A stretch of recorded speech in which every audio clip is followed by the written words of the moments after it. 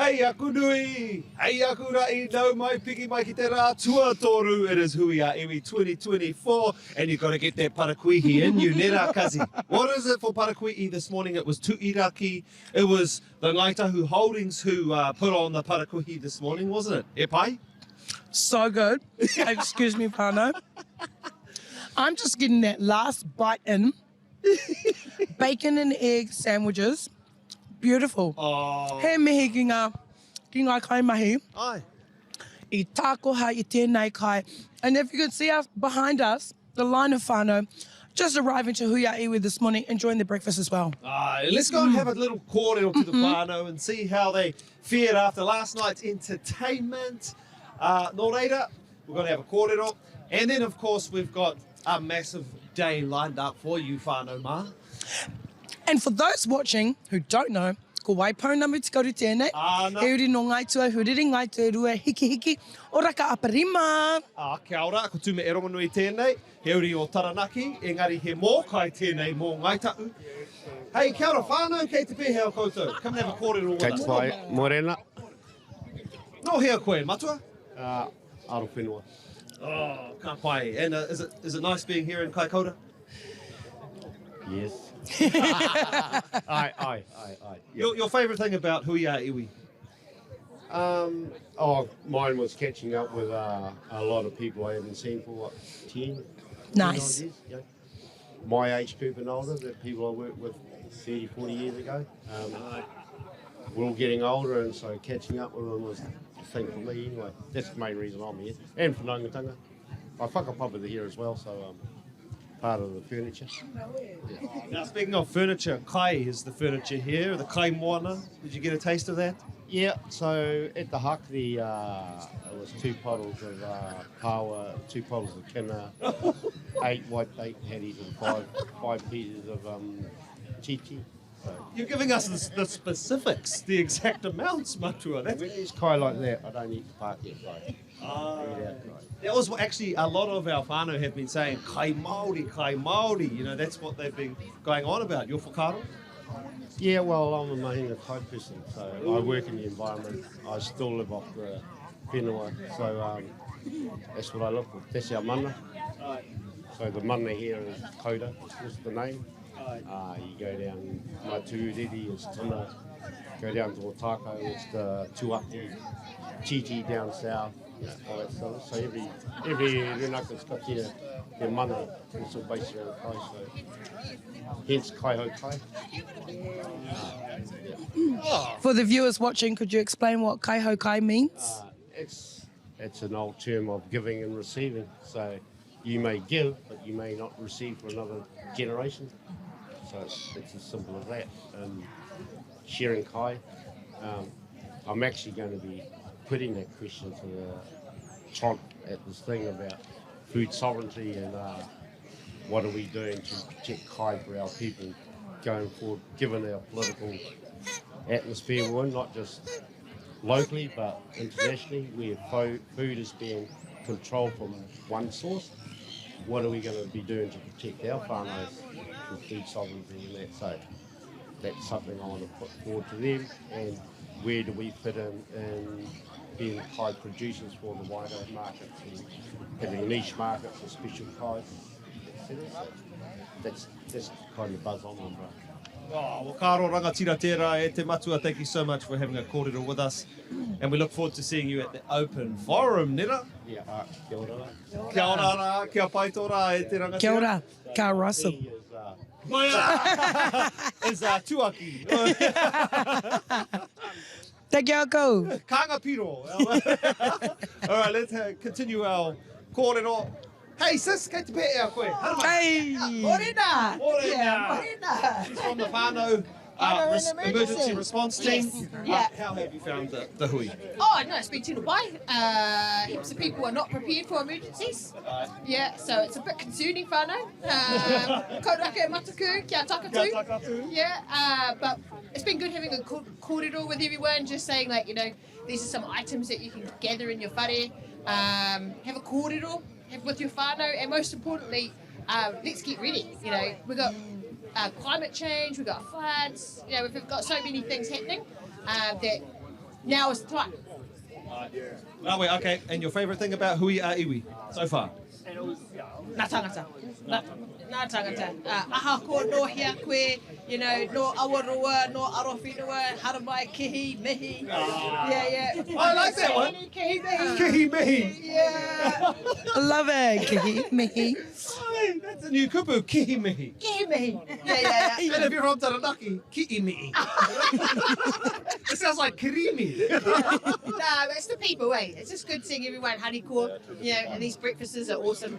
Oh, karawe. Well, Sister Keela. Yes, thank you. Let's go and have a little titiro down the line here at what the kai is this morning. Yes, come, follow whānau. Ai mai. Morena. Titiro, okay, we've got the So we've got, heki. yeah, heki, sausages, bread rolls, bacon. Te reka hoki, Tuiraki Ngāi Tahu Holdings, Upoko Pakaru Te Karapiu, Kā Paira. Kia ora whānau. I see you fellas having a boogie. Haramai. We dancing still. Don't stop your boogie because of us.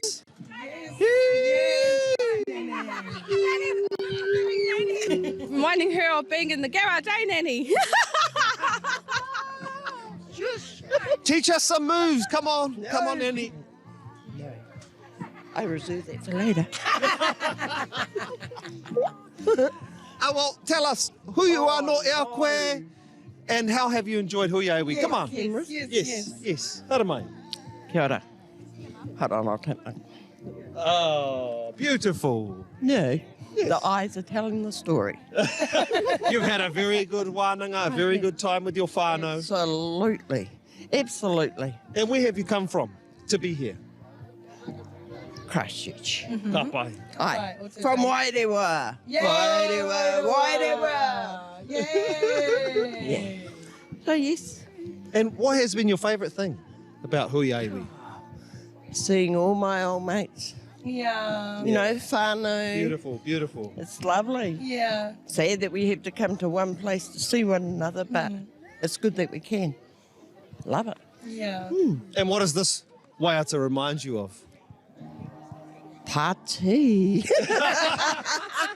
That's why we were dancing. We good were sort old of days. remembering, probably only last night, but hey. Let's be honest. This isn't going anywhere, is it? No. It's only going out to the whole iwi. Don't worry. Yeah. We're on the live stream right now, Auntie. Oh, ka pai mai moko e mai moko kei. Oh, kia ora mai moko. I just got a new moko the other day. Oh. Kura to 12 on Thursday night. Oh, beautiful. My fourth moko.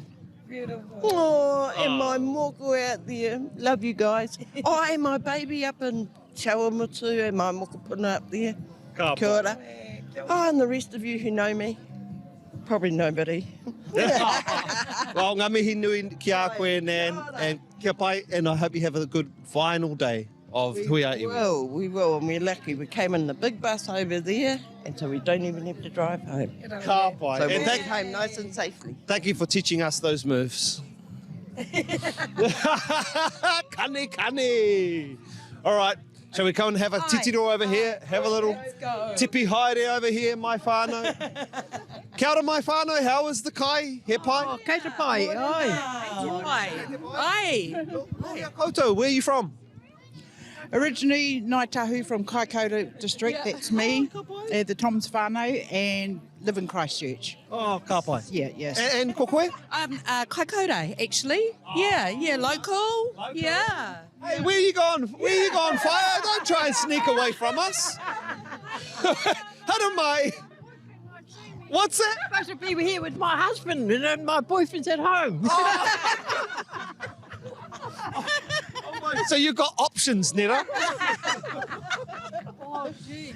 So my from being here in Kaikōura, right? you must be very proud of what your whānau have put on. Absolutely. It's been wonderful. Really? Yeah, and connecting with everybody that I don't see usually. Yeah. You know, but yeah, it's been a massive connection. Yeah. Excellent. Oh, amazing. Yeah. And what about you, Whaia? What it's been like for you? I'm Te Aroa. I'm married into Ngāi Tahu. Wow. What's it like being a part of it in that way? Oh, beautiful, lovely. It's been fantastic, eh? Isn't it? Yeah. It's been lovely. Did you marry them for the titi? Did you? Well, whatever. No, it's been down here since 19... When did we meet? Oh, past, I can't remember. Sissy?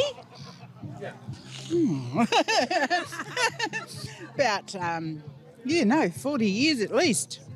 I've been married that long, and the muko is about 40, so yeah, about then, so could be even more. I can't really remember, it's been that long. I don't keep a track on where we stay, but yeah, I come down from Rotorua. I've been here for nearly 60 years, so I was young. Yeah. So you're Te Aroa as well? No, I'm Ngāi Tahu. Ngāi Tahu. Whareto. So, yeah. So I've beaten both islands, so I'm happy with that. And I love the way this happens. I'm with Mangamanu. That's for the North Island, for here. And then up in North Island, Waimahana, which is in Reparoa area. Yeah. And is it beautiful here in Ngāi Tahu, having all the whānau here? I haven't seen the whānau in 10 years. I used to work for Ngāi Tahu quite some time ago. And yeah, I haven't been seeing anyone for 10 years. So it's like still seeing old faces is fantastic. Yeah.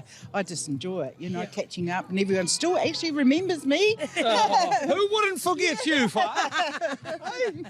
Absolutely. You look like a rock star or something. There you go. Okay, well, we'll leave you and have in Thank peace you. and have your kai. Thank you you. so much for the kōrero. Thank you. Wow! Hasn't it been cool, Kazi? So cool. Like meeting all these incredible whanaunga from all over the place, and then some who have come back and some who are still here, and wow, what a beautiful... Some who are trying to dodge us at all costs. Yeah. And we've got nannies who have got husbands and boyfriends and hiding from the cameras so they don't get seen. Oh, what a great atmosphere, my whānau. So, whānau, come on down. We are at the race course, so if you are nearby, come and join in with your Ngāi Tahu whānau. We'll be here all day. Right now, we're about to head to the stage for the panel discussions. Yes. Nō reira, mautoru mai e te whānau Mauri ora. Mauri ora.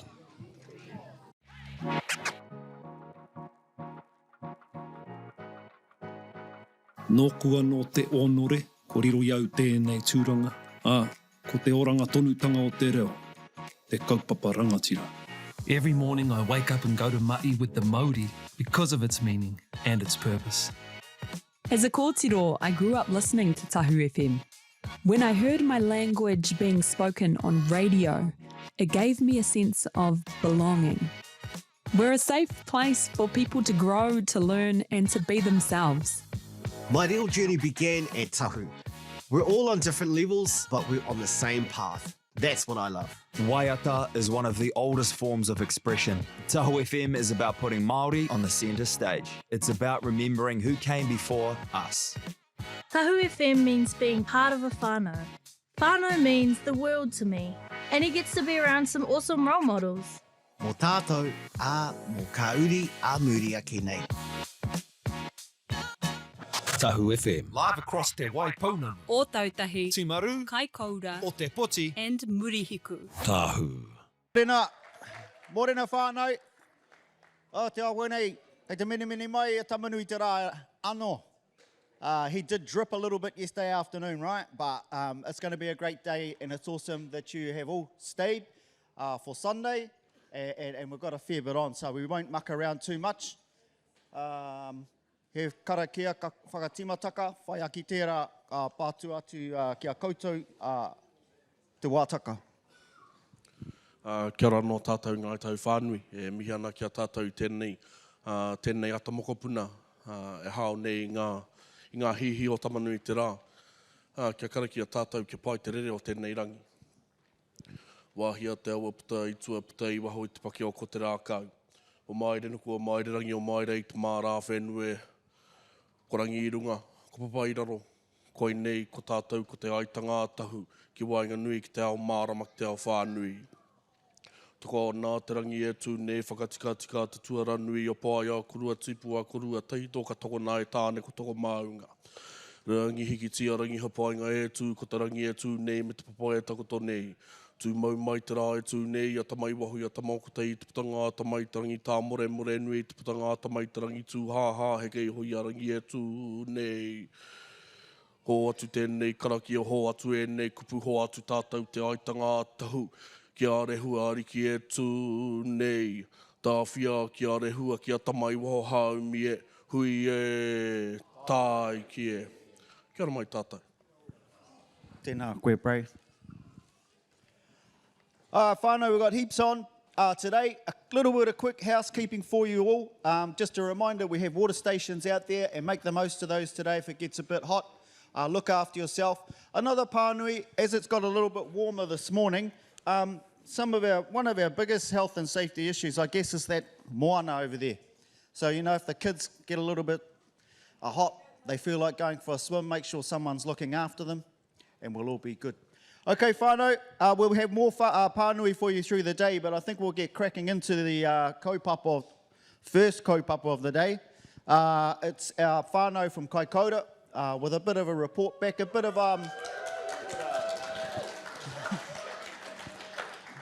Just to let you know what we've been up to up here, some of the things to celebrate, a few challenges as well. But I'll just introduce quickly the team. We've got Atakahu, who's our chair of the Runanga. Rawiri Manuatu, who's our Tront rep. He's also leads our limited company here for the Runanga. Aaron Endicott. Aaron is our boundary po. He'll be reporting on some of those issues. Mike Tyson at the far end there. And he'll be reliving some old heroic memories, no doubt. But, okay, whānau, over to you. Kia ora koutou. I just thought, just to start off, I'll start off with a story. And, you know, we have a guy, his name was Tuta Urutira. And Tuta Urutira lived up in the Marlborough Sounds. He had migrated over from Whanganui, Tara, and he came down into the Waido and attacked the pa at the mouth of the Waido, at the mouth of the Waido bar, and that belonged to Rangatani. And so he attacked the pa. And during the attack, there was a lot of chaos and mayhem, but he noticed this woman who seemed to be calm, staying all cool and calm. And so after the battle, he took this woman and put her in his waka. And they went to go out from the Waido to go back north to the Marlborough Sounds, and he noticed that she broke down. She broke down, and so Tutu Rutera said to her, you know, ko wai koe, you know, who are you? And she explained, her name was Hanirongo, and he was of Māmoe, and she lived at a place called Waipapa Bay. And what had happened a few days earlier is Rangatani had come down and taken her captive and took her back to the Waido, and then Ngāi Tahu came down from the Sounds. So only in a few days she'd been taken prisoner twice. Now, I'd call that bad luck, you know, but anyway, as she was about to go, the waka turned to the north, she broke down, because what happened was she had seen Te Pari Nui o Whiti. She had seen her northern boundary, and she thought she'd never return. And so Tutu Rutera, he took her back. He brought her back to Waipapa, and he brought her, and the story ends happily ever after. He married her. She probably had the hots for him. He was quite, 6'8" with abs, and just like Cootie, really, just like the Cooties. Yeah, I don't know about Moiraki. They had one big ab, but anyway.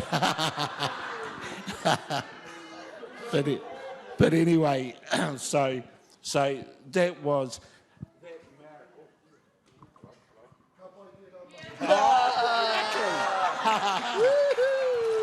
Yeah, it looks like I've been censored. But anyway, that marriage, that was the first footstep of Ngāi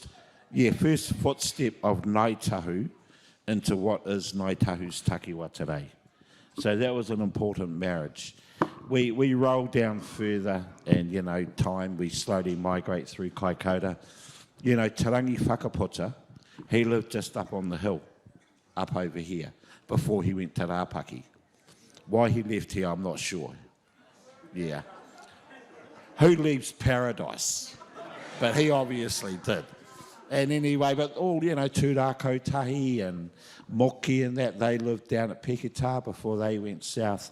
So, all the ancestors travelled through here and established further south.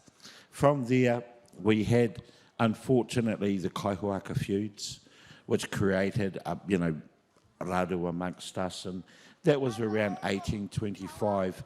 And then 1828 is when Tarauparaha came. And he came down from Kapiti and he attacked Omahipa to the south. And he took, and then he went from there, went further south down to Kaiapoi. Our relations down there heard about what happened here. So they went to attack Ngāti Toa. Tarauparaha come back up here, went back to Kapiti. And then in 1829 he came down again in the Brig Elizabeth, went to Akaroa and got Tāmai Haranui and created mayhem and brought him back up to Kapiti where he was killed. And then again, 1830-31, he came down to Kaiapoi Pā and he attacked Kaiapoi Pā and the peninsula. But it was in 1832 when we had what they call it the Southern Response.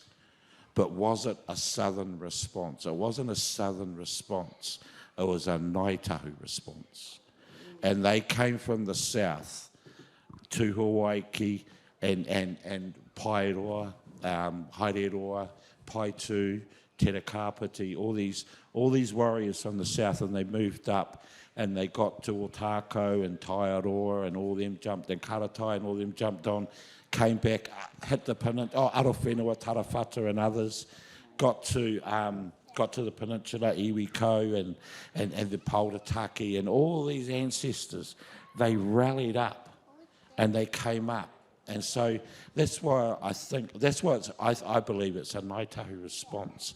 And because word from here had gone south to let them know that Tarauparaha always came to a place called Kā Parataho, or where the salt works is. And we knew they were coming. And so we got up there early, we hid in the bush or in the tussock by the sand dunes, and Tarauparaha came. And we attacked, and we defeated Tarauparaha. Then Ngāti Toa went further up, back, retreated into a place called Oromoa. And so we went and got our waka and we blocked and we attacked again. And then from there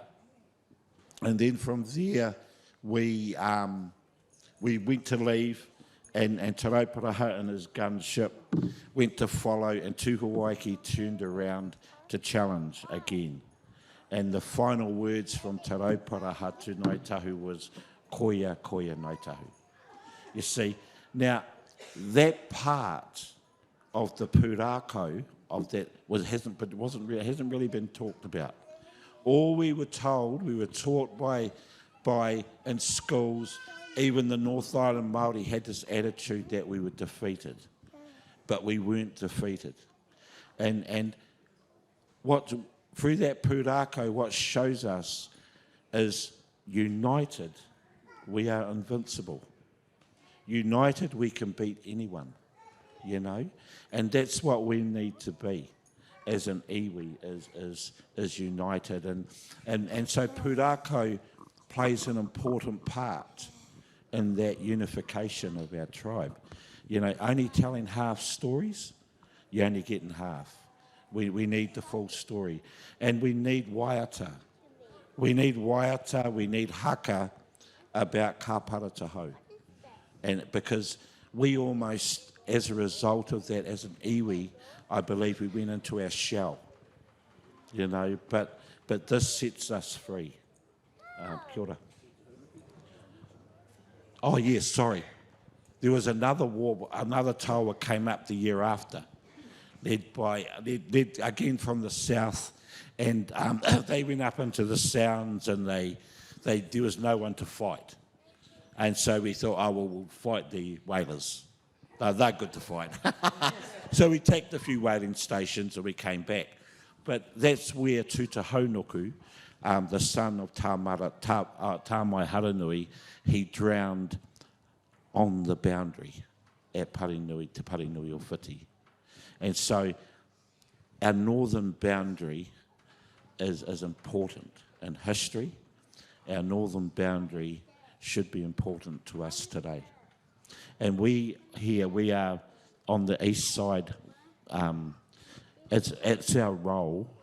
It's our role to defend our boundary, and we'll do it to the end, like our uncles and aunties and grandparents and those before us have done. So, Ngāi Tahu, you're in safe hands. Here we are. Kia ora.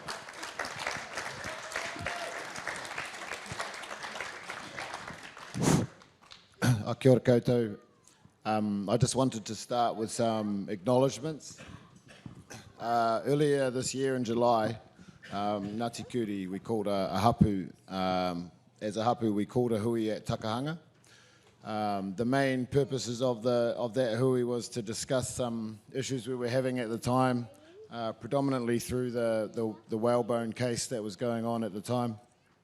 And also around the lack of progress of coming up with a takiwā protection strategy.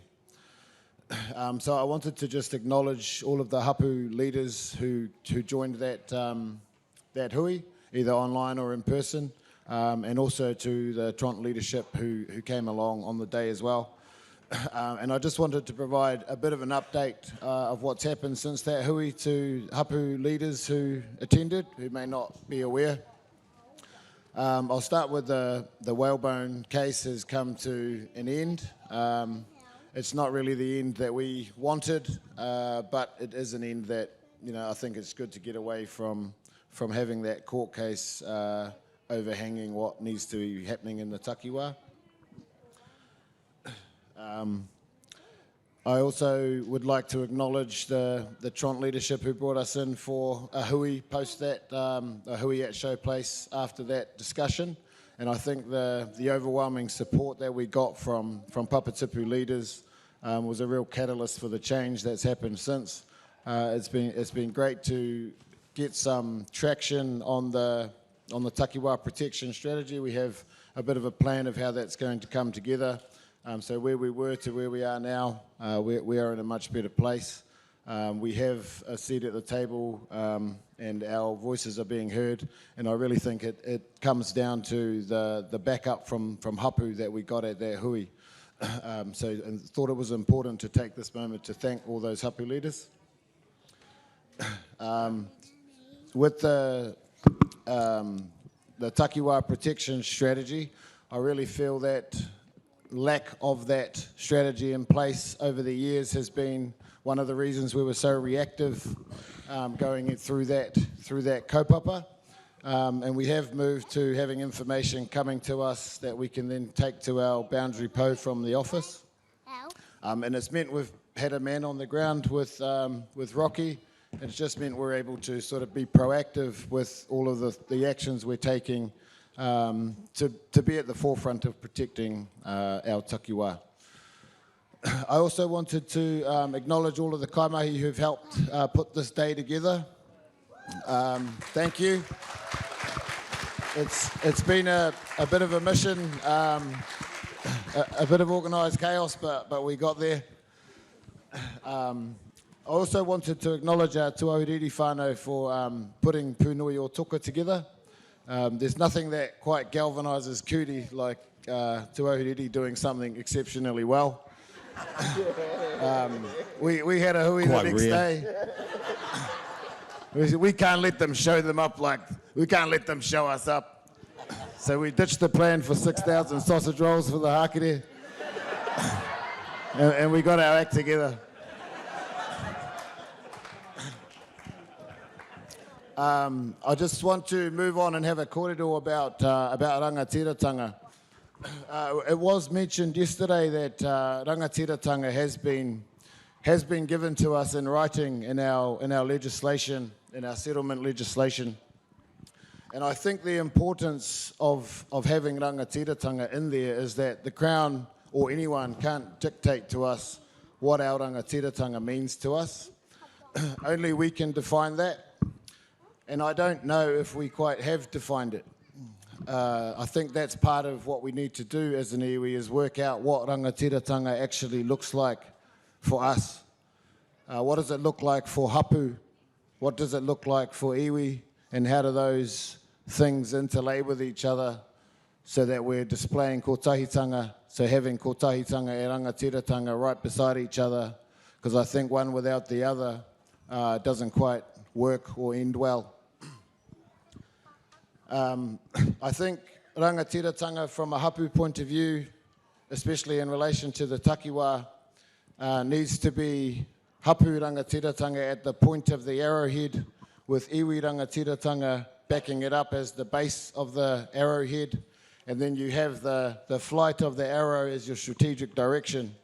And without all of that in place, it sort of led us to where we are, being reactive in a lot of these kaupapa. So I think the importance is to get those things in place, rangatiratanga and kotahitanga side by side, coming up with a direction so that we embed how we act and what we do into everything that we do as an iwi. So it doesn't necessarily need to be, here's a strategy and we follow it and we resource that. It should be embedded in all we do as an iwi. That forms part of our overall strategy with the takiwā protection strategy put inside it. I wanted to also have a kōrero about kotahitanga. It is a bit of a buzzword of late with what's been happening, and also shout out to anyone who did participate in the hikoi for Toi Tū Te Tiriti against the Treaty's Principles bill. There was a lot of kōrero about kotahitanga, and Ngāi Tahu have been at the forefront of that and saying, you know, we need to be having kotahitanga as Mauri. But I really think we need to work out what kotahitanga looks like internally before we can go and tell anyone what it looks like externally. We've got to get our house in order. We can't have the backyard messy before we show off our front yard. So I think those conversations we need to have, we need to understand what rangatiratanga looks like for us internally and how we interweave that with kotahitanga. And I think that's the foundation that needs to be set through the takiwā strategy. And I think if those things are happening, the boundary will sort of look after itself with us at the point of the spear. Kia ora.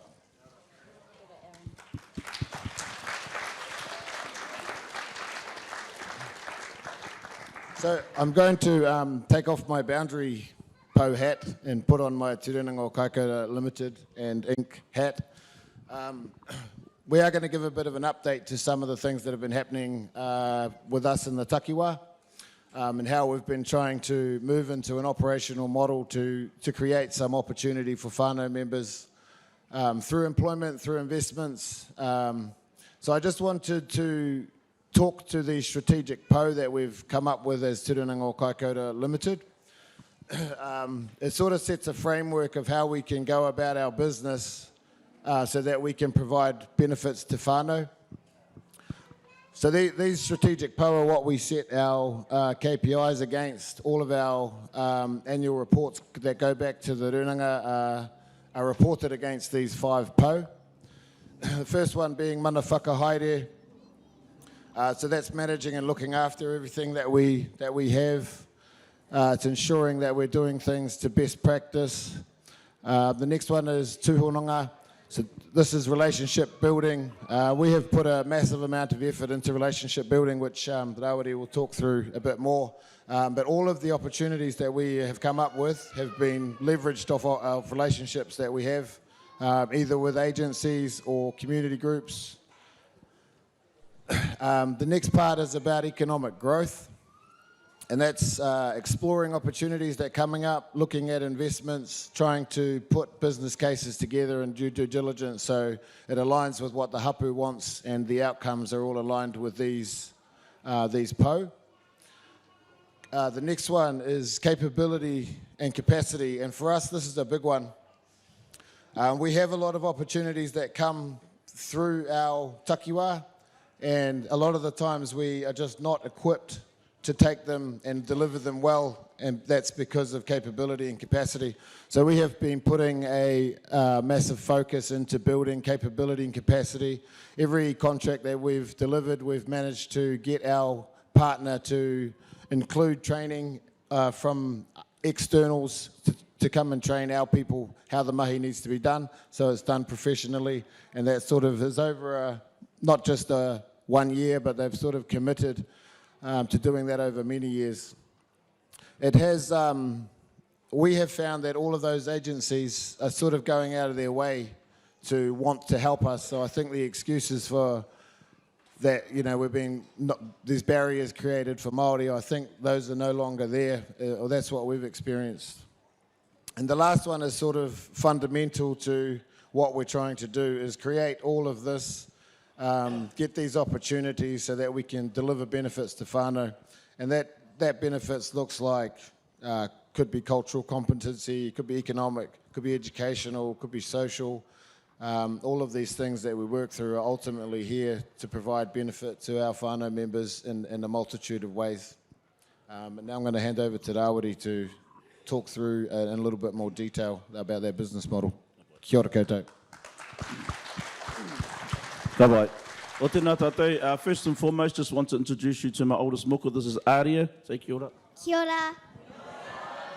And then the next thing is a disclaimer. So just a real quick disclaimer, that map that you saw before, Aaron wasn't referring to the front yard being Kuri and the backyard being everybody else. Just a disclaimer.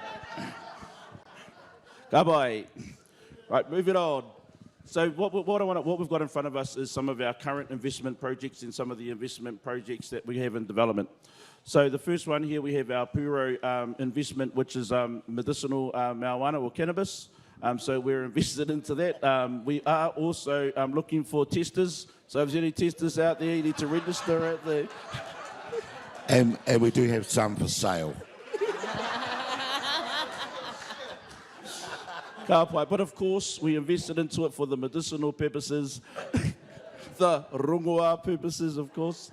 But also what it does is also creating jobs, as you know, and all those things that Aaron talked about, Why are we here? We're here to create employment for our people. We're here to build capability and capacity. And so this is one of the investments. So no matter what we do in terms of investments, we run them through a values process. We run them through a process where we're going to get employment from them. We are going to get benefits out of these. And I'll talk about some of those benefits soon. Another investment we have is in the Sedema Hotel. I know a lot of the whānau have been staying there. I've been driving past, and when I drive past, I see it full, and all I'm thinking is cash money. So ka pai whānau who are staying there, kia ora mai. And the next one, Te Haumi Whakamana, I'm sure a lot of people are invested into that. The Runanga Ngāi Tahu, led kaupapa that we're all invested in as well, so we have that too. We also have established our a contracting business off the back of our Jobs for Nature project. We ourselves had a Jobs for Nature project that employed 9 of our young rangatahi to do predator control or pest work, so trapping, for 3 years. But as everyone knows, I think the Jobs for Nature money ran out in this year in June. So what we did was we started prepping on how we can keep our whānau employed without utilising that funding and become self-sustainable. So we started a contracting business doing weed control and planting.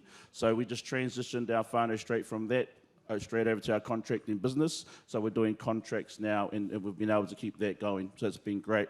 If you can see the pictures down the bottom there, we have a fleet there, and then on the right, on the left, at the end, that's our crew for our that we've got now employed. And most of them are rangatahi, and they're all under the ages of 25. Really cool thing, though, was that the youngest one was 16, and at the time, 3 or 4 years ago, and the oldest one was around 19, and we've still got all of those young rangatahi with us, and it's been 4 years, so it's been really awesome.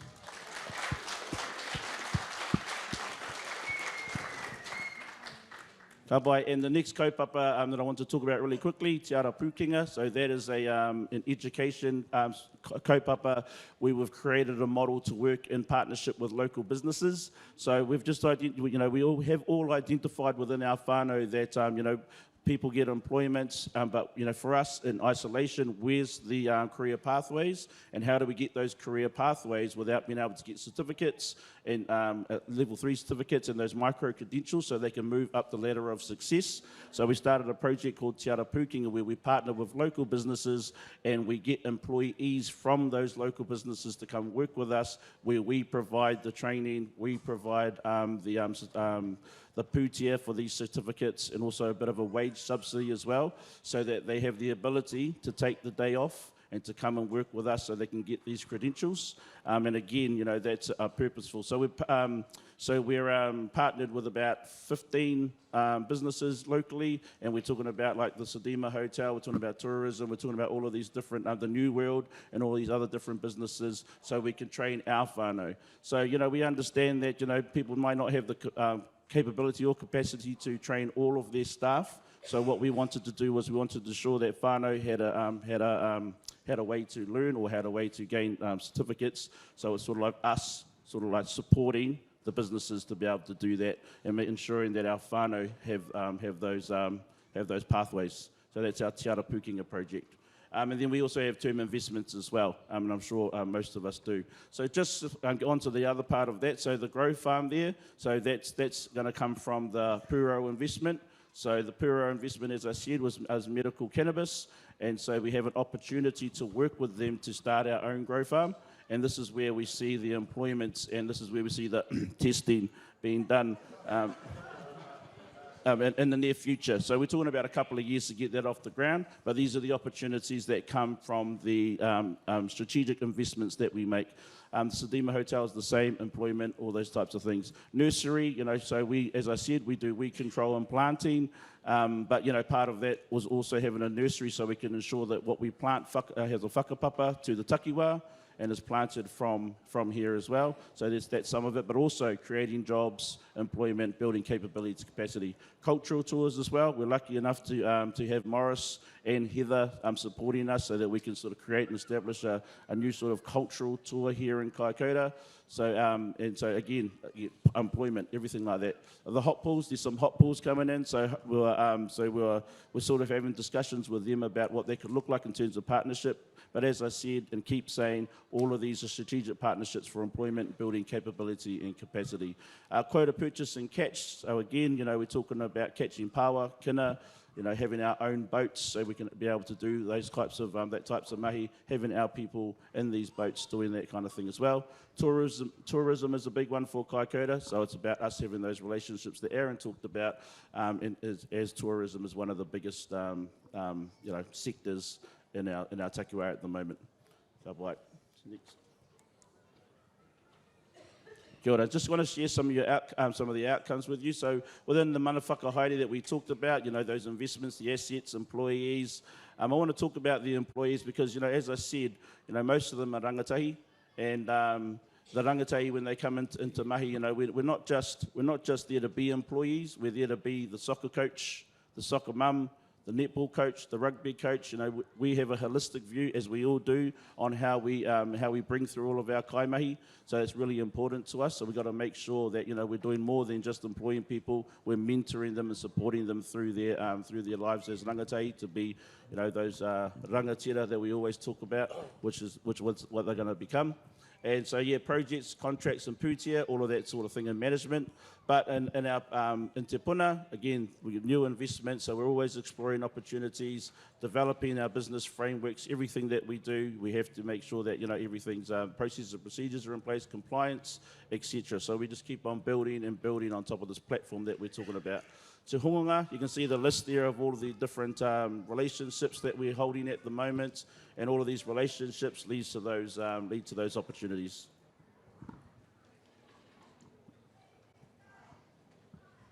Ka pai.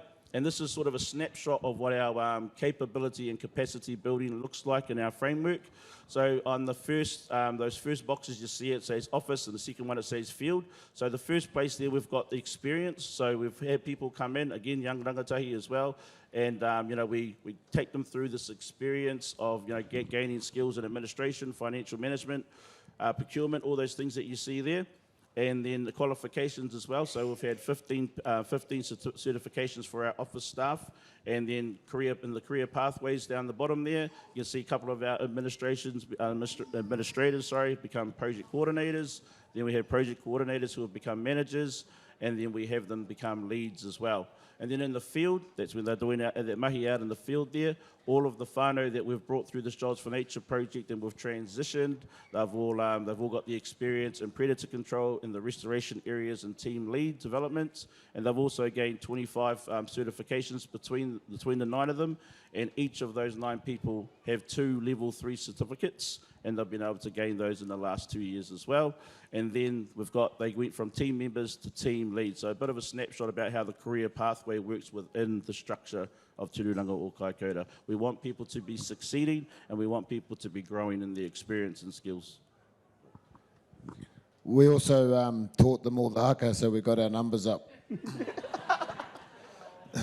Could you fellas have walked any slower?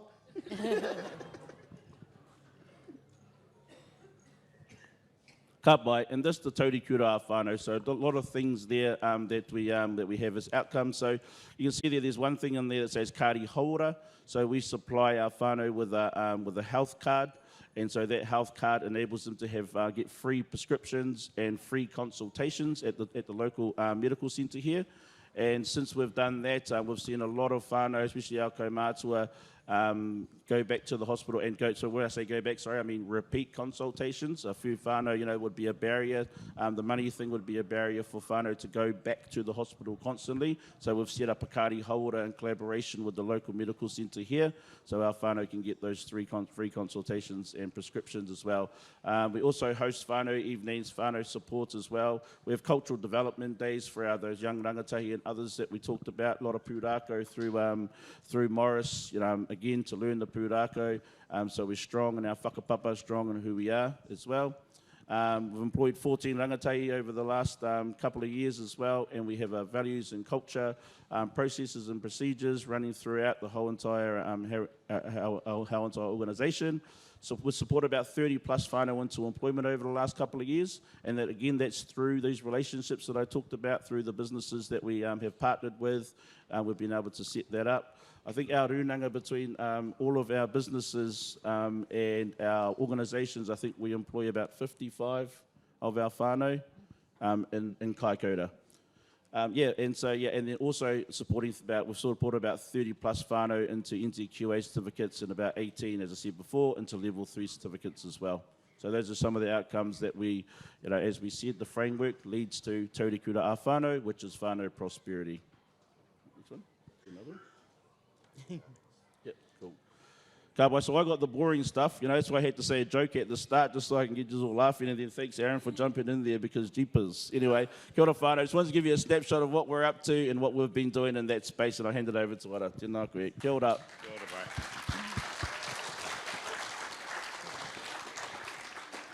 bro. Tēnei te mihi kia koutou, tēnā koutou katoa. I've got the exciting stuff. But just before I get to Pikacha Campground, I think I'll just give you all an overview of our runanga. So currently the runanga is going through a form and function review. I'm sure with all papatipu, we all went under the Constitution and incorporated society, and things have changed, and we've all gotten busier, and our roles have all changed and expanded.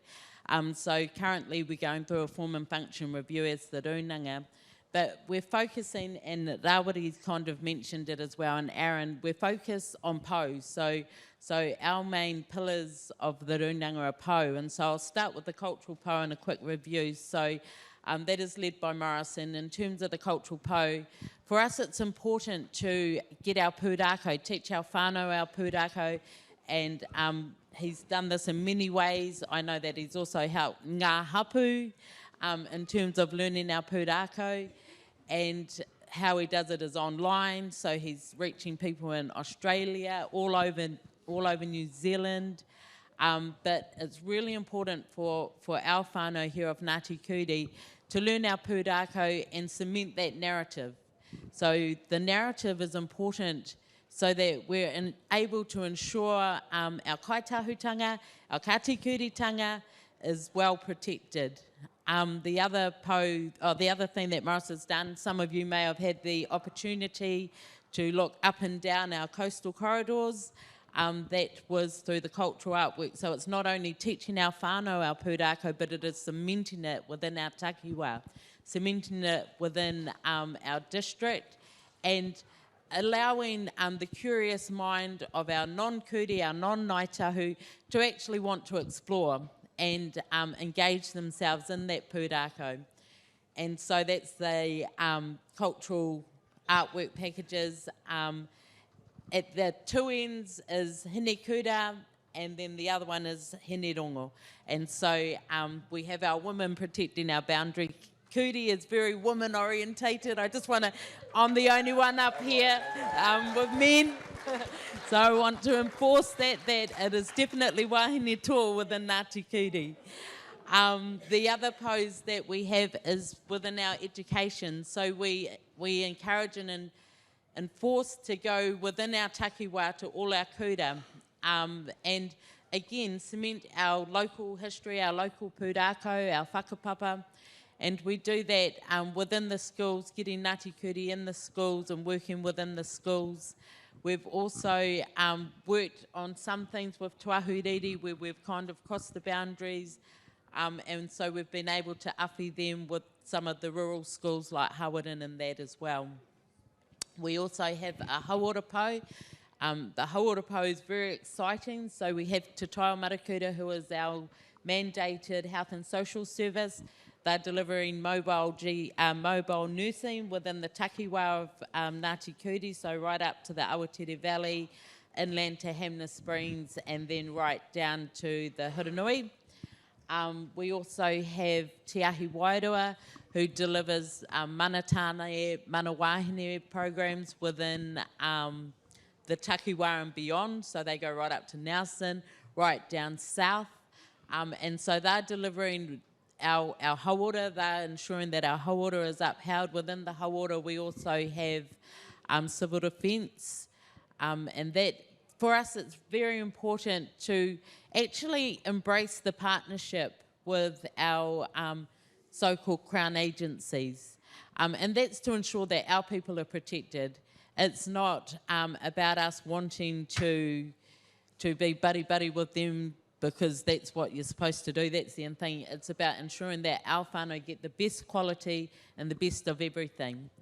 And that's within our pose. So then we have an environmental po, and our environmental po again goes all over the takiwā. They work with we have three district councils within our takiwā. We have the Marlborough District Council, Huranui District Council and Kaikōura District Council.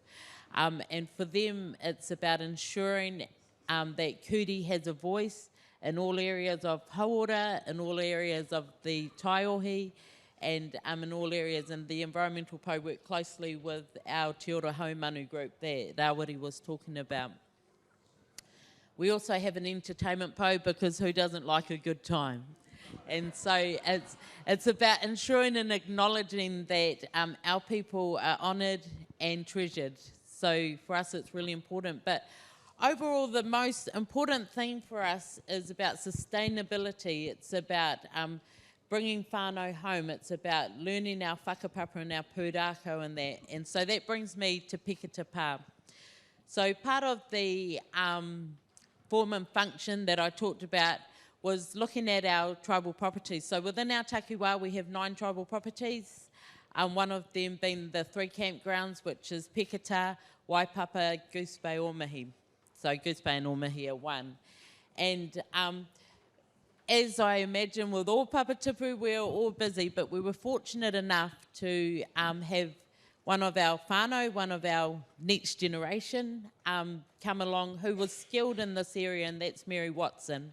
So Mary Watson was able to work with us on our form and function, and then she took a particular look at pikita. So for about the last, I want to say, 10, 15 years, we've kind of been having discussions with Ngāi Tahu about getting Pikita Campground back under our mana.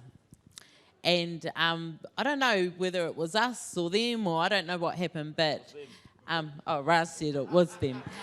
But we never, and it was always going under other management, other tenants, and we didn't do it. But through Mary, we were able to put up a strong management plan. We're able to have structures in place, and Mary negotiated and negotiated and negotiated with Ngāi Tahu, and now we have that under our management, Pikita Campground. Big ups to Mary. So currently, those of you that may be staying at Pikita, Mary's the one that's managing it as well, so you would have met Mary. And so what she kind of wanted to do is really bring Kuri into it. And for those of you that don't know, but for us it's really important that the sign that is out there, the Pikita, that is the first time in history that has been called its actual name. So we've had Puketa, we've had Pikita, we've had all sorts of names, but with the macron over the A, this is the first time that we've had Pikita actually said how it is. In conversations with Morris as well, they wanted to go a bit further, and that is really cement Kāti Kuri within it. And we thought, well, Kuri, Ngāi Tahu. And so what we wanted to do is kind of look at two figures that could bring us as Ngāi Tahu whānui together. And so the figures that we chose was Nukurua and Tahumuri. We have them at the front, so they're the waharo, the gateway of our campground. We also, within the buildings, and I encourage anybody to go down and have a look as well. So within the buildings, on the outside of the buildings, we have a lot of the pūrākau, which kind of mirrors our coastal pathway and also takahanga. And so for us it was really important. We're looking at a stage 2 of that, and so the stage 2 of the campground is again putting pou in there, but following the whakapapa line of Tahumuri, where eventually we will end on Pikita Pā with 2 haitara. And so 2 haitara will be the last pou, the very last pou that we have, which will be almost directly under the pā, which he occupied in the next wave, and our next wave of Kuri, or Ngāi Tahu. And so, yeah, the beauty also about Pikita is we have been able to employ our whānau. It's covering all our aspirations, so employment of our whānau. It's about giving opportunity for Kuri narrative to be implemented, and it's also just for us as whānau kotahi, and so we've had a number of events down at Pikita. It's a place to where if whānau don't want to come back to live in Kaikōura, they have a place to stay in Kaikōura. And so for us, Pikita is very important. The pā itself is important. I might hand it over to Morris, but it was one of the final meeting places before we dispersed and become ngā hapu, katoa.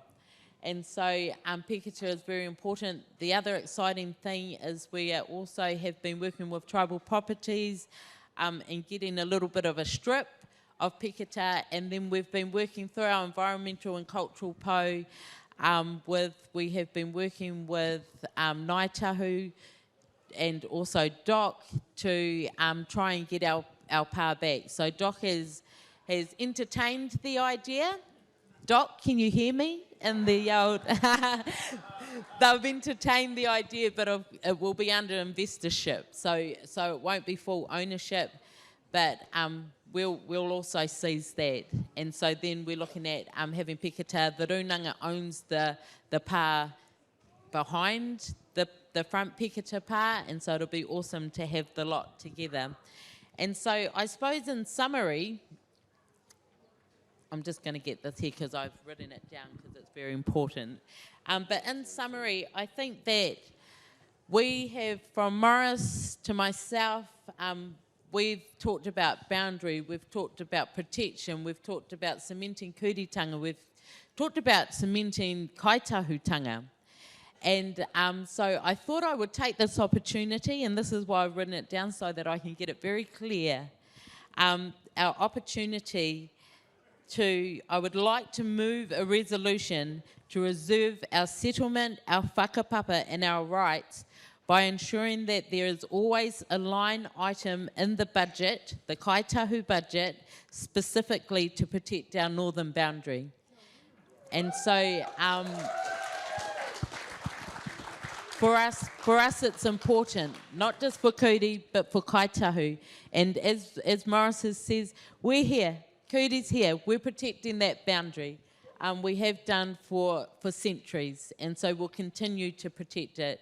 But as Aaron mentioned as well, and we thank you, Ngāi Tahu whānui, we caught on the iwi because we needed the iwi to support us. So I'll hand it over to... Oh, sorry, anyway. Before I do. So I have your support with the resolution. Ka whai, ka whai, ka whai. Awesome. Kia ora, Mauri. Good work, Ara. But anyway, always end on a happy story, I've been told. So, and our happy story is really about the artwork along the coastline. And we had an earthquake here in 2016, and we were actually meant to host the Huia Iwi that year, but the earthquake put a damper to it. So so we had to freeze all our sausage rolls. Anyway, Ngāi Tuahuriri did that, and mihi nui kia koutou for your tautoko. But anyway, so after the earthquake, we were in emergency, we were blocked off. And then after about a year, we went into what we call recovery, the recovery mode. And so a cultural advisory group was set up. But also at a higher level was another board that was set up. And sitting on that board was my daughter. And if you know Tania, she's quite vocal sometimes, gets it from her Ngāi Tuahuriri side, of course. But anyway, she sat on the board, and she's the one that assisted that a cultural advisory board be created. And so from that point, we worked through mainly dealing with kōiwi and taonga that had come down. But somehow it got around to a pou being built to commemorate to commemorate the opening of the road and the work, and it went from one pou to 34 kilometres of artwork that we have along the coastline. So yeah. And as Asa mentioned, there's Hini-Kura. She's the last pou to the south, and Hini-Kura was of Ngāti Ira. And so Ngāi Tahu, we have a strong connection with Ngāti Ira. And to the north, of course, is Hinirongo, who is of Māmoe. But in between are two very good-looking men. One to the north, of course, Tuta Urutira, and the other one to the south, if you're heading home south, the first big pou whenua is Te Rua Hiki Hiki. So Te Rua Hiki Hiki lived here, and he went down towards Taumotu. Again, like Te Rangi Whakapoto, I don't know why, but they did. And anyway, he went down there. But yeah, he's Kuri. And so they're the four pou whenua. You'll see a lot of artwork along the walls, and the artwork, the murals tell the creation story. Now, the creation story we've taken was from Matiaha Tera Morihu. And you'll hear Moiraki claim Matiaha is his, there's theirs, and then Ngāi Tahu says, oh, he's a refugee from here, you know. But the real story, are you on the real story? Okay. So his whakapapa does go to Maru Kaitatia. Okay, and that's where the wisdom, that's where he got his wisdom. Anyway, anyway, to carry on. So that's the creation story. And you'll see these little wee metre-high tickles. We have 9 of them along our coastline. And those tickles represent a place of significance to us. So those tickles are our stories, not the stories for everyone else to see. And then we have, of course, we have rest areas along the way. So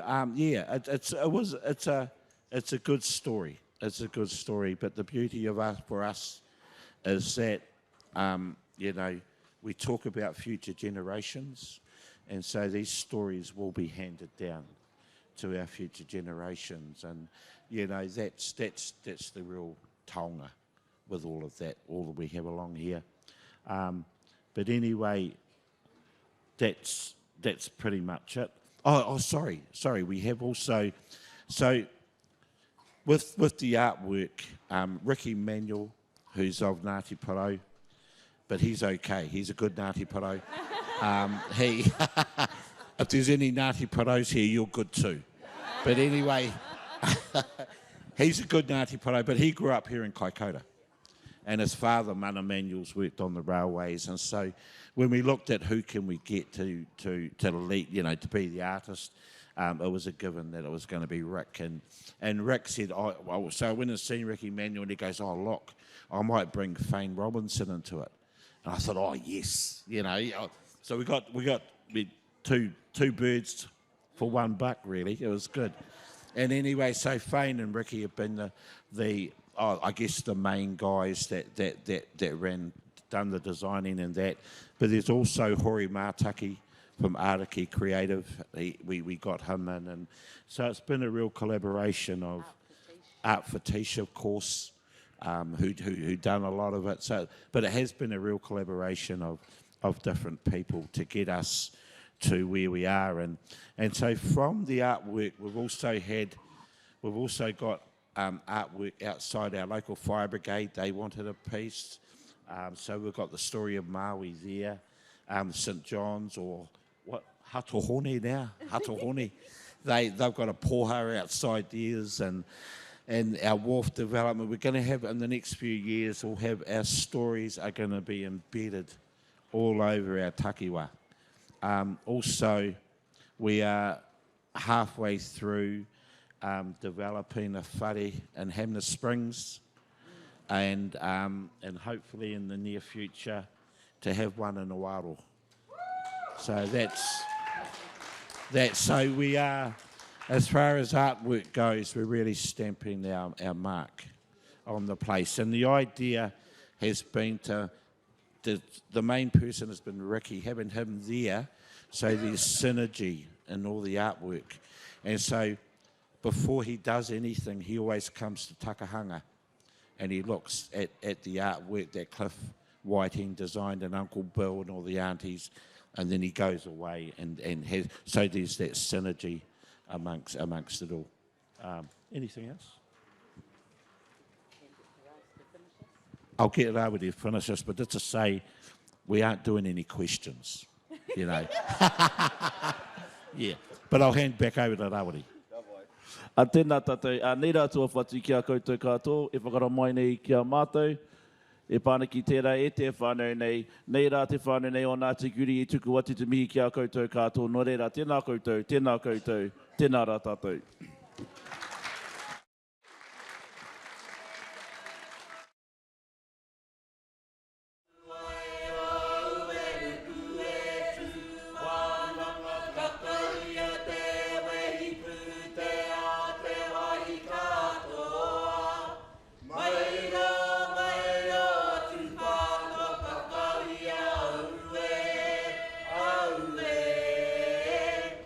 Nana te roe mata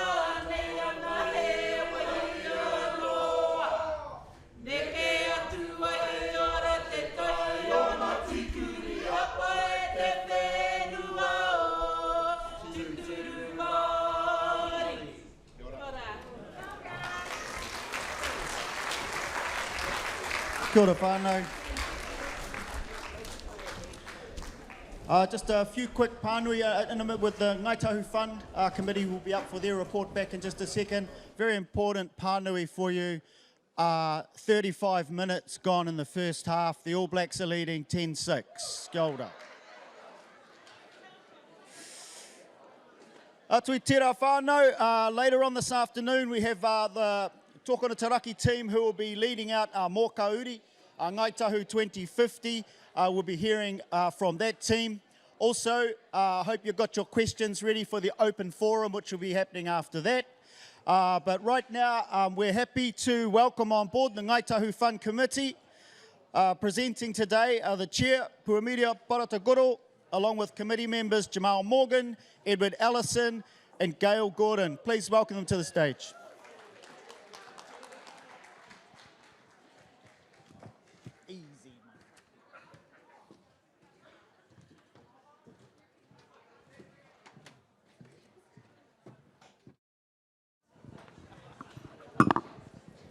Te hei Mauri ora.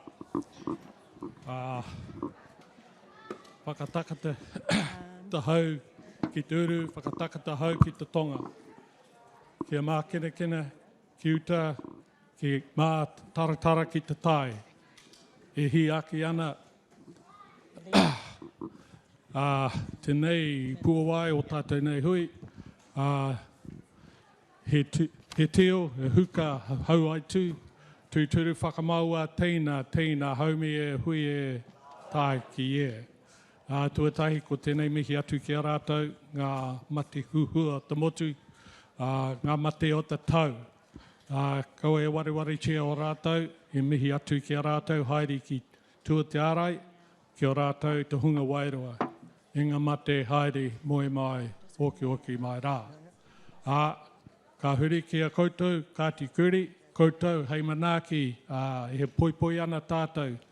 O te hui nei, o tātou nei, te whānui, kua tai mai nei ki tēnei wāhi, koutou, ngā mihi atu ki a koutou katoa. Koutou, ngā kaitiaki o tēnei rohi, o te tai o Marokura, koutou o tēnei whenua, te ara tapawai o rātou, ngā tipuna, o ngā rai o mua, nō reira, kāti kuri, ngā mihi atu ki a koutou o nā manaaki che o tātou katoa. Ka huri koutou katoa, whānui, koutou o ngā hapu, koutou katoa, e paua mā, toa mā, tai atu ki ngā tamariki mokopuna ko tēnei mihi atu ki a koutou, ka nui te koe tu ana ki a mihi atu koutou mō toropu nei, Ngāi Tahu Fund, ko tēnei wāhanga e kōrero ai e pāna ko tēnei kaupapa whakahirahira mō tātou o te iwi, Kai Tahu whānui, nō reira, tēnā rā koutou, tēnā koutou, kia ora tātou katoa.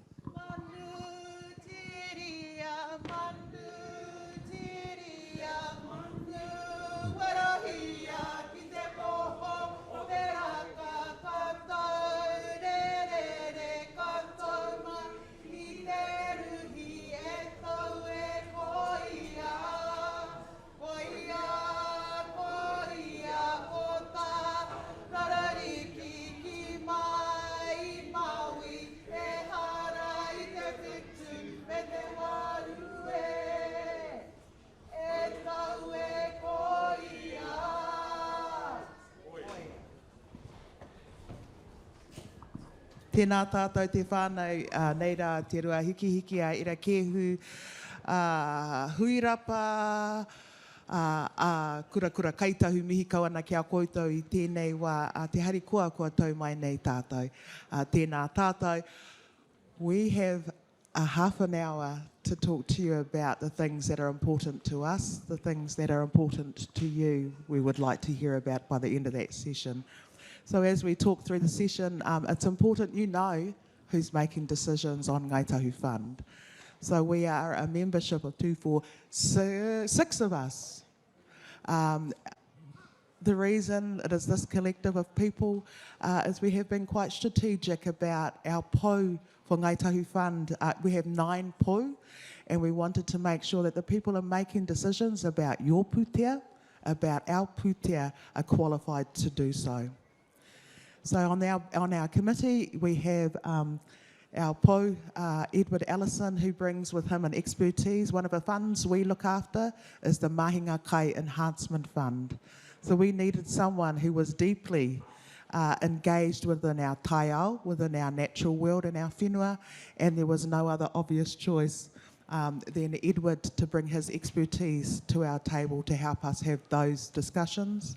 Not only does Edward bring that whenua taiao lens, but he also brings a kainga, a hapu, a iwi, which is another of our po, so a deep engagement within our hapu and iwi.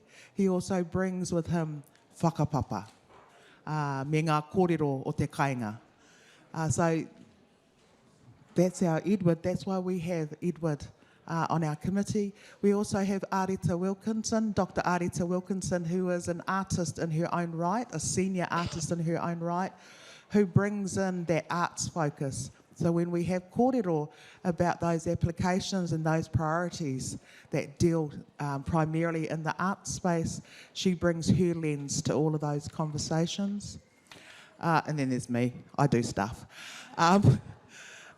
We have, it's important to us that we hear a younger voice. So we're not talking as just to ourselves with our own age group. We needed to bring younger voices into these conversations. Te Hau White helps us to see the world slightly differently from a younger perspective. He also brings with him an expertise in te reo. He brings with him an expertise again in whenua. So he, his apologies today, he's got a new baba, so he had eyes only for his baba, not for us, sorry. And of course then we have Jamal Morgan, which most of us will know Jamal. Jamal brings with him an expertise in te reo. He brings an expertise in our kainga, our hapu, our iwi. He brings our traditional arts to the table. He brings our reo, our tikanga o te marae, again another po. So when we have those discussions, that is being led by Jamal's expertise. Plus, he's really good at testing us around strategy. Are we asking ourselves the right questions and thinking about it from a strategic perspective? And of course, we now have Gail Gordon, who is our Ngāi Tahu representative on the table. Gail brings a really strong kainga, hapu, iwi perspective, someone who's deeply engaged within our hapu, deeply engaged at the tirunanga level, so we get that beautiful mix of governance and real lived experience of what's happening on our marae every single day. So we have a beautiful mix there of talent, skill, but more importantly, passion. Passion for the things that are important to us culturally. So you kind of know me, so just very quickly, the stuff that I can bring to the table is around our tikanga, around our haka. Yesterday was a classic example of one of the kaupapa that we felt is important to keep supporting.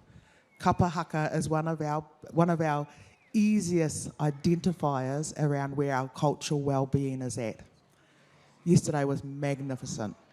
So 17 years, the long game, 17 years, we are now being challenged by this stage is no longer big enough. We started 17 years ago, there was 10 of us on the stage. And the stage was enormous, and now we're being challenged. We saw all of those kapa yesterday. We were challenged by the size of the stage. We no longer fit on the stage. That is success. So what is it that's important for us then as Ngāi Tahu Fund? Well, lots of things. What's important is that we are, our work is to help grow our cultural well-being, being quite strategic about how we're using the resource to grow our cultural well-being. In 2012, we had a cultural strategy that said manawa whenua, manawa reo, manawa kaitahu. Our world, our word, our way. What does that mean? What does success mean for Ngāi Tahu culturally? It means we have our reo. We are living and practicing our tikanga every single day of our lives without apology. we are being our best cultural beings. That's important to Ngāi Tahu Fund. And so we are working hard to turn that cultural dial on your behalf. We're going to need a hand with that, and we're going to need advice from you, and I'm going to hand over to Gail now to take us through a couple of the kaupapa that are driving what we think will help to turn the dial for us culturally, and she'll talk a wee bit about what that means next. Koina? Yeah. Ka pai. Ngā mihi.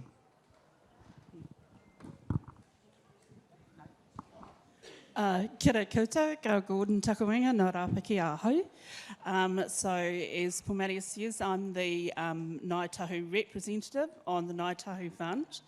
I have to say it's a privilege to be on this committee with the calibre of the people that we have, and there's similarities, there's many differences, but one of the things that's been really fantastic about being on this committee is that we actually all have the same vision of where we want this fund to move ourselves along culturally.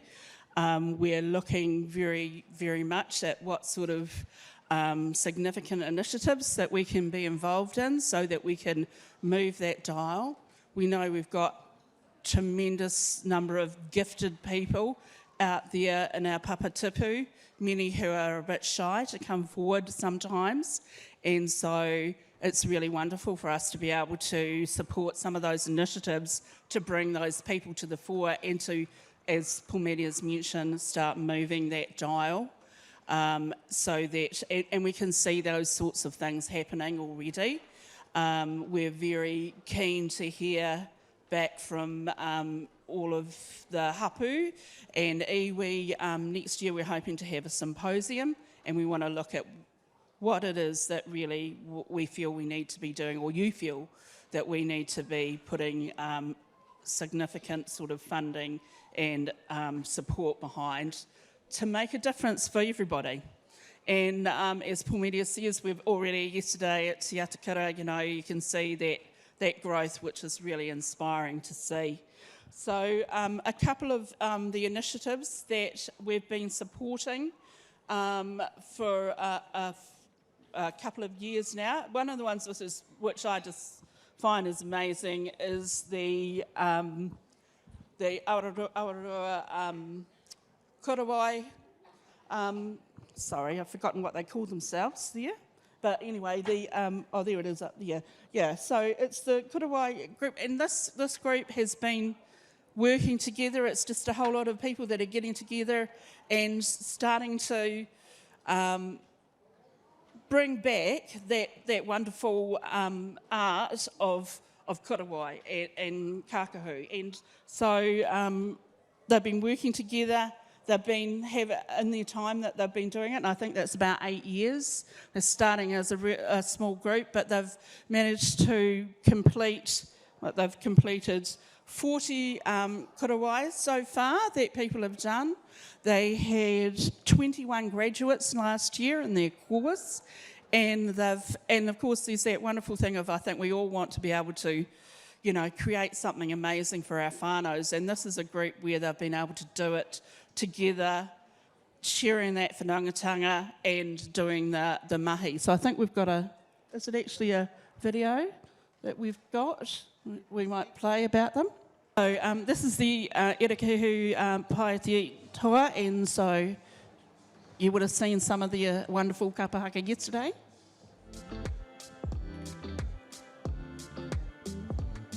Yeah.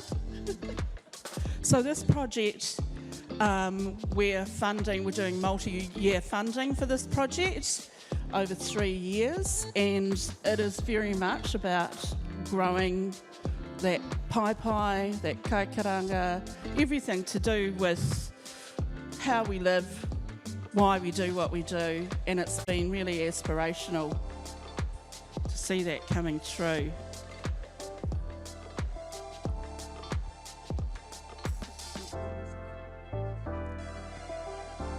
So it is important to us to grow our pai.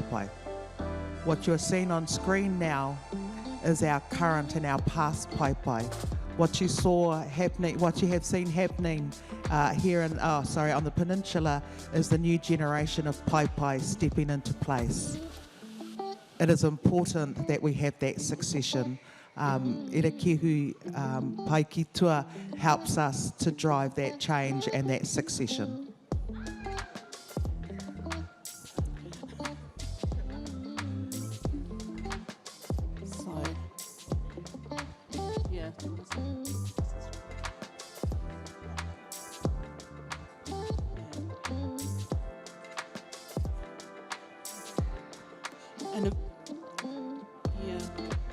And as we can see, so many of those stalwarts are not with us anymore, and so it's really fantastic to have these sorts of projects that bring it along, because of course back in my day when we were all just at the marae you get dragged out, but as a lot of our people don't spend a lot of time at the marae, it's really good to have these sorts of initiatives. So that's the Ngāti Kuhu.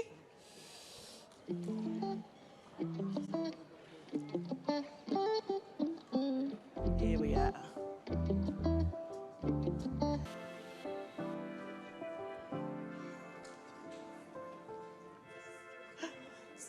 So when they started this project, right at the beginning, there was about 60 people that have started coming to their to the wānangas, and there's now still 20 active whānau that are engaging regularly in this mahi, and it's really fantastic to see that growth. And it's currently Onuku and Wairua that are working together for that, and so that's really a great way to get these things moving as well, is to join together with other papatipu. You know, we're always looking at funding things that will have the biggest impact. Yeah, so this is just a bit of about the statistics that you'll see there. Since 2005, $15 million has been distributed via the fund. That's 1,483 projects that have been supported. And you'll see that it's an interesting breakdown there. You'll see 49% has gone to individuals. 24% has gone through to the papatipu runangas, and the rest is between either external or whānau organisations. So there's a number of different ways that we provide that support, and as I say, it can be multi-year funded if it, so long as you put your reports in, people. You've got to remember to do that if you want to get some more. Yeah, so it's really great to see what's been able to happen there, and hopefully at the symposium next year we'll get a bit more input from people about what really makes a difference for you guys and what we should be looking at prioritising in the fund. So kia ora, I'll just hand over now to Jamal. Hoi anō, kei aku rangatira. E mihi ana ki a tātou katoa I tēnei rā koutou e pupuri nei te ihi te wehi te tapu te Mauri. O tō tātou iwi o tira tō tātou ahurea. E tupu nei I e nei rangi nei. Kia ora whānau. Look, the first thing I would say, just because we've seen some numbers, around $15 million over 19 years. I think no number will determine how strong our culture is. I think the first thing we all have to be aware of is that our culture is growing, and it will continue to grow depending on how much effort and how much commitment each individual put into our own culture.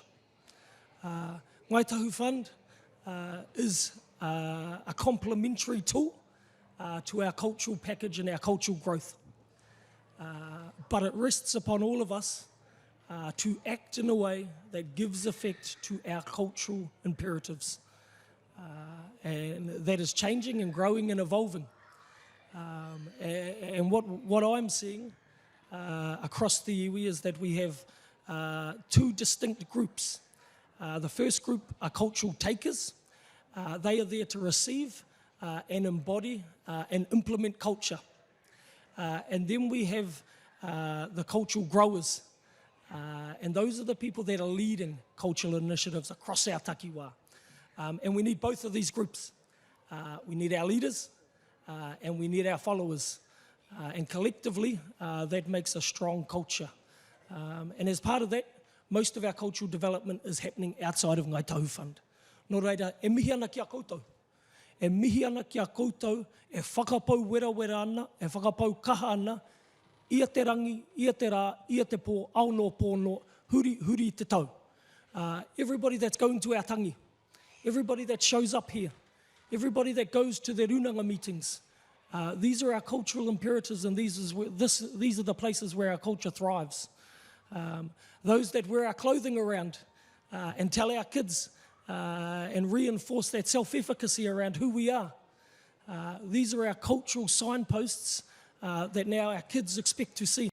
Those that use the language all day, every day. Those that use the language a little bit. Those that try their best to use the language inside and outside of the home. These are our cultural signposts. And it doesn't rest on the Ngāi Tahu Fund. No matter what number we read out there that we'd invested, it's great that we have the ability to. It does not reside here within the office, within any distribution from our tribal administration. Our culture resides on the shoulders of all of us here today and the other 80,000 people that aren't here today. Nō reira, ko ia no iho tāku, and it's always a bit daunting when someone gives you a microphone, because sometimes you feel like you can say what you think. Now that doesn't always work the best for some people, and doesn't work the best for me in my domestic situation when I actually say what I think. So I'm taking liberties here today, whānau. Hoi anō. What we do have, though, is we have a clear goal to get better at what we're doing. With the small pūtea we have to distribute out to whānau, we want to get better at it. We want to get more aligned and more focused. We want to be seeing the dial shift in places where our iwi want to see growth.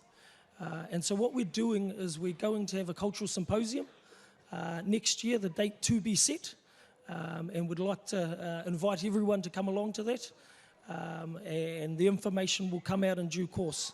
But we want to be set, and our compass to be set by the iwi, not by 5 or 6 people of the iwi. We are happy to take leadership from the iwi. And so we're hoping that that symposium will provide us with a new compass setting, and it may be a little bit different from where we are today. And we're up for that challenge, and we're keen to do that. So koia no iho, the big thing on the calendar for next year for us is that cultural summit, to understand what our people want and where they want the distribution going with regard to Ngāi Tahu Fund. So again, we want your thinking and your thoughts and your leadership into that discussion. So when that tono comes out and that pōhiri comes out, we'd like as many people there as possible to contribute constructively to how we move forward. But as Pua Media said at the start, we've only got 30 minutes and we want to take questions and any thoughts or any leadership that anyone has to offer us to think about as we walk off the stage. So I'll pass on to Paua Edward to finish off, and then we'll open up for questions. Ka pai. Kia ora anō tātou.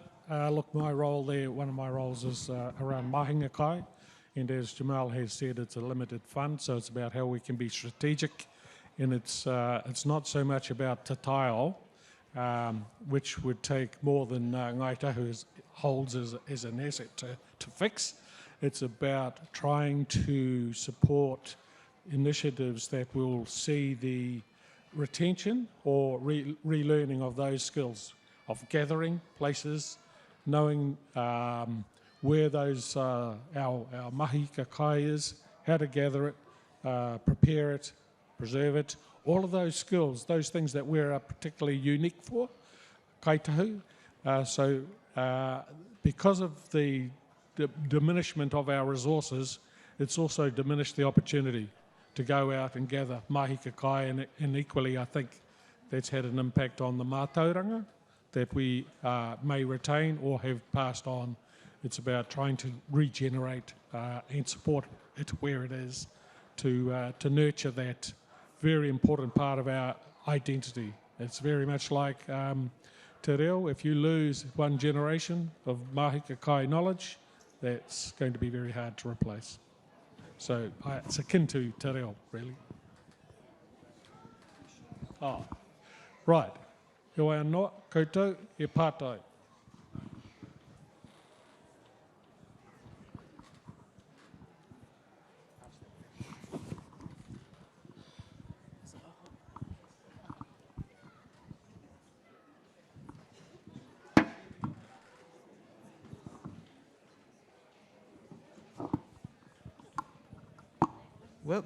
I thought you wanted to ask us a question, Elizabeth.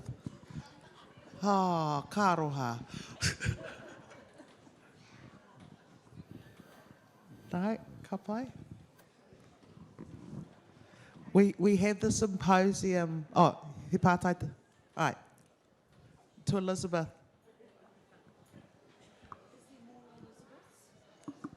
No, just you. Kia ora. This is a wonderful idea of funding things that our community or our whānau want out there. Sorry, whānau. My interest and all of our interest is in education. And having been on one of your panels looking at all the scholarships and the people that have applied, do you think we do enough in terms of education? The funds that Ngāi Tahu Fund consider are the contestable funding rounds, firstly. Secondly, the Mahinga Kai Enhancement Fund. Thirdly, the Mauri Development Fund. Unfortunately, we can't answer questions about the education grants because that doesn't come under our purview. Aroha mai.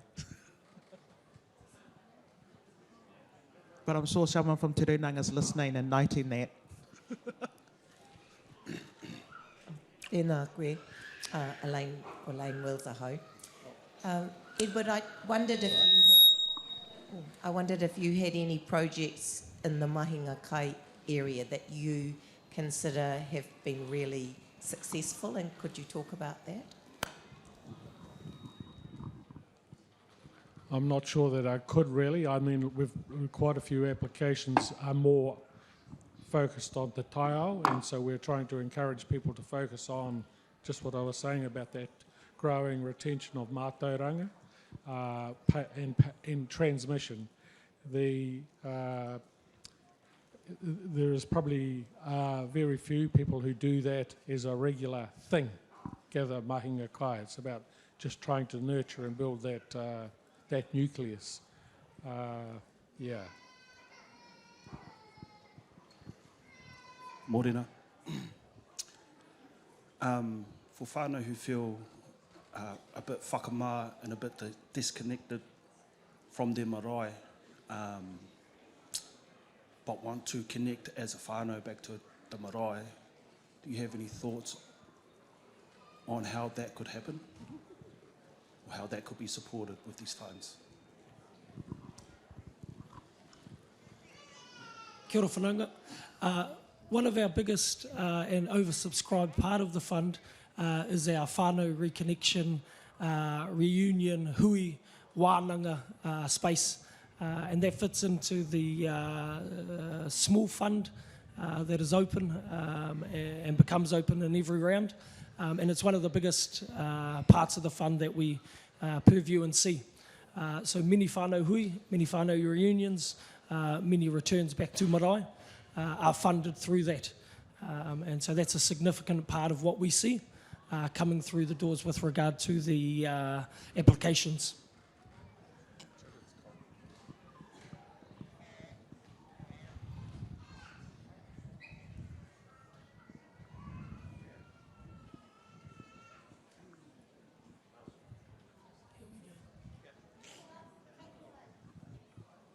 Kia ora.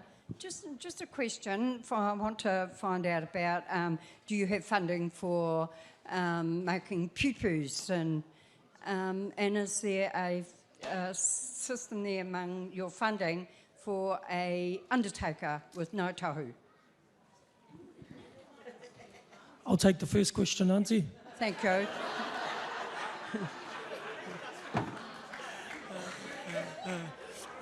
There is definitely room in the fund to support wānanga to make piu-piu. Oh, cool. Thank you. My second question? Can you just repeat that second question? Is there anything in the funding system for an undertaker with Ngāi Tahu, concerning Ngāi Tahu? That might not fit directly into our purview, but if there are whānau or marae or hapu that want to get into traditional tūpāpaku practices, that would be wānanga we might support.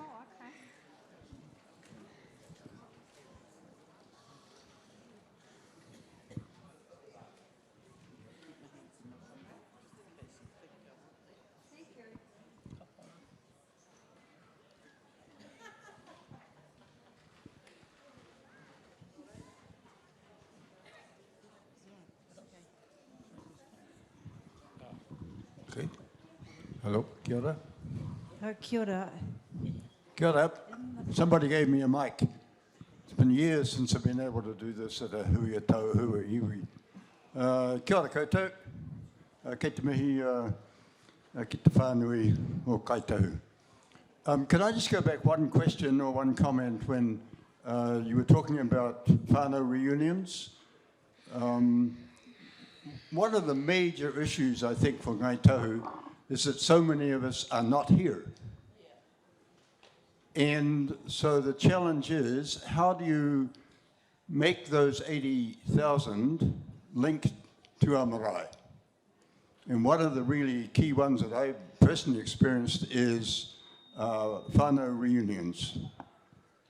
It may not do much good for carbon emissions, but people fly from all over the world to come back to those. And I think that we should encourage those, and I'm not surprised to hear that it's one of the major areas that you get requests for. And I would encourage you to support that. Got it.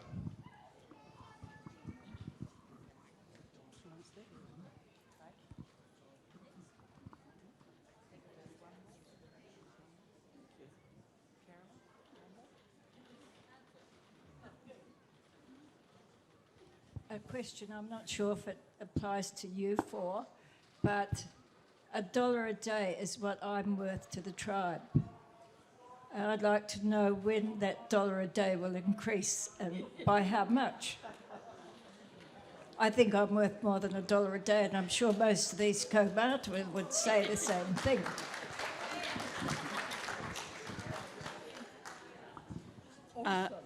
Kia ora, thank you for that question, and it is often come up at Papatapu Runanga as well. So the kaumātua grants are not managed by this particular fund. They come through the office, and I know that there has been a review that's taken place around the level of the kaumātua grants.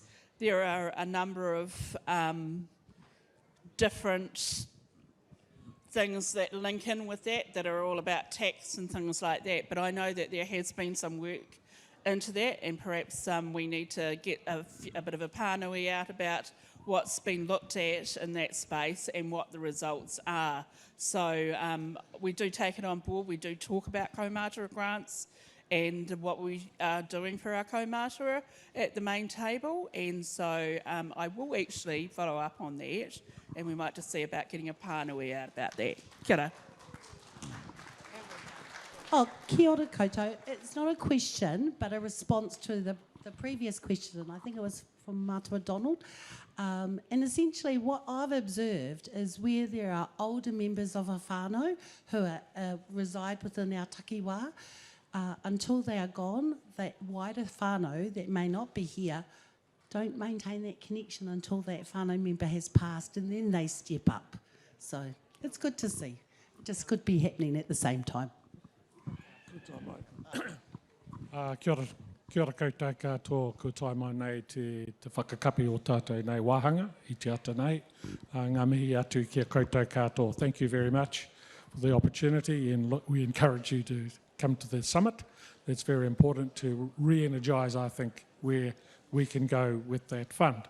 So, he oi anō, whakakapi tō tātou nei wāhanga, unu hea, te uru tapanui, kia māma, kia wāte, te nākau tēnana me te wairua, i te ara takatū, ko i rā e rongo i whakairi ake, kei ruka, haumi e hui e tai ki e. Kia ora tātou.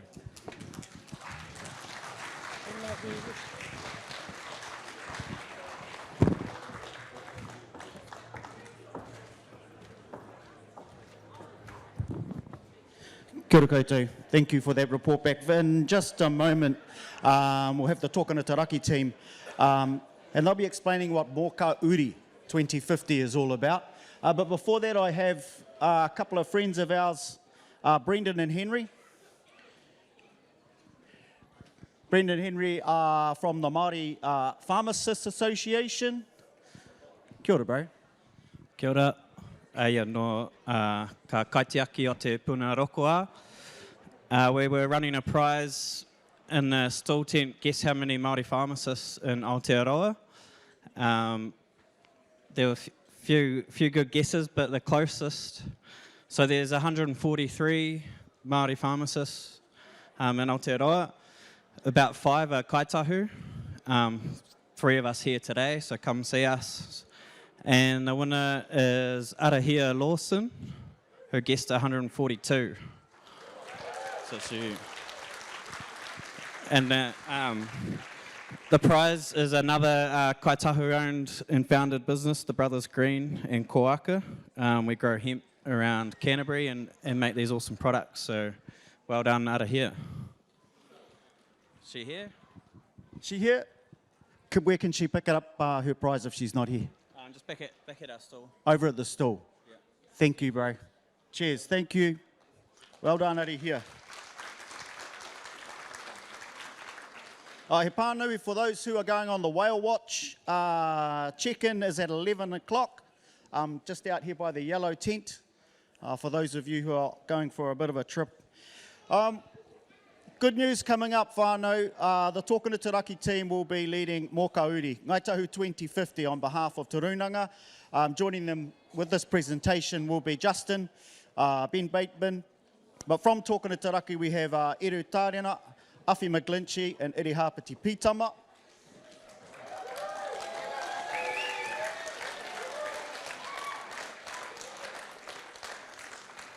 And Tame, with a box of books. Just a little bit of background on Tōkana Taraki. Tōkana is an innovation lab that operates under the mana of Te Runanga Ngāi Tahu. It's an independent subsidiary company. It is a team of young... Kia ora, Iri Hapati. It is a team of young at heart, passionate Māori future makers whose primary goal is to create equity in education and employment across the takiwā by 2040. Kā Uri is our 2050 iwi vision. It represents our aspirations and commitment to the future of Ngāi Tahu, focusing on the well-being of our people, our environment and our cultural heritage. I'm not going to carry on. I'm going to let these fine people explain how that goes. But before that, we have a short video presentation.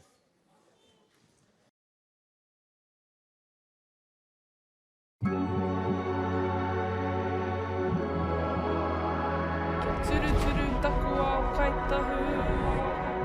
Tūturu te noho, tūturu te hono, tūturu ake nei. O tātou, a mo Kā Uri, ake nei. Ia turu turu takua o Ngāi Tahu. Tūturu te noho, tūturu te hono, tūturu ake nei. O tātou, a mo Kā Uri ake nei.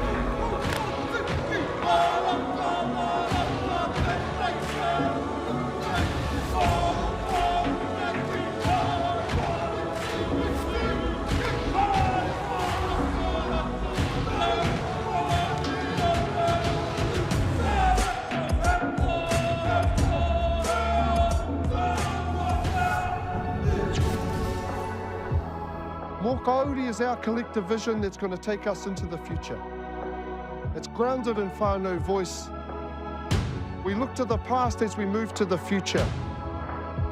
This vision is intergenerational, and we all have a role to play. The vision is firm, the vision is solid. But how we give effect to that means we need to be agile so we can respond to all these external forces moving forward. Tautoko hia te kaupapa, mō tātou ā, mō Kā Uri ā muri ake nei. It's about whakapapa, whenua, wairua, whānau. All those things that make us uniquely Ngāi Tahu.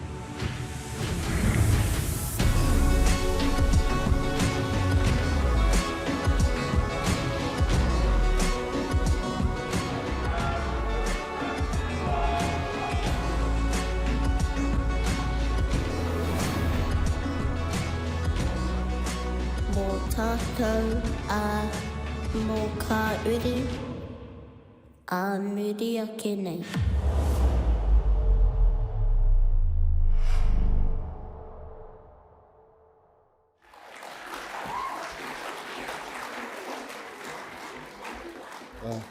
Kia ora tātou, he kitenga kanohi, he hoki ngā mahara. Geez, when we see some of those faces on the screen, don't the memories come flooding back. So what we're about to present today is the whakakitenga, it's the vision. And so today is about the vision, and at Matariki in 2025 we will launch the plan. So the vision's been developed based on the back of whānau voice. And I won't speak too deep to that process because we've got the team here from Tokona Te Raki, led by Eri, aptly supported by Yawhina and Eru.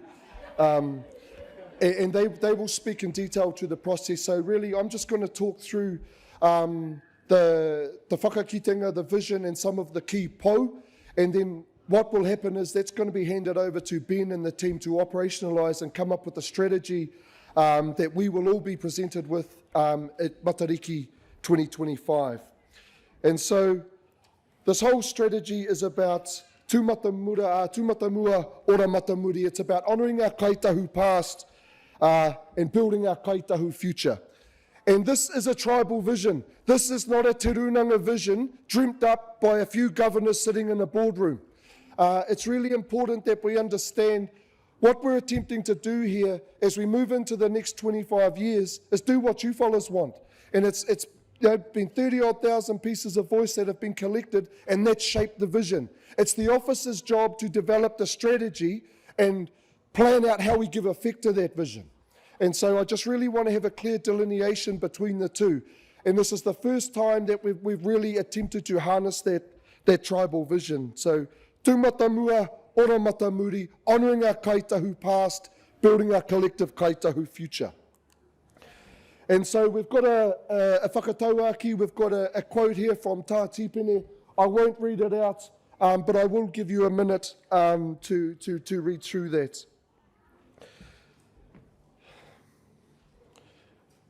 And as we look forward to the future, it is important that we acknowledge the past and all those that have contributed to get us to where we are today. And there's a number of key kaupapa, whether we're talking about settlement, the establishment of the Ngāi Tahu 2050 vision. We've spoken in depth yesterday about our kaumātua and our rangatira that led the claim. I do want to acknowledge Tahu Pōtiki and his poetry that greatly influenced the 2025 vision. And it remains apt today. And when we reflect on the 2025 vision, it was often described as a healing document for us as a tribe. As we reclaimed our land, as we reclaimed our culture and our language, it really fed into that process. And this vision is about how we take it to that next level. And so our old people, they gave us the confidence and ability to choose a different future.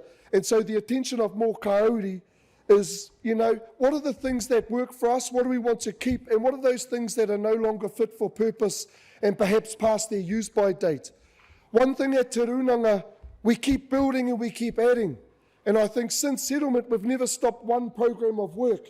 And some things that made sense at settlement when we had a very small tribal population just don't make sense when we're nearing on 100,000, 120,000 as we go into the future. And we've got to ensure that we have a sustainable operation for our mokopuna. Or as we heard yesterday, we could be accused of spending our mokopuna's inheritance. So, you can see the initial 2025 vision, and this was the karakia that really grounded that vision. Puritia tāwhia kia ita te mana tūpuna, te mana whenua, te mana takata, kia tūturu kia whakamaua, kia tīna, rona taie. What wasn't part of the 2025 vision was that middle paragraph, and that's what we've really captured moving forward for the next 25 years. Kia turuturu taku au Ngāi Tahu, tūturu te noho, tūturu te hono, tūturu ake nei, mō tātou mō Kā Uri muri ake nei. And you'll see that the English has deliberately been left off that, as advocated by Joe McLean. Tēnā koe, Joe. There were some things we don't need to translate, eh? When we talk about our Ngāi Tahu, although some of these terms may be new, but they're old. So we'll hear about mana whenua, we hear about ahi kā. These are contemporary terms that we've picked up in a very post-settlement modern world. But as we go back through our manuscripts, and I think it was Te Maire that alluded us to the fact we had our own terms and our own concepts that illustrated these things. Tūturu te noho is essentially the old Ngāi Tahu term for that philosophy of ahi kā that ties you to the place, that mate aone. And so this is all about grounding us in connection, identity, tuakiri, and our kaitahutanga. So that's really what it is. And under this vision, under the karakia, we have the manako o te iwi, that 25-year intergenerational vision. And so, well, I've spoken through that. Hoi anō. Anei ngā pau whenua. Te mea tuatahi mō te iwi. We are united. And united doesn't mean we have to hold hands and sing and dance around the campfire singing kumbaya. We know we're going to disagree. We know we're not going to get along from time to time. But unity is about a collective focus, a collective vision. We know what the destination is, but how we get there may look a little bit different from pā to pā, from runanga to runanga. Mō kā muka puna.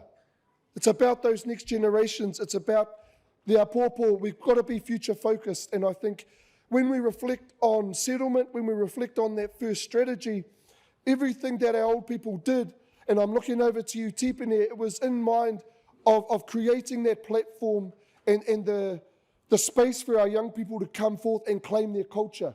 You know, we talk about our old people's claim was a claim for our land. My generation's claim was our language and our culture. And we're hearing our rangatahi talk about taiao and climate change. And I've heard Tipene speak, every generation needs a claim. Anei, mo te wairua toa, we are brave, we are audacious, and we are deliberate. We don't just follow the trends and we do what everyone else is doing or follow the carrots that the crown dangles in front of us. This is about setting our agenda, being bold, dreaming what tomorrow may look like and moving towards that. Mō kā papatipu, being relevant. We know over the years te runanga has become largely irrelevant to our people. The people that turn up to these hui, you are our engaged whānau. You're the ones that can be bothered turning up once a month to our runanga hui. You're the ones that invest your time and effort coming to these hui. But there's 84,000 of us. And you know, we've gone through periods of ebbs and flows in our engagement.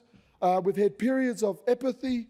And we've actually had periods when a lot of our whānau have just given the middle finger and says, baga te runanga. And we've got to own that. And so it's about being relevant to our people again. Mo te taiao, we live mindfully and we use wisely. And this is a difference between us and the tree huggers, eh? We want sustainability for harvest.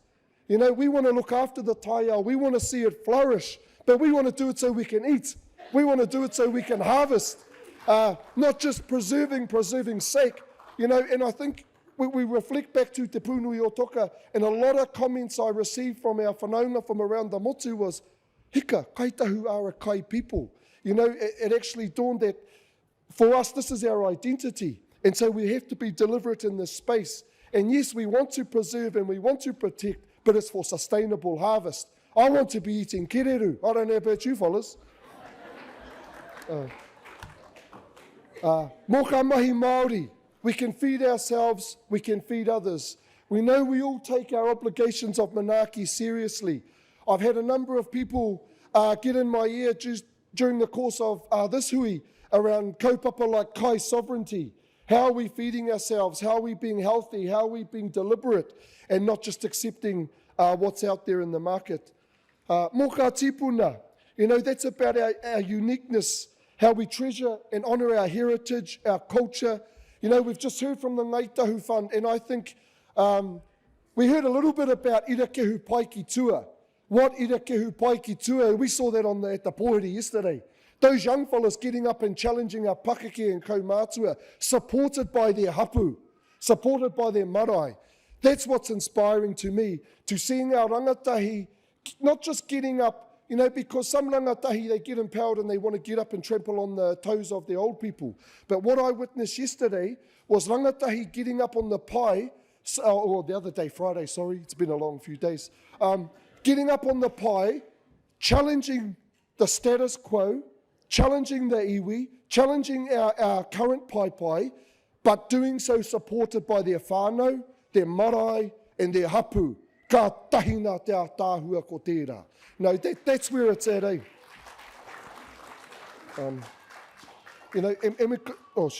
Because we've got to do those things. I'm getting ahead of myself, getting all excited. Mo te a pōpō. We grow our people and we nurture our future leaders. If there's one accusation that can be levelled, I think, across the tribe, although there's pockets of good practice, we have not done succession planning well. We have not been deliberate. We talk about it. But certainly in the governance space, we're seeing it in other pockets. We're seeing it in the taiao. We're seeing it in the KMK. We're seeing it on the pai. But actually, when we're talking about how we operate our tribe, how we bring through people, how do we grow our governors of tomorrow that are culturally empowered, that are culturally confident, because we know each generation, they grow that confidence and they become more confident in their skin and they become less tolerant of what was accepted by the generations before.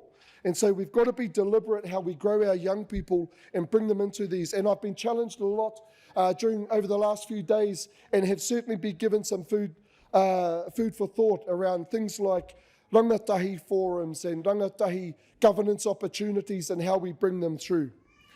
And finally, te pau tuaiwa, mo te motu, mo te ao. We have a role to play. As I said yesterday, it's often easy for us to lock ourselves away into waipounamu and just do us, but we've also got a responsibility to participate in Māoridom, to participate in our country, wider society, and how we do that in a positive manner that aligns with who we are. So koena. And what sits under this and how that gets operationalised, that's what we pay Ben for.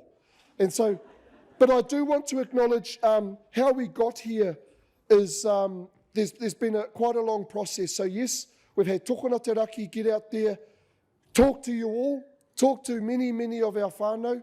We've also had the Te Runanga Committee chairs. And so it was very remiss of me yesterday to not actually spend some time introducing our reps. I think for a lot of our Papatipu Runanga people, I take it for granted that you know who they are. But for many of our people that aren't active at our marae, your Te Runanga reps are essentially your local MPs. If there's something you don't like at Te Runanga, if there's something you don't like that's happening, petition your Trent rep. They're the ones that can bring it to the table. And so, I digress. So I'll bring it back. We had our committee chairs. And so they did a bit of work. So we've had Tokona Te Raki do a mammoth amount of work. Our committee chairs, really led by Charisma Rangipunga and Michael Stevens. They did the heavy lifting on this and have sort of continued to shape this and get it to where it is now. And then we'll look to see where it gets for Matariki. So just looking at these key areas, tūturu te noho, I explained this is one of our kaitahu terms that really encapsulates ahi kā mana whenua. I'm not going to read through all those things. I think you get sick of me if I'm just reading off the slides. But we know that our mana comes from our places and our spaces. You know, I've spoken a lot that if our marae and our hapu and our whānau aren't thriving, our iwi aren't thriving. And so it's really how we be deliberate about that and how we ensure that those places are, those home fires are burning bright, they're burning strong. So when all our whānau that live outside the takiwā, because we know it's a privilege to live on the paehua mā. You know, housing is out the gate, employment's few and far between, unless you're up in Kaikōura, I think they could probably employ a few of us. So it's tough. We know, and I know it's a privilege to live on the pā. So for a lot of our whānau, it's ensuring that we're in a position to receive our whānau that don't have the privilege to be on the pā and be connecting regularly. I feel like I'm going over the place here, so you fellas jump in any time. Tūturu te hono. And this is really, we've heard a lot about kotahitanga over the last few days. It's our connection to whakapapa. It's who we are as a people, and it's having that authentic connection. We know that when we are connected, when we're connected authentically, when we're confident in who we are as people, as tahu, we can maneuver and we can move through the challenges that this world poses with a lot more ease and confidence than when we're struggling with those connections.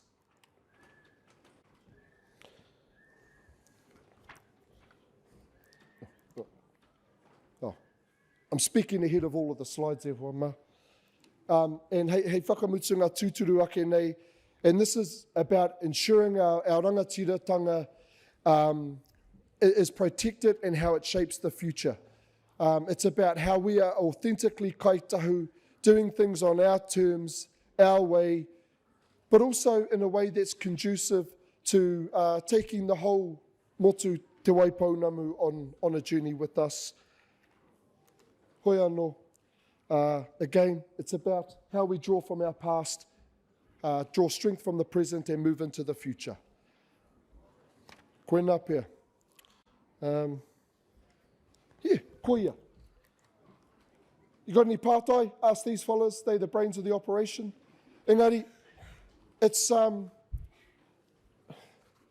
me, it's just about being relevant, it's about being grounded, it's about being authentic and creating the spaces and places for our people to engage in your culture and our culture in a safe and meaningful way. We know for a lot of our people, it's daunting coming back to our marae, it's daunting engaging in these cultural spaces, and it's wonderful seeing the growth that we've seen from our rangatahi, but how do we do that at scale and how do we create those opportunities for all of our whānau? But kia ora mai tātou, I'm going to park it there and let the others talk about some of the process and kōrero that sits in behind.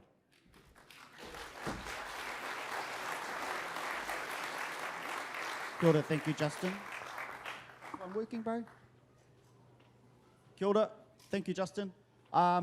We might fire a few questions. There'll be a chance for you all to ask questions soon. We'll just flesh out a few more of the of this kaupapa, and then we'll invite questions from the floor. Eru, Awhi, Eri, pātai for you guys. Like, how do you do this? How do you start finding out from whānau what their wishes are? How the hell do you do it?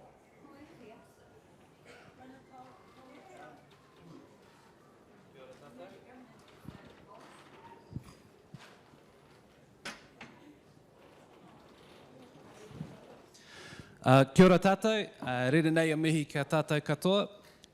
The first thing we did was actually interview sort of 15 of our iwi pou, of our pakeke, our kaumātua, and sort of said, well, what kind of process would you like to have? And so that's really what we did, is just started by talking to our people and saying, well, how would you want to have a conversation to make sense of the past? And then also to be thinking about where we move to next. And so that was really thinking about it, how do we have an inclusive approach that is kind of anchored in place in our people that are at home, but also has other opportunities for people that live far away to engage and contribute.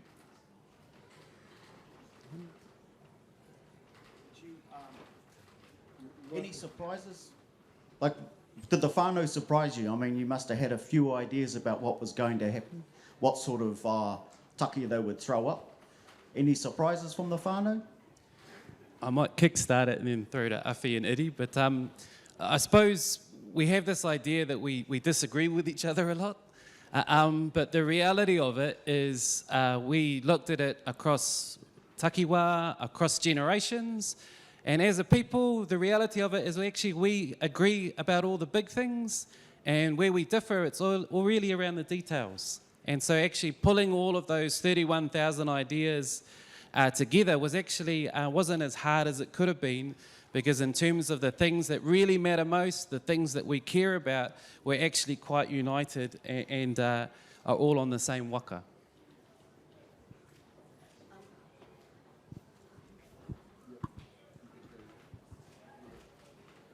Kia ora.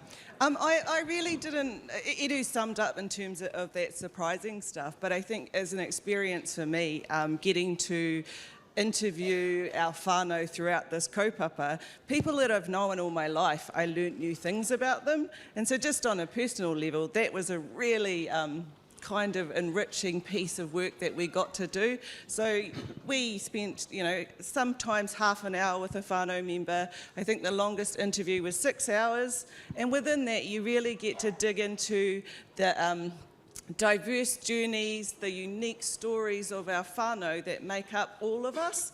And I think that was a really special experience. Yeah, and as a team, we really wanted to ensure that whānau voice was really anchored in this process, and that meant meeting whānau with ara and ensuring that all generations had their say, from kaumātua to pakeke to rangatahi to tamariki, and ensuring that they got to have their say and share their aspirations for the future, and also contribute to the vision of more Kā Uri.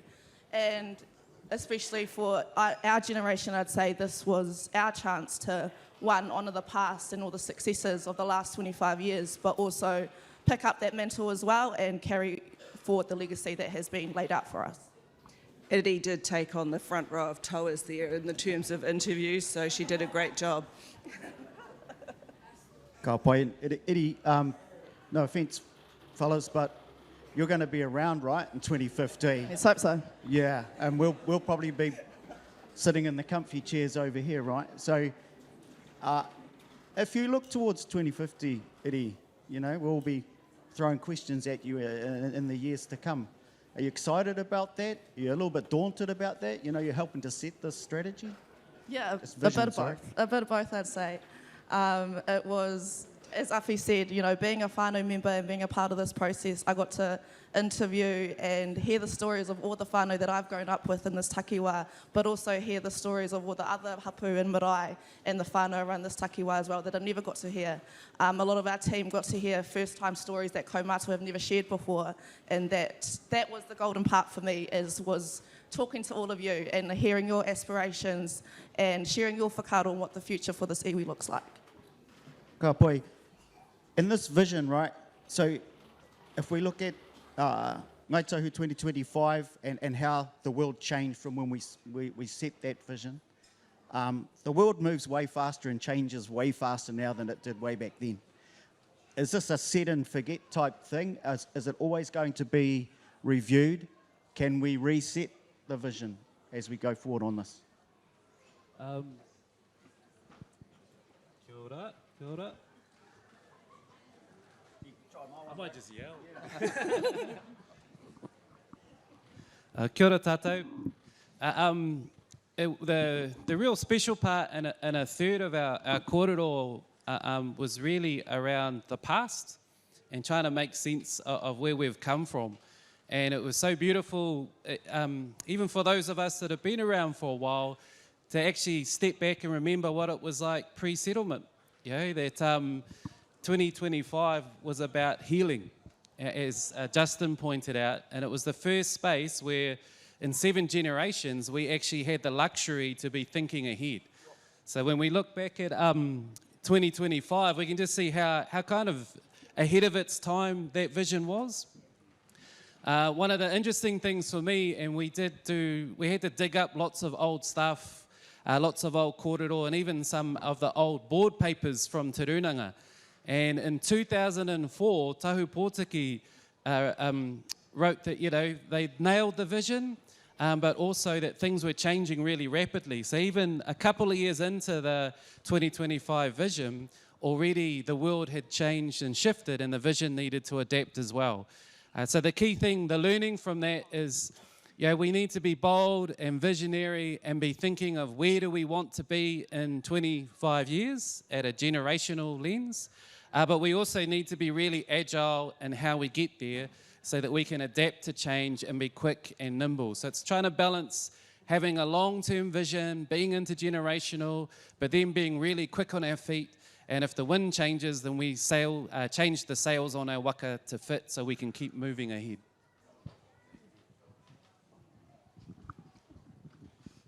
Kia ora. Ben, Matariki next year. Things get cracking. What does this mean now for the organisation? Yeah, so for Te Runanga, for the office from here, it's super exciting. It's a really exciting time to harness, I guess, what's come in from the whānau and what's gone into this vision. So I just wanted to acknowledge the work that Te Kona Taraki have done. And now the office's job will be to develop our strategies out of that and for something really credible to launch at Matariki that's going to account for, I guess, the realities of the internal environment and the external environment currently and how we land that and then push that forward into Matariki. So a lot of work still to come and we're just really excited to lean into that and get that launched. Ka pai. I think we have a mic. Jace over here. You ready? Do you want to take some questions from whānau? Yeah, probably got better questions than me.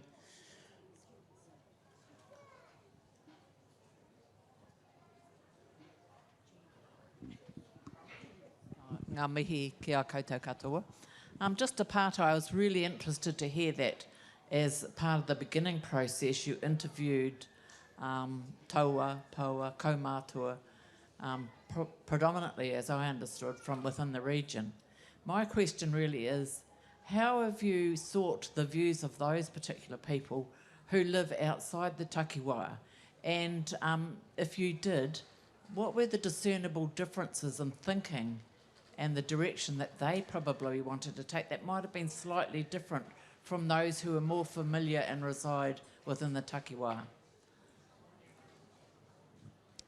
Kia ora. Throughout the process, we included our whānau that live outside the takiwā. So yeah, we started with our kaumātua, we started with those but it gradually moved further afield. So we did go out into those spaces. Both Iri and I met thousands of whānau on road shows, but also we've got technology. So we were interviewing whānau that were residing outside of our takiwā, either in New Zealand or further afield. And we were weaving their stuff in. But as Edu said, we actually agree on the big things. Those things really remain the same. It's more of the detail where we start to get differing views. So it's definitely included, like I said, the diversity and spread of our whānau since we created 2025, and Justin alluded to it, is incredibly different. We were somewhere around 11 to 15,000 at the time 2025 was created. I don't think anyone really realised we would be pushing the boundaries of 87,000 whānau members at this time. And as we move into the future, some of the stuff we've considered, Edu and I got data the other day that speaks to possibly between 120 and 150 whānau members by the time we reach 2050. Oh yeah, 1,000 that is, sorry, whānau. So we ensured that we reached out to all of those places, all of those people that are living across the world and across other places to really understand where they wanted to be as well. So it's woven in. I think one of the most beautiful quotes that I heard from a whānau member that I interviewed was that we all can be Ngāi Tahu when we can live our best Ngāi Tahu lives wherever we are in the world, but we can only be wholly who we are when we are practicing our tikanga, our kai gathering, those things on our whenua, in our marae, and in our wuraways. So it's about being proud of who we are and living our reo and our stories, and those things can be done anywhere. But we can only truly have all of those practices and hopefully e kiriru one day when we're doing those at home, and that's why that real strength of place and whānau need to be able to connect to their marae, to their hapu, to their kai, to their whenua. In those ways, those need to be strong, and that was felt from those whānau that live further afield.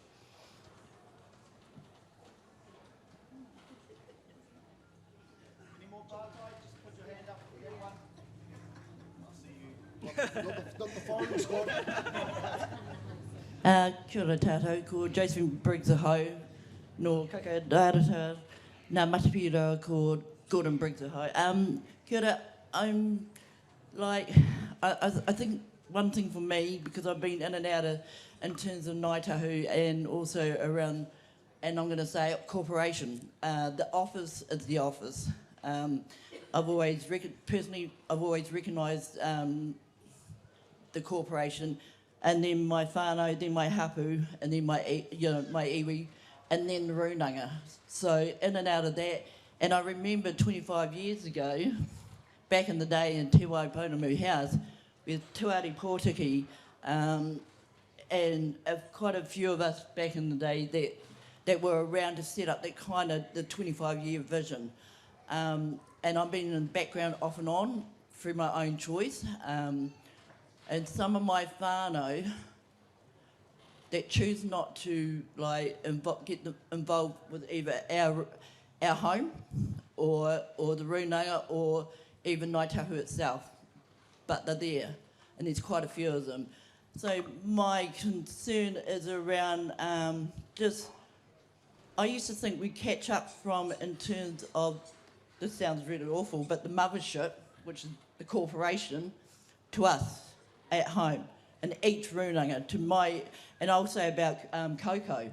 So it was always about catch up. It's always what he's doing, where he's evolving. My personal view now is that the corporation is still the corporation. You've still got, Ngāi Tahu holdings and all that. Those for me. And I noticed before when you had another, in terms of something else that was going on, I thought, gee, they can't answer 4 questions in terms of money. Why is that? Where is this puti sitting in terms of why isn't it back towards where it's needed? Because we're asking.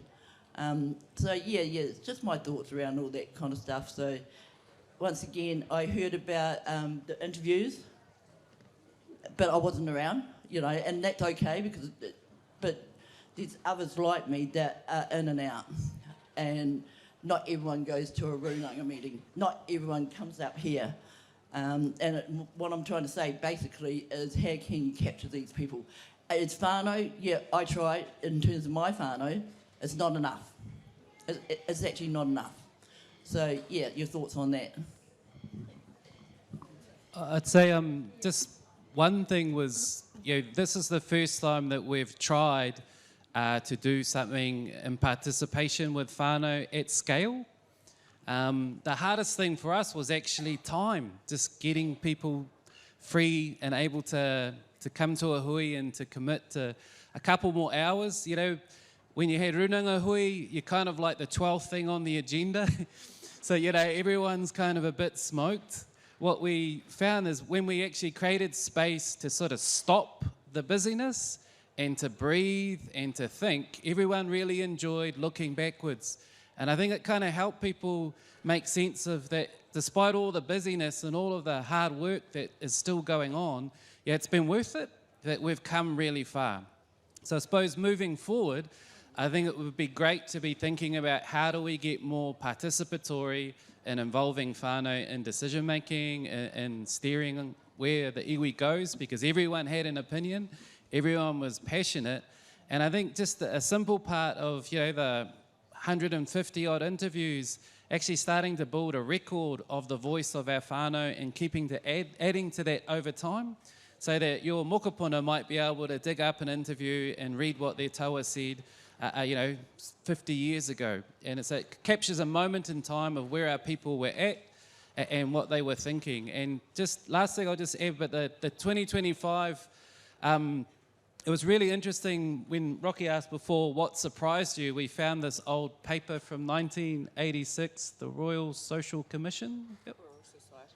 Royal Society Commission. Well, people like Te Maire, I think my uncle Peter Hutchins, Auntie Cormentel, went around all of our pā and we're kind of talking with everyone about what do they see with some of the big solutions to their challenges. And why it's funny in 1986 is everyone has this idea that if we create this single centralised legal entity of Te Rūnanga o Ngāi Tahu, it will solve all of our problems. And for what they were talking about at that point in time, it definitely moved things forward. But the idea then was that there was this sort of central iwi organisation that would lead out on everything, and that's kind of the idea that 2025 was built around. What we definitely heard is that Te Rūnanga o Ngāi Tahu as an organisation has a massive role to play, but there's so much work that's happening in Rūnanga and across all sorts of whānau-led kaupapa that really the next phase is about how do we all work together and to be contributing towards that shared vision. Morning, same question, third time. I'll just rephrase it. How often do you get a pay rise? How often is your pay reviewed? And by how much? What percentage? Because our pay rise is $1 a day. And we're all worth more than $1 a day. Give yourselves a pay rise and you live on $1 a day.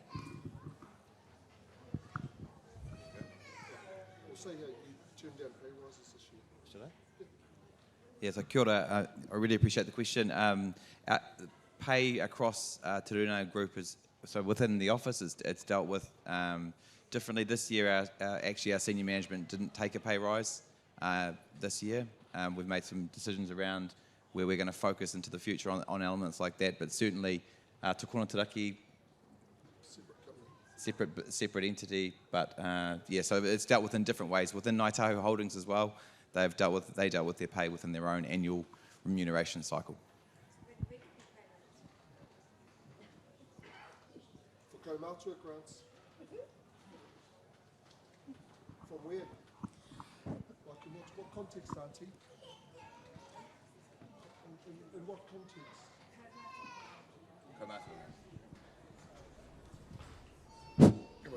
Oh, look, and that's a fair challenge and one that comes up every year. Again, I need to bring it back to our population growth and what we can do.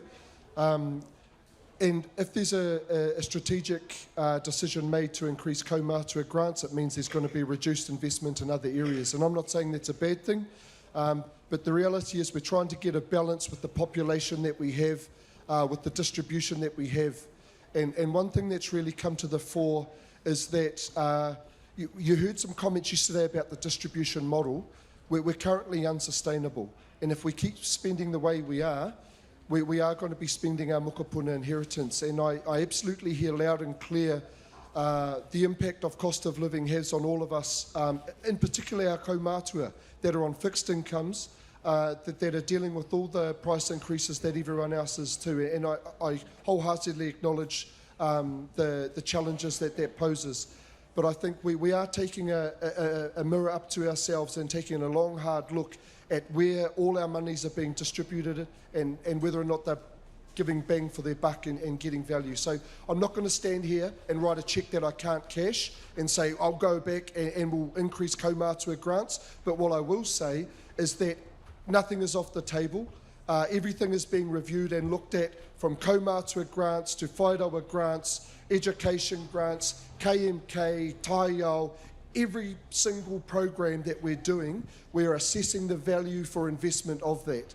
So I acknowledge that it's hard, but I'm not going to make a promise that I can't deliver either. But we will look at those distribution rates and those policies to ensure they are as fair as possible and we can be distributing as much as possible. So kia ora, just to I'll just tautoko Justin as well. And that is what I was talking about yesterday. These are the realities of where we're going to have to assess ourselves over this next 6 months. So the beauty of Kā Uri and that external whānau voice, and now the big job for us, and we're going to be really transparent about what that looks like next year, will be to come back to you with a plan of what we're doing around some of these internal elements. So these young ones have done an outstanding job with what they've had to do, and now we have to come back and be open about that. E hara tēnei te aukati, tēnei ara pātai, but it feels like we're moving into a little bit of open forum rather than more Kā Uri. Love the pātai and happy to be challenged, but perhaps if we can just keep the questions now on more Kā Uri, and then in the next session, bring your guns and cannons and you can fire away all you like. Tēnā koutou, tuatahi e mihi nui kia ki kā kaimahi o tokana te raki. Just a huge acknowledgement to you for the mahi that you've done for engaging Rakatahi Voice. I have a pātai which is about the process and the transition of the vision to the office. I just want to understand if tokana te raki will remain involved and what that will look like going forward. Absolutely, a great question, and we will absolutely engage the authenticity of Iru, Awhi, the whole way through. So Tokona Te Raki is going to bring that voice from whānau, and they will champion that through. We'll bring those internal realities as well, and we'll fuse those together. So it's a big job ahead, but great question. Tēnā koutou, he mihi hoki tēnei ki a koutou, o tēnei kaupapa tāhua. I am a bit of an archive nerd, and I'm just interested to know whether some of our tipuna kōrero and their ohaki are also integrated into our vision. I'm not sure whether we're just been looking at current people or more recent whānau kōrero, but I think, we do have some amazing writings that our tipuna have left us as a taoko tuku iho, and how are their voices also integrated or incorporated? Kia ora. Kia ora te whanauka. We looked at, I think, about 200 sort of texts, and that was a mix of strategy documents, which I would never want to read again. Anything we could really find to try to capture a window into the past, what our people were thinking, and trying to pull all of that together. And I'd say that the most important, the beauty of the video, the mata, the eye, that we could see the past through the eyes of our tupuna. We can be dreaming about the future through the eyes of our mokopuna. And so I think we did both. And I'd say what's interesting, it's hard for us to imagine ahead, to imagine an alternative world. Like if we could think back to 2000 and settlement, could our tupuna, our kaumātua have imagined where we are today? I don't know. Probably not, if we think further back. And so I think what we notice in a pattern is that those that are strongest in their past are able to have push their vision further out into the future. So it's something we've got to really focus on in terms of our mokopuna. When we hand our people the legacy of the past, they're able, better equipped to be moving into the forward consciously and more deliberately. Tēnā koutou, ko generally Duncan toku wunga koukou rarata. Just wondering about some detail moving this forward. Do you think that there's an opportunity for hapu to have rangatahi placed at the marae as kaimahi working this forward? Absolutely. I think this is about growing our next gen capability and capacity to work for our marae, work for our papatipu, and even work for te ruranga. I think that this vision was really about making it intergenerational and building our next generation up, especially our rangatahi and even our tamariki. It's not even our rangatahi that are going to be here in 50 years, it's our tamariki and our mokopuna that will be here, and they're going to inherit the future that we're trying to create today. So, yes, absolutely.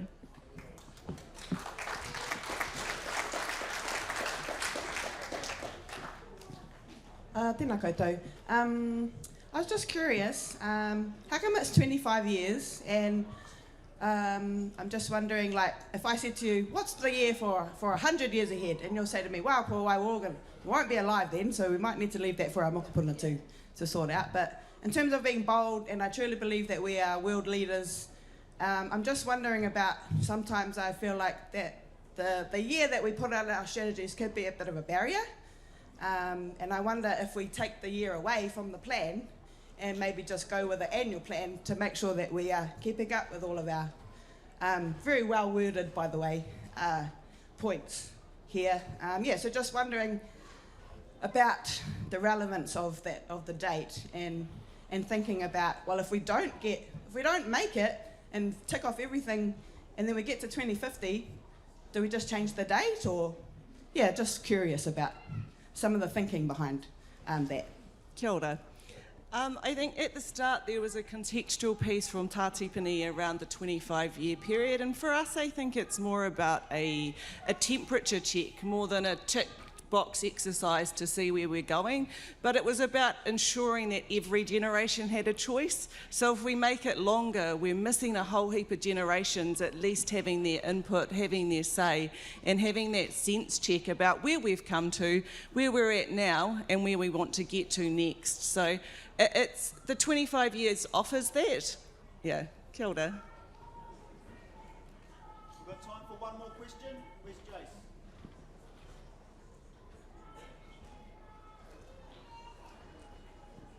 We have one more question from the floor.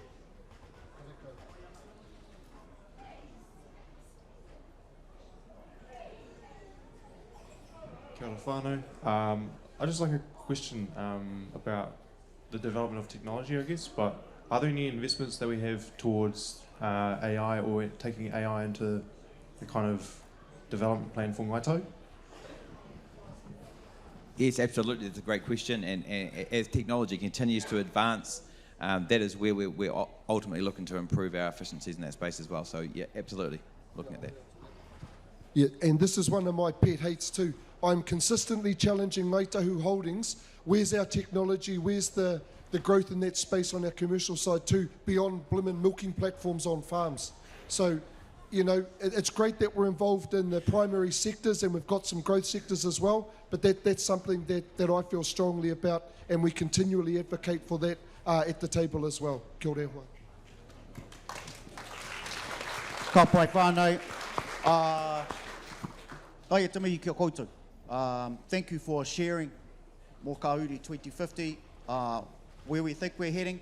Obviously, it's to get a feeder kiriru for Justin and us all. We can all look forward to that. Thank you for your hard work. Thank you for sharing. And thank you, whānau, for your questions. Ka pai, a round of applause for our team here. Thank you.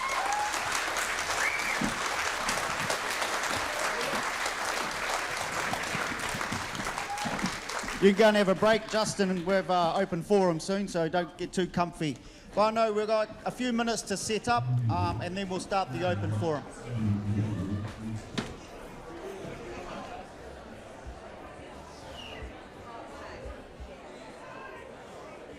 E te whānau, it's time for the open forum. If you want to come in, just yell out to those ones out the tent. We're about to start the open forum. Highly anticipated part of Hui a Iwi. This session is an opportunity for us to ask pātai, raise issues you wish to raise with Te Runanga Group leaders. It's a fundamental part of what we do at a Hui a Iwi. We're taking questions from the floor. On stage and answering the pātai today, Justin Tipa, Deputy Kai Whakahaere Tania Wati, Te Āpārangi Chair Rawiri Manawatu, Te Here Chair Charisma Rangipunga, Te Runanga Audit and Risk Committee Chair Mike Stevens, Te Runanga CEO Ben Bateman, Ngāi Tahu Holdings Board members Juliet Tainui Hernandez, and Ngāi Tahu Holdings CEO Todd Moyle. Okay, team, let's get you out here for a grilling, for a few pātai.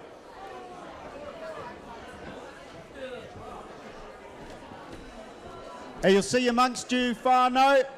Hoi hoi, we have some microphones. If you have a pātai, you'll see Jace down here. Kia ora tuahine.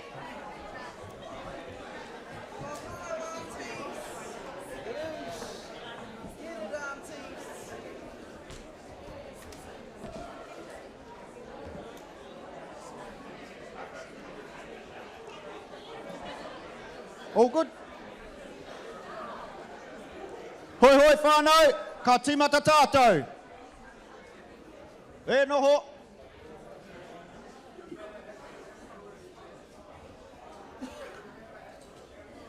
Where's our kuia? Here they are. Ka pai whānau, if you have a question, let's just roll into it, eh? A good game's a fast game. Put your hand up and we'll get a microphone to you. We all know how this works.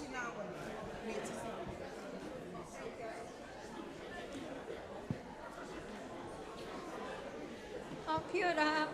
Glad to start the first question off. Asking the question. Question I wanna- E noho. That was loud.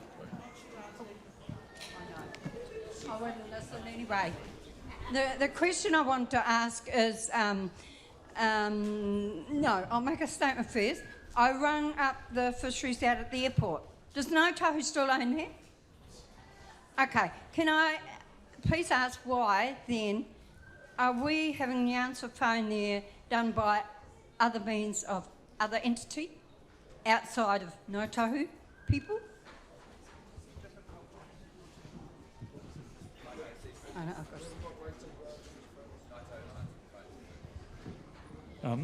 got Kia ora. So Ngāi Tahu Seafood, I think that was the question out at the airport. So within the Ngāi Tahu Seafood team, we've got about 35% Ngāi Tahu Kaimahi within that team. The leader of the one at Bolt Place in Christchurch, she is Tahu as well. But I don't know who answers the phones, I'm sorry.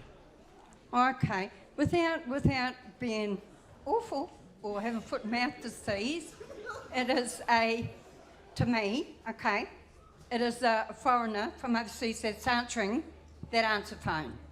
I know because I rang there. Okay. And then they referred me to Riccarton, to the fisheries there. Ngāi Tahu has thingy in the fisheries in Riccarton. This is correct. Theo's? No, we don't have. That's what they told me then, okay? And this is what I want to inquire about that, and ask you if you have in that fish shop out at Riccarton Road. Well, this guy, it was a guy, he told me that Ngāi Tahu has. Kia ora, thank you. So, Auntie Me Tāpiri will ensure Todd goes back and sorts that out with Joseph Thomas and the team. Kia ora. Last year I got up and asked a question about rest homes and for our kaumātuas and that. You know, we've got so many kaumātuas in different rest homes or hospitals and hospices. Now I was informed, I know Elizabeth Bullman put a proposal through before I actually got up and asked it on the coast last year. I was told that I'd get an answer this year. Has anything been done about it? Because we have so many of our whānau, our tauas, our pauas. I know of 5 from one family. There's 3 from one family in Christchurch in different homes, brothers and sisters. If we put all our tauas and that together, and pauas, just imagine the history you'll learn from them. You know, just them all talking. When we go back to the pā, we have our old ones talking, they're laughing, giggling. Imagine a whole rest home full of them coming up with what they can come up with. I suggested that you buy a rest home for our people, like Southland, Christchurch, Wellington, Auckland, or build one for all of us, for each place.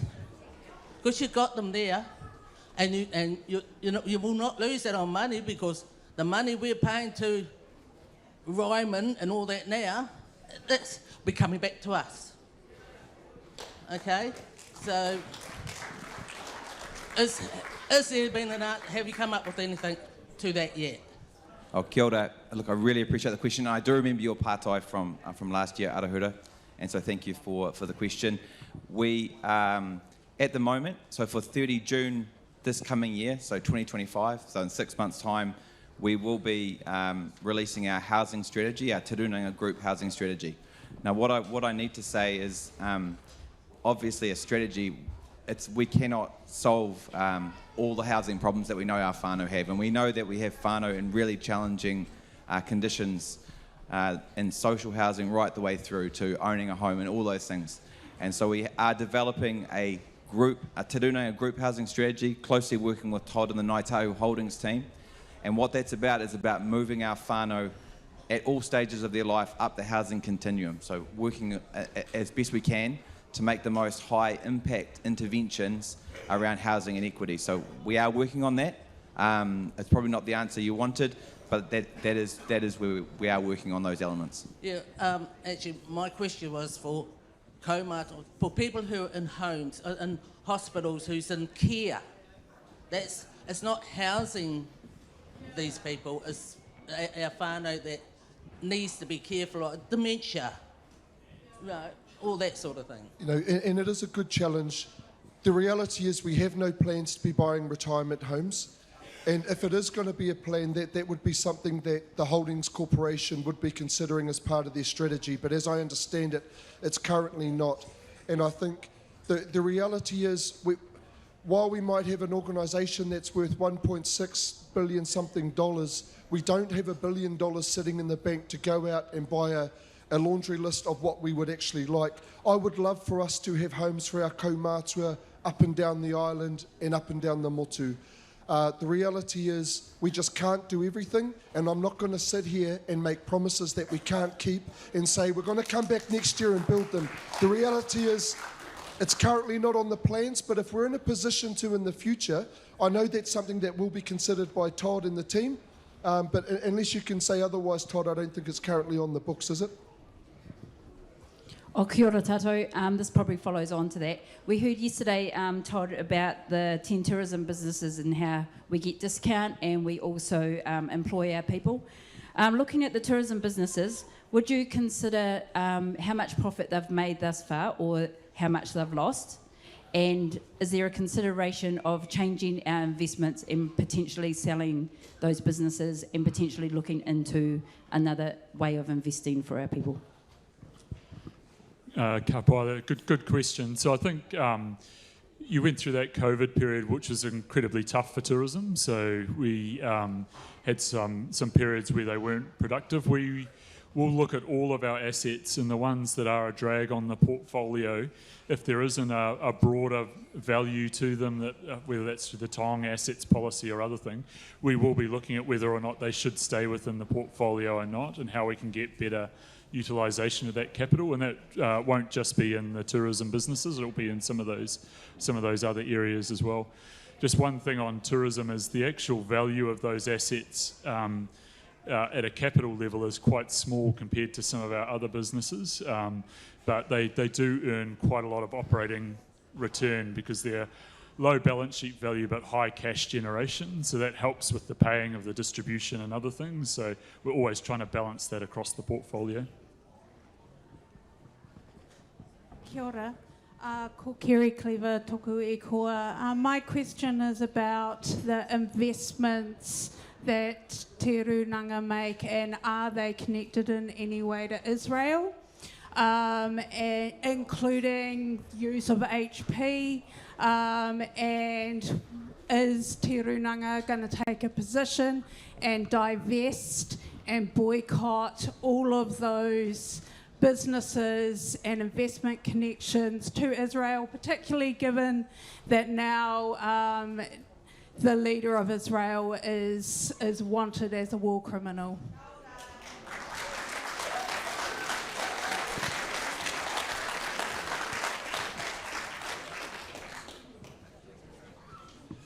There has not been a political decision made to come out and actively divest out, but I'm not sure how much exposure we have in Israel, Todd, and how much protection we get, but there has not been a conversation. There has been a conversation at the table periodically about principled investments and how we don't want to be associated with certain industries, but in regard to the Israel situation, not to that level of detail. But Todd, you might be able to speak in terms of where our investments are. Yeah, we haven't been through the investment portfolio and confirmed whether there's any connection through to Israel within it, but it's something, if that's the desire of the table, that's something we can look at as well.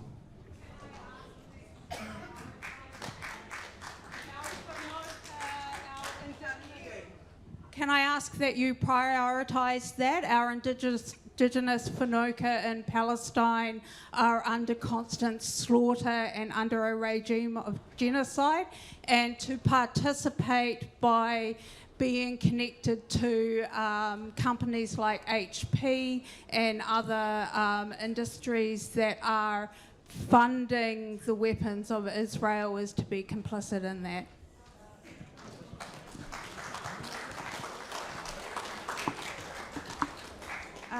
Tēnā koutou, ko Taryn Ryan tōku ingoa, no mō te pōhe ahau, engari kei o tutahi e noho ana i nai nei.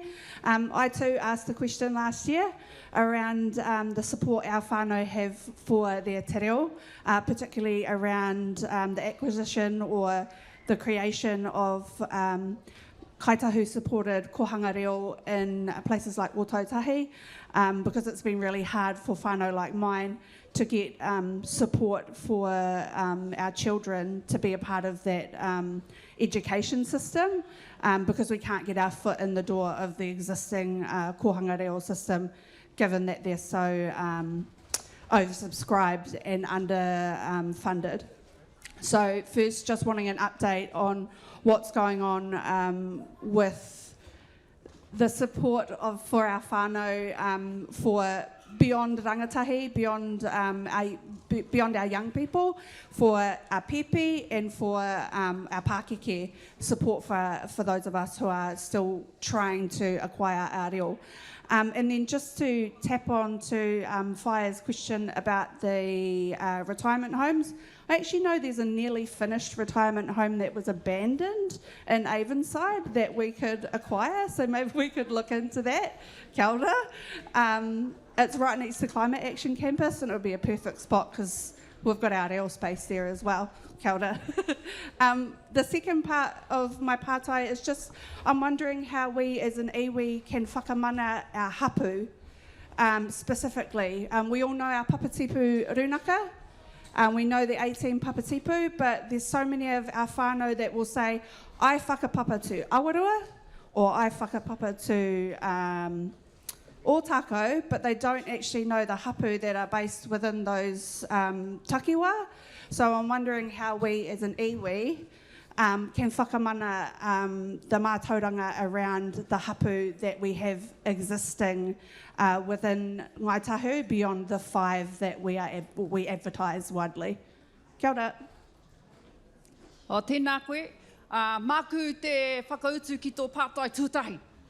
I'll leave the other 2 questions for someone else to respond to, but when we talk about te reo, the challenge that we've got in Te Waipounamu is that our education system is not geared up well to support our tamariki. So all of the initiatives that we've got through Te Runanga o Ngāi Tahu, through Kotahi Mano Kaika, are all about us finding our own solutions and developing our own ways of learning te reo, sharing te reo. And so what I would encourage is have a look at Kotahi Mano Kaika, but actually talk to all of those hapu, those marae and those whānau that have got existing initiatives to help you guys come up with your own solution.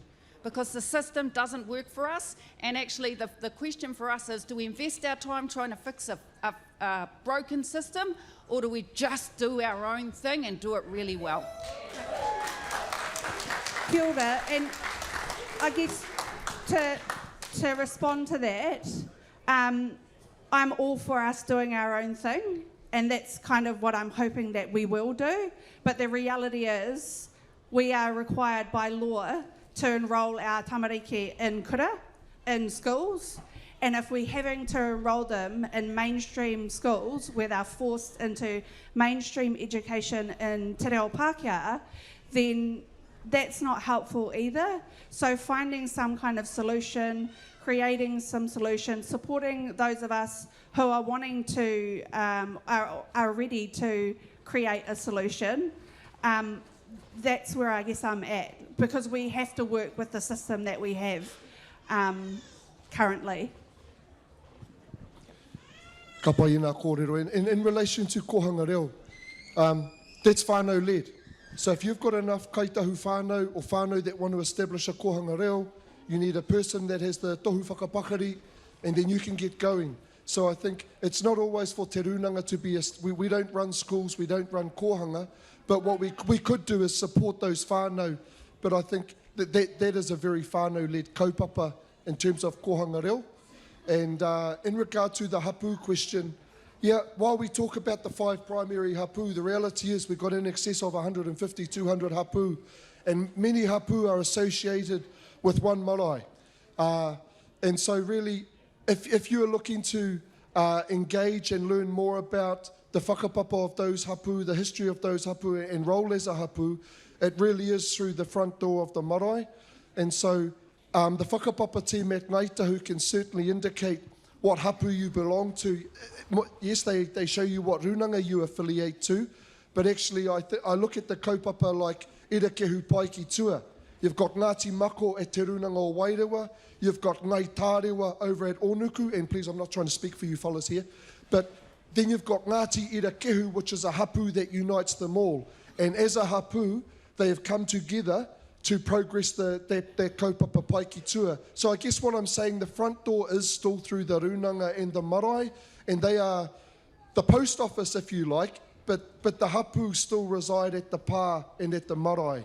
And so it really depends on what marae and runanga you affiliate to. I think some marae roll a bit stronger as hapu, others identify as a runanga, but that's still the front door more so than te runanga. We can point you in the right direction, we can show you your affiliations, but it actually happens on the ground back at the marae.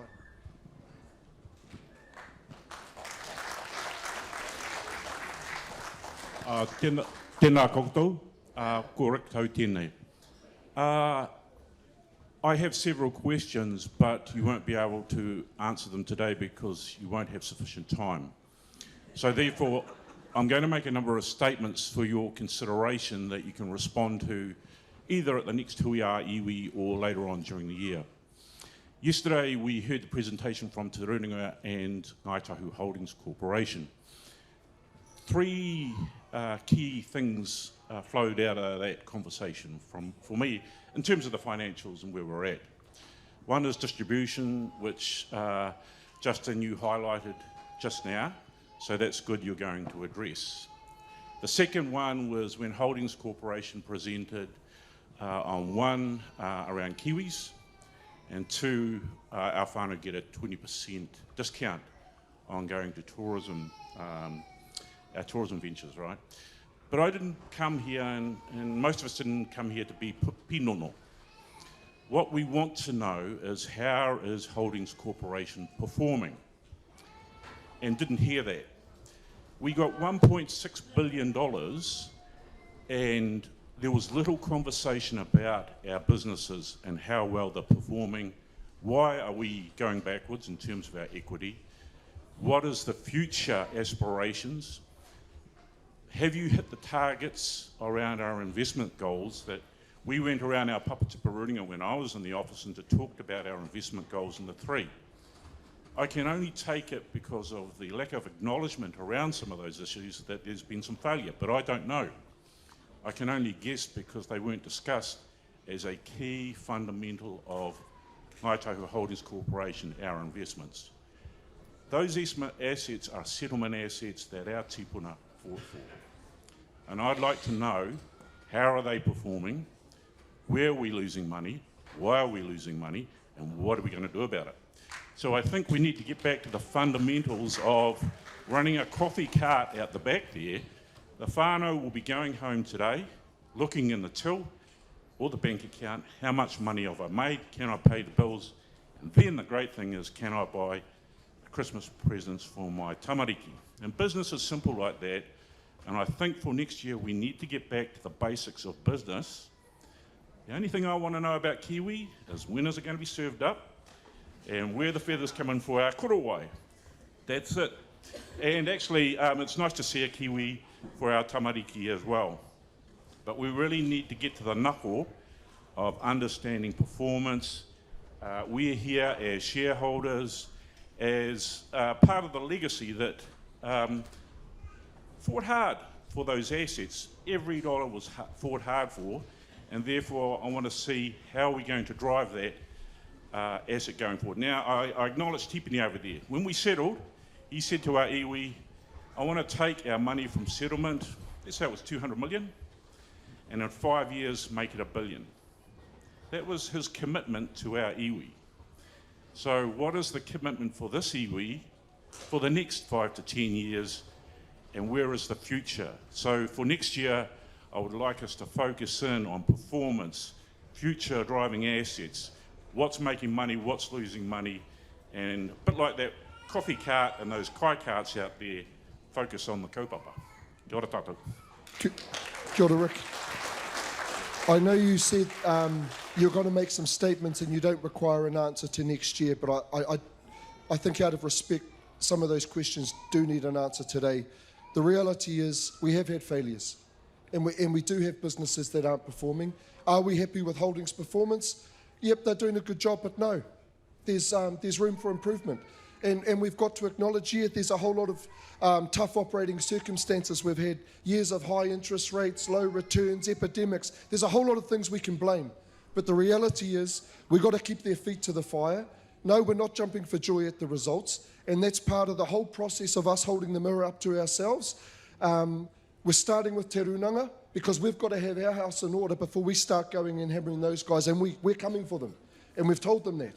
And we've told them that our expectations are going to be high, but I think to the detail of your question, we will have to come back next year, but at a high level, no, we're not comfortable accepting mediocre results. We do expect our Holdings Corporation to make very strong returns, and I think while it's great that our Holdings Corporation are responding to whānau and building relationships, and that's absolutely important, that should be par for the course, and I don't believe they should be investment goals as such. Our Holdings Corporation should be targeted with getting strong returns so we can be investing in the cultural and social spaces, getting good outcomes for our whānau.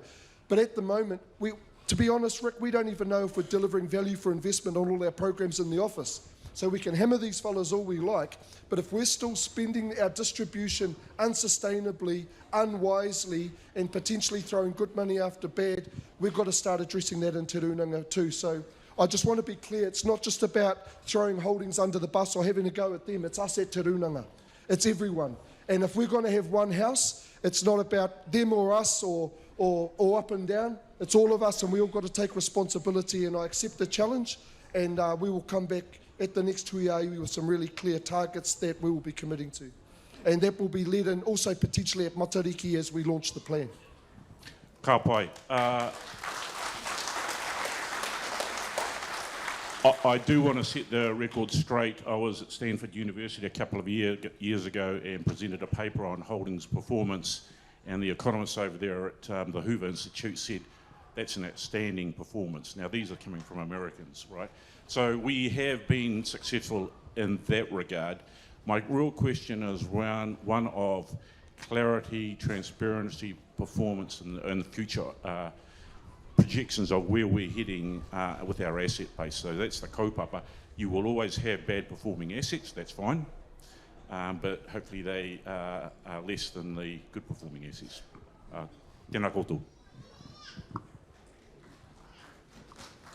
Raki here, I thought just maybe some small things to add to that, which is I think Todd mentioned before, reviewing all of our assets to see actually the individual performance of each, and the idea being that we start to recycle so that we are shifting away from the assets that are not performing as well and then reinvesting in those that are going to grow.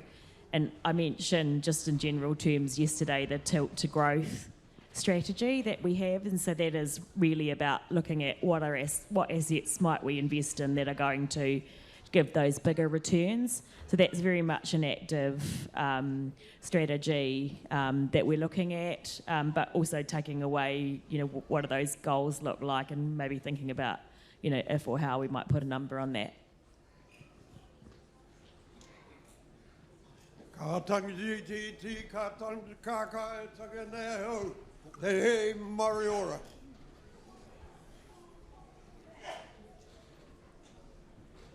To the top table, thank you for your audience.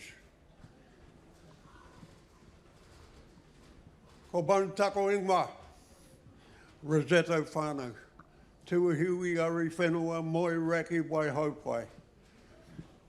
Waitaha Kati Māmoe under the umbrella of Ngāi Tahu. I ask no questions. I just ask for you people to listen, to all to listen. At the last hui, I spoke about the treatment of Dr. Terry Ryan.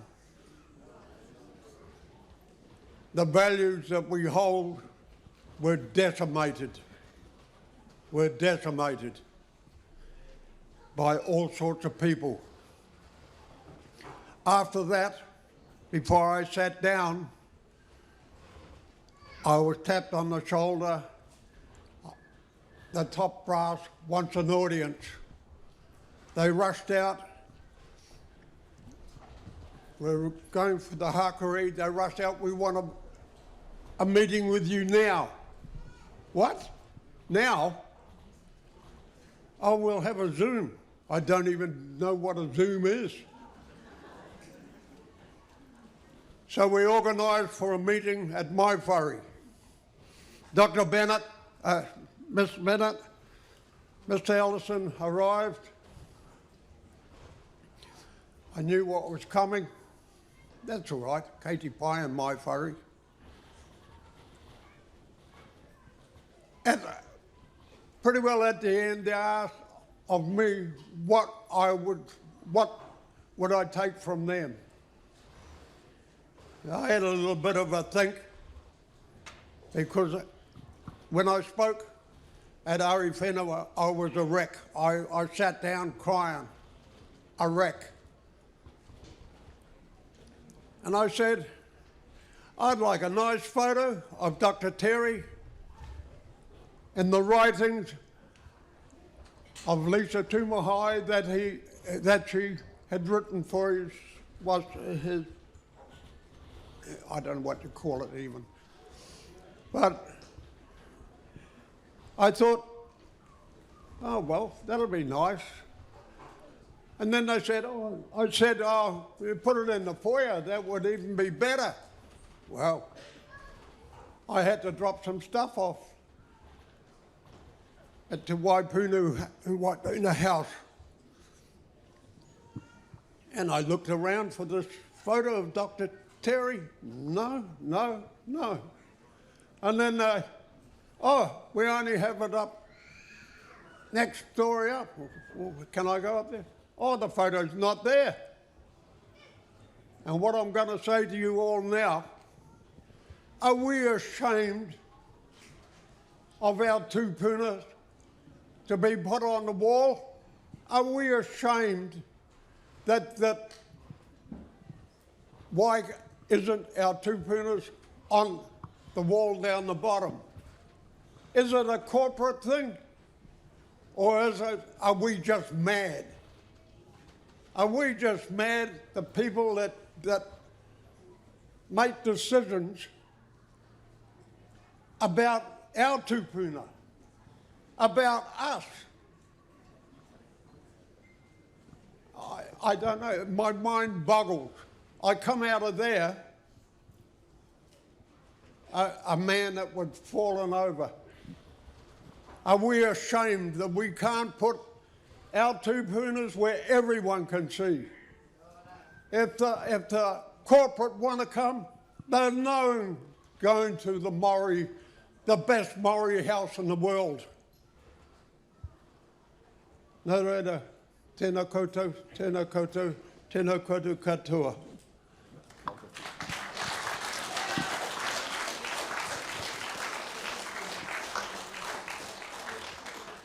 Kia ora matua. I don't know what promises were made to you. I know we've had quite a substantive change in leadership across operations and governance. But what I will do is follow up with matapura in regards to those comments. I do believe the commitment to hang a photo in reception was perhaps a little bit ill-guided. We don't have tira mōrehu hanging in reception. We don't have any of our tupuna hanging in reception.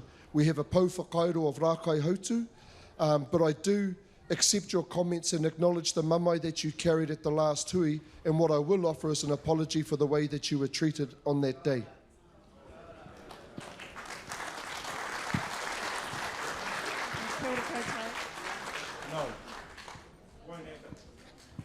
Kia ora. Kia ora koutou. Oh, sorry, te mai there. So let's be clear. Oh, no, it's on now, it's on now. Right, let's be clear. Won't happen in our takiwā at all. Terry was not Ngāi Tahu. And when you go through the Ngāi Tahu Whakapapa Committee, there were two. One was led by Stone Peterma, W.D. Barrett. The other was led by Taiaro. That's who we acknowledge and bow our heads to. Now, I am quite familiar with the whakapapa files in that unit because they originate from my grandfather and Waruwaru too. I know what's happened to those whakapapa files. They have been bastardised. They have writings all over them, and now the whakapapa unit cannot figure out what our ancestors wrote and what Terry has scribbled over them. Our obligations are to our ancestors. Taiaro was on the other side. Tuahiwi recognises Taiaro and those families. And we expect the same from Tuahiwi. What will remain pristine is the photograph of Stone Peterma in our whare. So the Tuahiwi position to Te Rūnanga Ngāi Tahu is no photograph will be hanging up.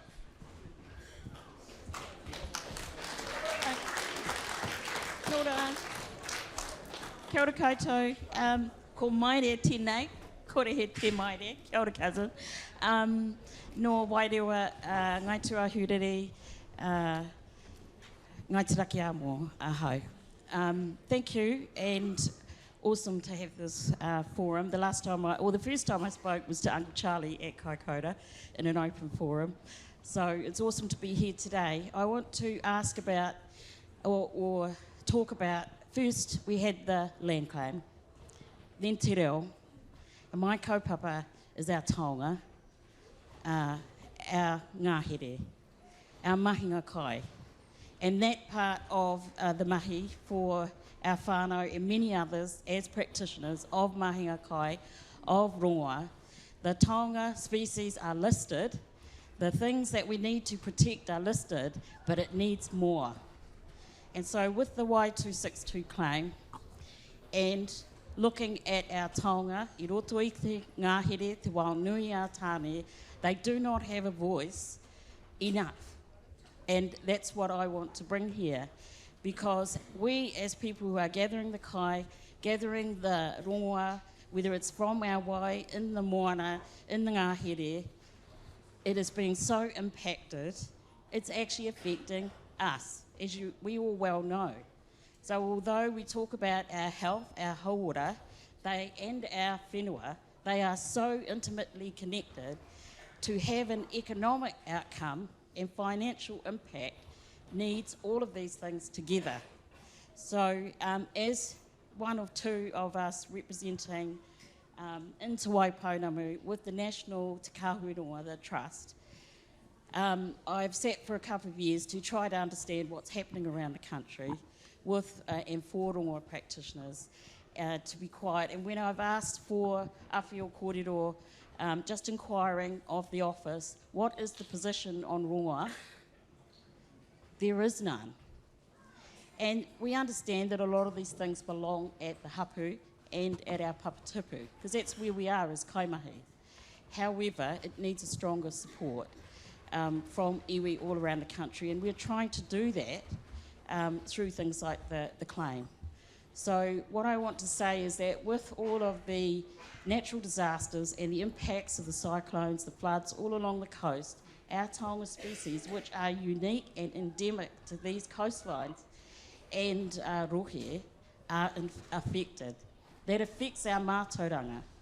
That affects what we know about the uniqueness of our rongoa and our kai in our takiwā. Yes, there's kawakawa all over the country, but we have our own taonga species here that are very specific to us and how we gather and how we make our rongoa. So if that's what it is with our ngāhere, then our kai is exactly the same. So I just wanted to stand today as whānau working in the mahi and in health. As you all know, we're absolutely passionate about hauora, but it's got to be with our tai ao. And not just to know that it's there and list it, as we do have the taonga species listed, and we try to protect those relationships with all of the agencies who are doing the best they can. But I'd like us to do more, please. And I'd like to hear that through te runanga, not just us at the hapu and us as the kaimahi, mahinga kai whānau. For me, at the moment, I think the healing of our people and the healing of our wāhi go hand in hand. And I truly mean that, to be on our awa and roto at Te Wai, at Wairewa for me. We know the state of our situation there. And I think we can bring it back as a collective, not just as researchers, not just as mahinga kai, but all of us together in some way. So I just wanted to speak to that because it was part of our claim. It's hidden and lost in the claim because it's quite so complex. But really, is it? Is it really? We're still out there wanting to be a part of our ngāhere, our wai, our awa, and we're doing that, so it's not lost. Just like our reo was never lost, I don't believe it was ever going to be completely lost, but don't let it be chipped away at by us not lining up and aligning with our financial strategies, our reo, our mātauranga. Let it be, more holistic. That's the way we are. So kia ora tātou.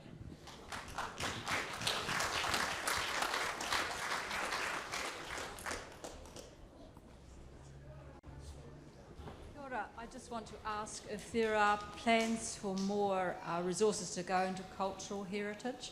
I got a wee taster of that when you were talking about the 2050 plan, but I just wonder if there is any sort of current discussion.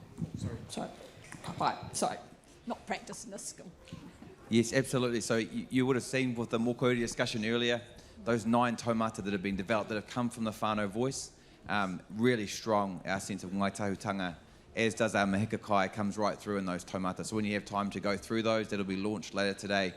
So our job now will be to take that whakaaro from the whānau, so it really does elevate what you're asking for, and then turn those into the strategies into the future. So that is on the agenda, absolutely.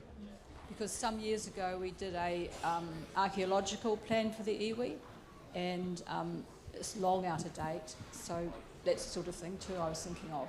Yep. We've got some people working on that at the moment, and I believe that paper will be coming up in February once it's gone out to Runanga for feedback. So we are well aware it's out of date, it's being dealt with, and it's in the works to be coming to the table in February.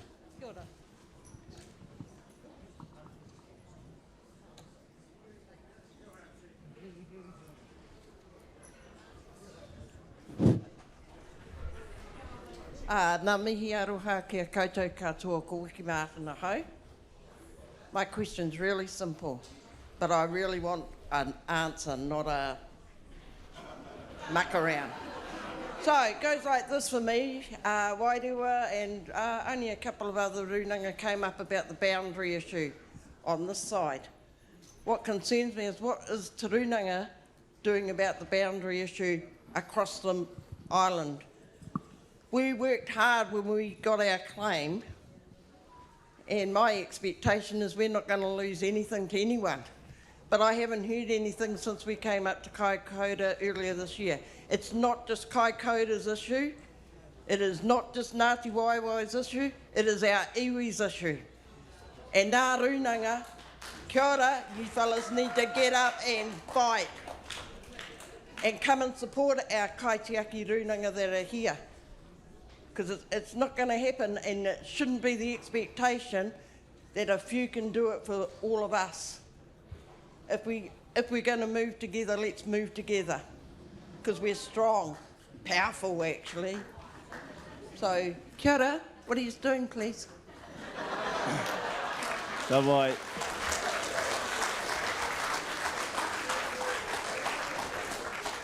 A tēnā koe whaia. Ka pai, just so for your question, yes, we are doing something about it. definitely. So to give you an update, after that hui up in Kaikōura, leadership of Te Runanga o Ngāi Tahu reached out to our whānau in Ngāti Kuri and held a hui to discuss what needs to happen in terms of next steps to make sure we are doing something on the ground, we are doing something in the background, and we're formalising strategies to ensure that there's something in place so that the boundary is on the table, being spoken about, and things are being done. At the moment, in the space of Te Aparangi, which I'm the chair of, we are working hard with, SNA is working hard with Ngāti Kuri and Ngāti Waiwai around what that strategy looks like.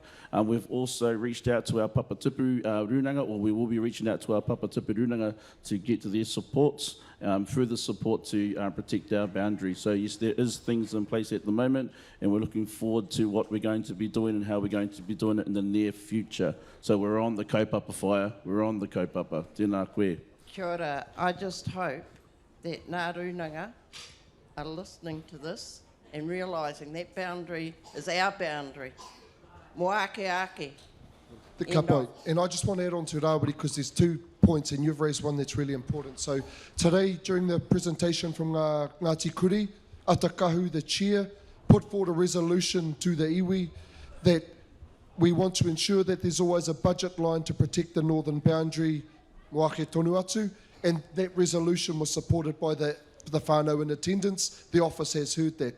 The second point, I really want to tautoko the point that you've made and what Rawiri alluded to. Ngāti Kuri hold the line and they deal with these boundary issues day in and day out. But they do it on behalf of the tribe. They put a call out earlier this year to all our hapu, and some of us made it up to that hui. But I really want to reinforce that point. If Ngāti Kuri, if we want to come here and challenge and raise these take, when Ngāti Kuri put out the call, we got to mobilise. When they say we want you in Ward or we want you in Marlborough, we've got to be ready to fill up those vans and get up there. Because it's more than the office putting some blimmin' budget out to do some whatever, pay some lawyers or do a strategy. And it's more than just sending our Kuri cousins up to duke it out on the line. So when they put the call out, we got to mobilise.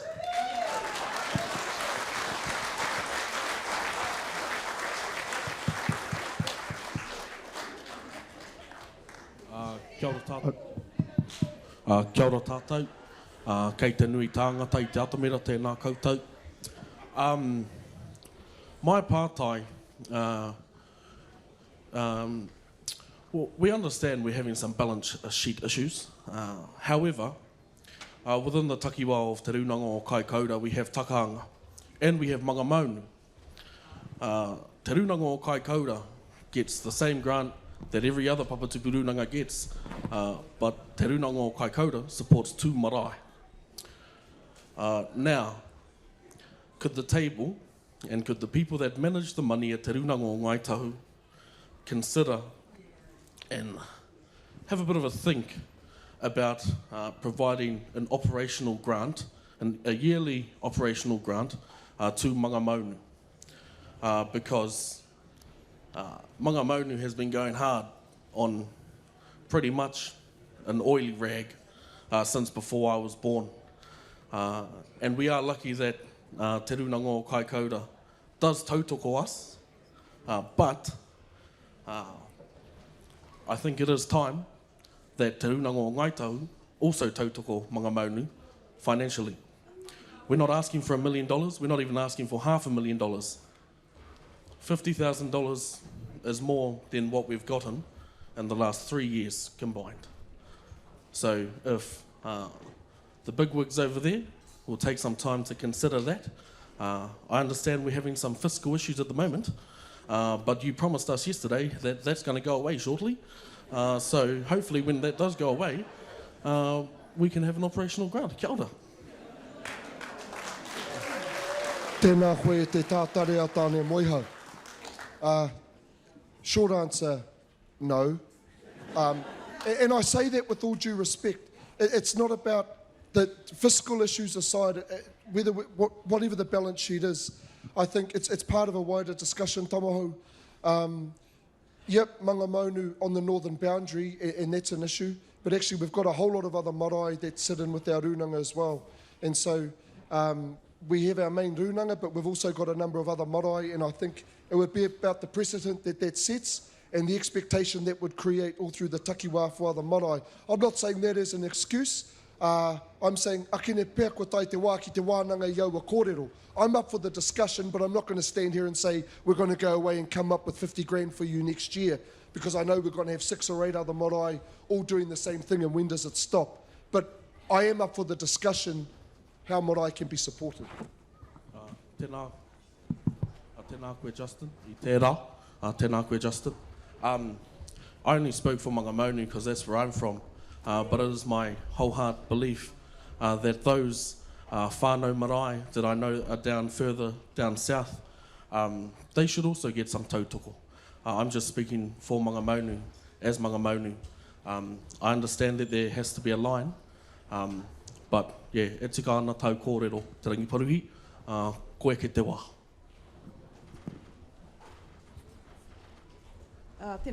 Tēnā koutou. I just wondered, have you looked into any types of like restructure or of how we operate or how we looking into our systems or processes so that they better reflect not only our indigeneity but more importantly our Ngāi Tahutanga? And if you haven't, like just maybe give me your dream space of where we can flex and where we can incorporate those traditional Ngāi Tahu practices within te runanga o Ngāi Tahu. Kia ora. Tēnā koe, kua wai, mihi ana kia koe, I tērā o ngā pātai.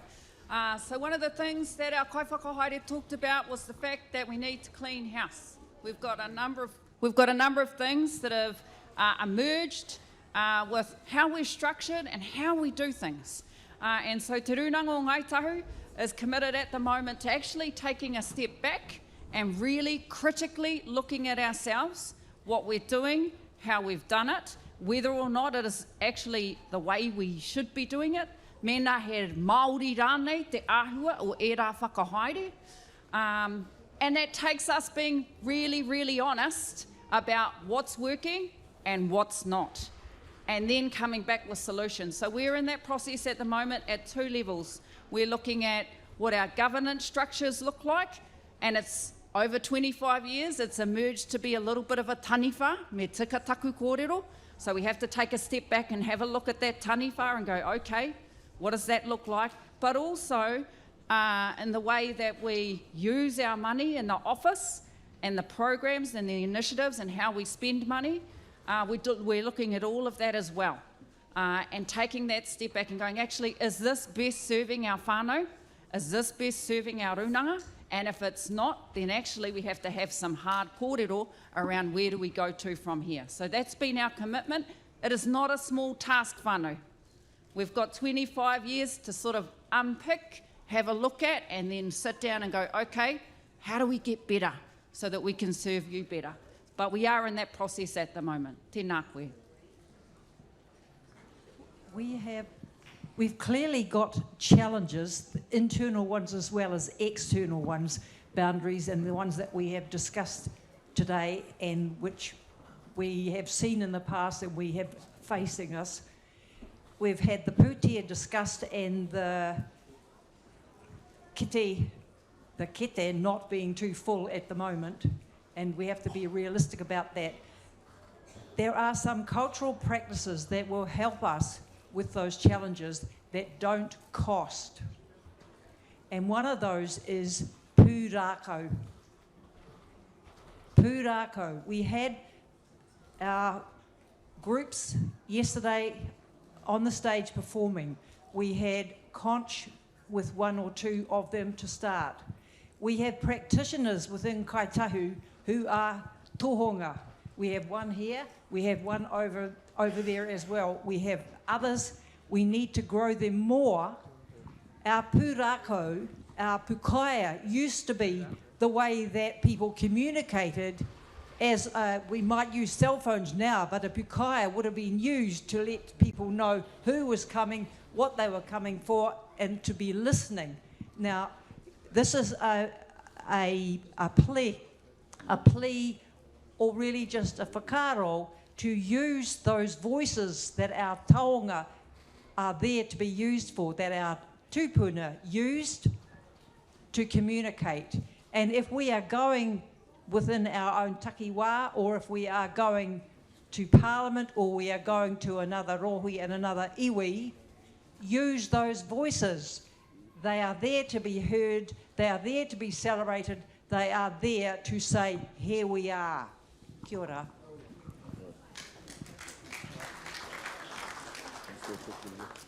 Tēnā koe whaia. Just acknowledge exactly what you said around pūrākau. Pūrākau is the heart of who we are. It's part of our being, and whakapapa is also. So I just wanted to respond because I wanted to talk about what we do here in Kaikōura, and also acknowledge KMK for some of the things that they're doing in terms of writing waiata that reflect those whakapapa too. All of those performances that you talked about, I had a watch of, because I was working out there and I was coming in here trying to sneak into, but then I just keep on getting told off just by the way the wahine are out there telling us off all day, every day. Just wanted to put that in there so everyone knows, feel sorry for me. Everyone say, oh, ka pai. Anyway, whaia. Back to the point. Yeah, so I watched a lot of those on live stream last night, and yeah, you're right, absolutely. The pūrākau was throughout everything that we do anyway. So in Kaikōura, we hold pūrākau sessions. Morris Manawatu, as you know, he does a lot of pūrākau with us. And one of the rationales, well, for us anyway, the reason that we do that is we're trying to share the knowledge amongst ourselves so that we have as much people that know our pūrākau as possible. So we draw a lot of our information and our mātauranga from where Te Māori talked about, and also from Hariata Whakatau as well. And so, we're trying to live and breathe whakapapa, as you said, because it's so important to us all. And so, a lot of people can rattle off all this whakapapa, where they're from and what they do. But I think, more importantly is to your question as well, or to your comment, is that it's not just about knowing these people or the whakapapa or the stories, it's also about understanding. So we have wānanga around understanding why our tipuna did what they did in context of the time that they were living. So we do go back to a long way back to Rākai Hautu, and we do talk about all those things. But I think we need to get onto our kaupapa of actually learning why our tipuna did the things that we did, because there's a lot of lessons that we could learn from that. There's a lot of lessons that we've taken from the past, like when Maru Kaitatia took the poha.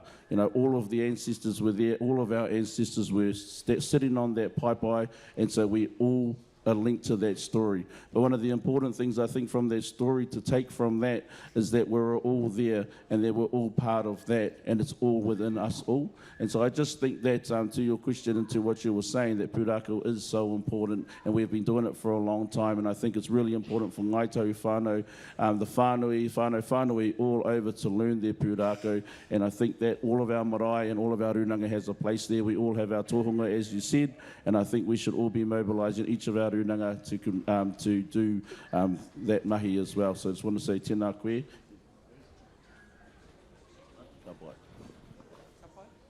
Kia ora te whānau.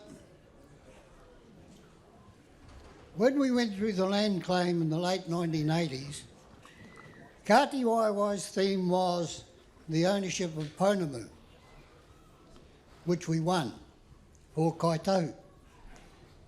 Except for the ownership of Pounamu in the Arahura River, as the river was never sold to the Crown by the 1860 Arahura Deed of Purchase. So certain Pounamu is owned by Ngāi Tahu. I see that there is no mention in this year's annual report on Ngāi Tahu's ownership of Pounamu. However, I hear that the management of Pounamu has been devolved down to Runanga in certain areas. Now, Runanga are not the owner of the Pounamu. Do Ngāi Tahu property receive yearly reports from the Runanga of how they are managing Ngāi Tahu's Pounamu? So, what is the benefit that all Ngāi Tahu are receiving from Ngāi Tahu's Ngāi Tahu owned Pounamu? I see nothing. It needs to be addressed.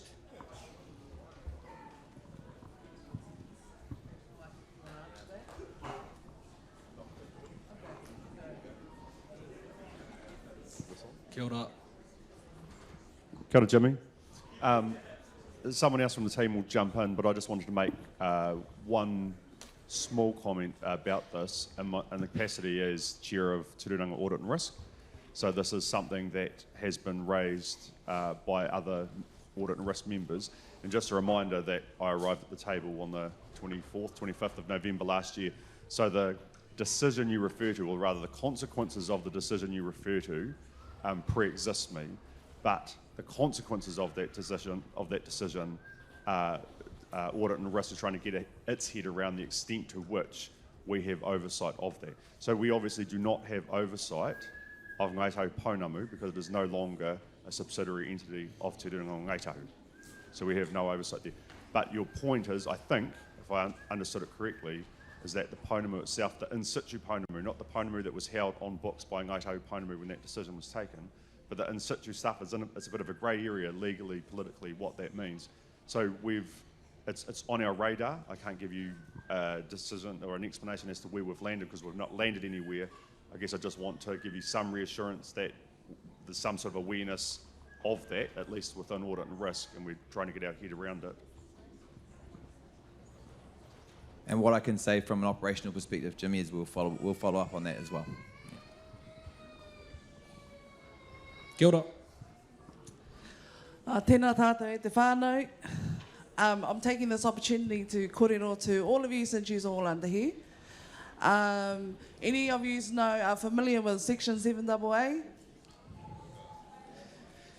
If you don't, that's iwi partnership with Oranga Tamariki. Now, the reason why I'm standing here is because we are needing kaitiaki. We are needing caregivers for our tamariki, for our mokopuna in care. And the importance of that is our mokopuna have been displaced. Now, placing them with whānau, or whanaunga, whanauka, aroha mai, that's my Apanui side. The results are endless for our tamariki that are placed with whānau and they have that place of belonging, that identity.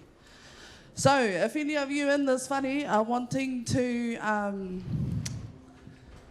be an iwi champion for our mokopuna, no mai, come and talk to me. Kia ora rā.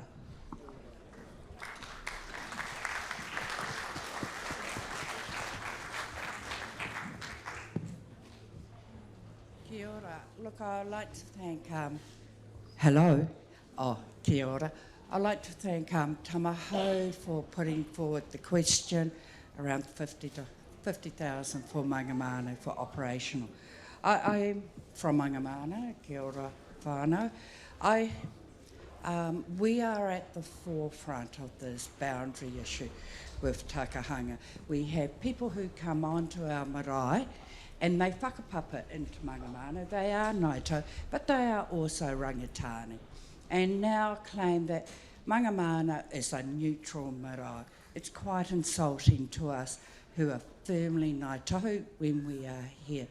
But what I want to put forward to the exec or Tront is we, over the next couple of years, Mangamana, we will be looking at putting the right governance in place, and I apologise for the Pākehā words. As part of that, we will be looking at whakapapa, and it's huge. And, with whakapapa, hapu, and tūpuna. So what I would like to get is a commitment and an acknowledgement, if anything, that we would have access to whakapapa experts and, if need be, legal resources. Because I can anticipate as we go down this journey of defining who we are, there may be some legal challenges. Kia ora. Thank you.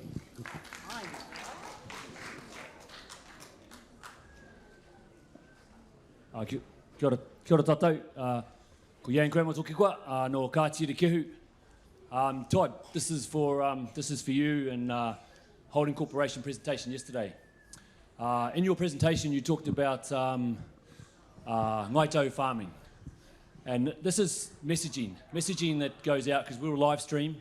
Went out, everyone can watch it, and you talk about regulations that you need to relax the regulations to help Ngāi Tahu farming, and then straight after the presentation, the Holdings Corporate presentation, we had the Ngāi Tahu Rangatiratanga freshwater kōrero. And the pictures that people put up on the slides there was a lot of degraded rivers, there was a few photos of cows and rivers, a lot of our showing the detrimental effects of pollution and runoff on our waters. And it was kind of lost on me because in one half, on your kōrero, we say need to relax regulations on farming, and I turn around here and I see Carl Russell here, and he tells me every week that the regulations aren't strong enough on farming because our waterways are slowly degrading and some kōrero are becoming extinct in the sense of our mihikakai and our waterways. So Todd, this is just for yourself and Holding Corporation on how you message, because as we heard yesterday on the statement of claim for the Crown, federated farmers are joining in with the Crown against us. They are the biggest, was it? Yeah.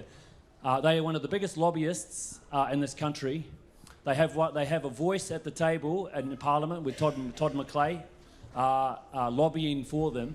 So in one sense, we can't say we want relaxed regulations and because we want to increase effects on our whenua, maybe because Section 70 of the RMA looking at making runoff a permitted activity. So in the sense that if you relax those regulations, therefore we're going to have more runoff, more pollution going into our rivers, and it's going to have cause and effect on who we are as mahikakai. And then on the other hand, we have our mahikakai people saying we need hard regulations because we need to control runoff, we need to limit that so we can return our waterways to what they were. So in a sense, it's probably just a message to you, Todd, and Holding Corporation, how you message that, because of one half, the corporation is saying, we want to create money, we want to use the whenua, and then on the other hand, we have our own people from the marae saying, no, we don't want that because we need to protect our waterways. So it's probably a question for yourself as well, and also for Justin, for the table to look at how are you going to balance that. So probably to you first, Todd, and then over to Justin.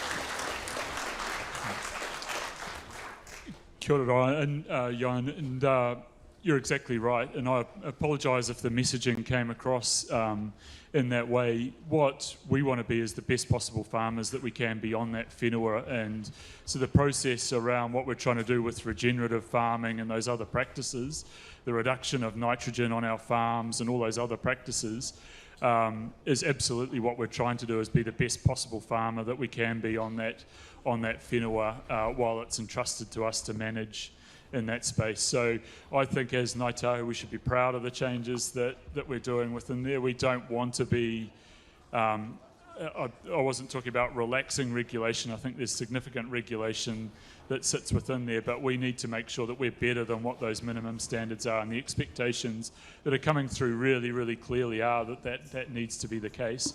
And over time, whether that is the right land use and some of those other parameters we need to also be looking at.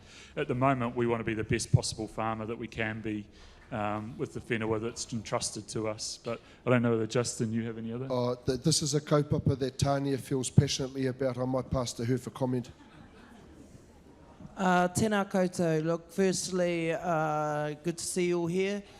I'm going to be really clear. I'm not pro-farming, but I have sat and fought for these farms more for the whenua, because our country isn't growing any more whenua.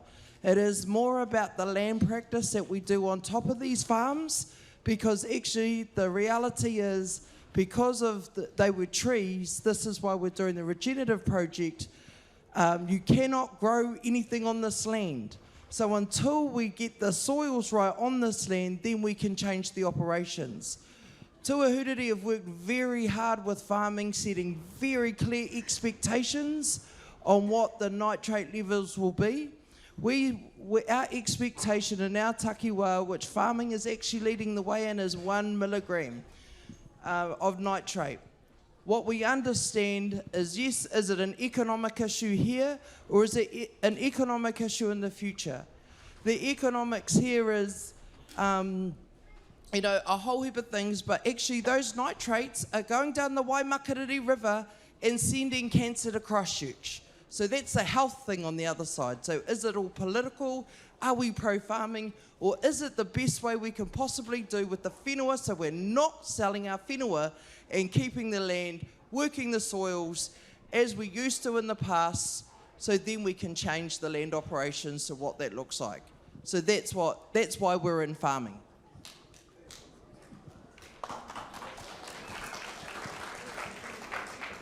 Kia ora. I'd like to acknowledge everyone and our panel up there. And there's a few, I'll try to keep this concise because there's a couple of things that I would just like to point out in terms of an observation and that I think we should really all consider in terms of the strategy. So we've had the vision presented yesterday, which Kā Uri, that's beautiful.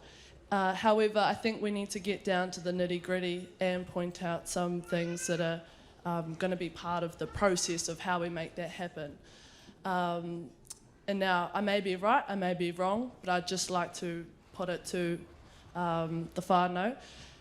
When it comes to, I think the two big important things that are going to help our strategy or help our vision come to fruition is our relationships, the strength and quality within our hapu and our communities and as an iwi. And then the second one is that it's been talked about a lot, but the economic security of our whānau hapu iwi. Now, Taryn brought up something really important in terms of she has a kaupapa around wanting to support the aspirations of her whānau, which is something I think is important for all of us as well. So, ngā mihi ki a koe. But what she brought up was that she has shown the initiative, sorry to use you as an example, but she has shown the initiative to go to who she knows and ask for the tautoko. Now, I'm here with some of my whānau, you know, off my own back, which really pleased to be here. And my own experience and the relationships I have within this room have been through just relentlessly trying to make connections. I think there is an assumption that it is easy to engage with hapu, but you can't just show up. And I'm not making a judgment, but I think we need to consider like what information do we have on engagement, like real quality information. Because if we don't know our people and we are not equipped to hear them and engage with them, we're not going to have this vision. It's going to take, or it might take a lot longer. So we need all of our people as engaged as possible, and we need to really consider how we're doing that and what information is happening on the ground, and is that being relayed up to the top and vice versa. Now, yeah, so if there are economic or financial difficulties with hapu and whānau being able to engage with each other, can we put that on the table? Can we really get some quality information on how to address those? And then last of all, this is more of, I'd just like to promote something, but in light of the Treaty Principles Bill in the hikoi, ngā mihi to all of you who have engaged thus far and activate on the hikoi. We've had some amazing rangatira stand up and support that.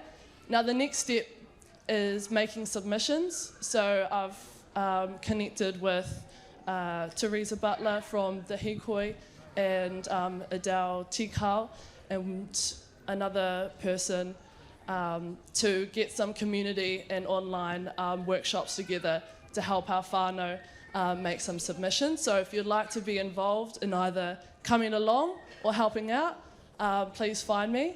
But yeah, and that is because we can't leave it to chance. We've got to make those submissions, and we've got to keep, improve our political literacy and show our whānau that this is something they need to keep doing all the time.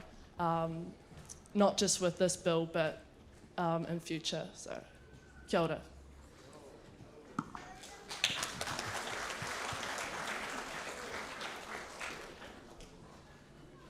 Kia ora koutou, Carl speaking. Kia ora panel. Just a couple of observations from the hikoi the other day. While we've been distracted and challenging the government on what they're doing with the bill, if you notice the next day through the fast track system, 32 mining licences were issued the next day. So be very aware that all the protesting is absolutely necessary, but be very aware behind the scenes that these things are taking place. Okay? So, champions one day, 32 mining licences the next day, and that's our conservation land that's anywhere. So, it's a process that's planned out to keep us distracted, challenging these things, which we need to do, but be very aware behind the scenes we're getting dealt to in a big way. And that's not just Mauri, that's katoa. The other thing I want to talk about, just tautoko Yayan's kōrero, and I just want to talk about toxic land and all that. So I work in the area of Tūwhare Kai, which is the Ashburton Lakes area. We've got 9 lakes up there. For the last 40 years, the toxicity in there's been rising. So 4 years ago, the whole area is on the brink of what they call flipping. Once a lake flips, it dies and can take 100, 200 years for it to live again. So we're currently, this has happened in a very short period from 4 farms, 1 fishing camp, intensification, which has almost destroyed that area up there. The scary thing is that the water in that catchment feeds all of mid-Canterbury or Tūwhare Kai. So if that collapses, then there's no potable water for that area. So these are the serious things that we don't get to hear about unless you're at the coalface working. So those are the sad things. I want to talk about something positive about, and I talked to our kai whakahaere this morning about it, and it's about our kai. And it's about us going forward and how are we going to feed our people when we have these food issues. There's enough kai grown in this world now to feed the planet. But it's been well controlled by corporations, and as you know, a lot of our kai comes through the food system, supermarkets, te. What happens when that system collapses? What's happening to our people? So food sovereignty, I believe, is a must for us as a iwi. So my take to our board, and that is, through strategy and influence, is there a process where we could start a process of looking at what does food sovereignty mean for us, and how do we gather that information so that we can start working with our papatupu rūraka for our marakai and bringing them to another level.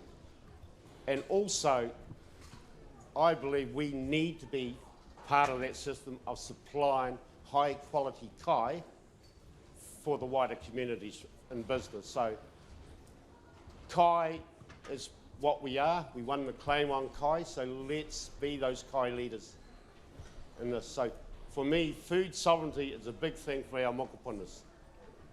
So I've chatted with quite a few people, and I spoke with Justin, and we've talked about that. So for me, my plea to you guys is that when we go back and reassess all this stuff, please look at how we can go forward and start strategising for kai sovereignty for our people. Kia ora koutou. Kia ora, Carl. I will speak to the kai part, but I can see Te Mauri with the mic. He may have some comments on the water. In terms of kai sovereignty, it's absolutely something that's being spoken about and being considered, But one thing I will say, when we're talking about more Kā Uri, when we're talking about rangatiratanga starts at home. We need to start securing our kai at home, empowering and sharing the mātauranga around growing our kai at home. And I know there's not many gardens that are superior to that of Aro Whenua. So I think it's how do we be growing that knowledge, that mātauranga and that expertise throughout the iwi. But I think it starts at home, but it goes hand in hand with what we can be doing at a tribal level, at a corporate level, but also it has to start at home. Kia ora. Is this going? This is going. Look, thank you, Carl. I just want to address the treaty hikoi, and Justin, so that we're on the same page. Our staff have been back in their offices now, and they're transcribing the Jack Tame Seymour debate on TV. Now, do your submissions. All I'm asking is that when you do the submissions, please quote and understand our legislation. Our legislation very clearly says, and we are unique among all Māori iwi, that we have rangatiratanga. It was the only time it's ever been done. It was never repeated again. Jack Tame's question on Q&E this morning was, so under your principles, because he's quoted our Act, do you accept that Ngāi Tahu has full sovereignty over 90% of the South Island? Seymour's quote is, well, we've said we're not going to mess with treaty settlements, so you're required to follow those. Okay? Now, I'm giving a very clear view because if you read the treaty settlements view, first article is the government has the right to govern. The second refers to the Treaty of Waitangi, but there's an interesting clause after this which refers to the treaty settlements, that they will not, that they accept those. And that's the important point for the tribe to accept, Justin, and for us to have in our settlements, because Jack Tame just cornered the guy there. The Settlement Act has rangatiratanga. He accepts it, and that's what the legislation says. So please, just hold that in your mind. And for the poarine, thank you for having an open discussion. It's been a wonderful time. Kia ora.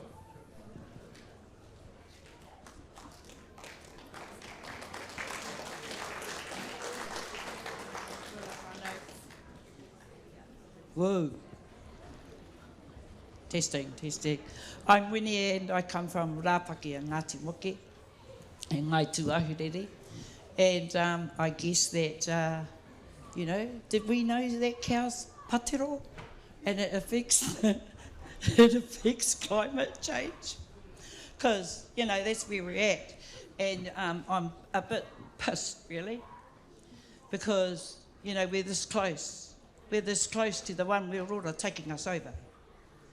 And we're sitting here worried about things that we started. I was part of the first year 50-year plan. We all were. There's a few of us still here. And a lot of you weren't here because you weren't even old enough to be there. And many things have changed. So what I want to say is that, is our own government our worst enemy? Or are they working to another government's needs? Why have we got all that crap going into our whenua? Because we allowed chemtrails, and they are still happening today. I see them all the time, and you see it in the sky. Why have we got 5G towers? They release radiation. Don't you know about that? Why don't you know? Now, I asked Rawiri when the Queen came down, and I said, what's the plan? Oh, we want to have our Mauri Parliament. That was talked about 40 years ago, you know? But the relationship with the treaty, as I understand it, and I might be wrong, is that it's between two peoples. Our people and the Crown. And where does all the other people fit? Behind the Crown. And we have an obligation to our Polynesian cousins. That's how I see it. So what's the problem? I think with education, we need to grow some nuts and not do what the government want us to do, because it's not working and it's never worked. And these are all conversations, I think, there's a rata wiki we had years ago, and it's still coming up now. So sometimes, yeah, we just need to do what we do what's best for us, eh? But I want to say it's quite exciting looking at all the, that table up there. It's pretty top heavy, and you know what? I didn't support the claim because we can all go make money, but we can't get our land back. So why can't we try for our own sovereignty and get our land back? Can we do that? Who's up for it? Not many, I bet. But I think that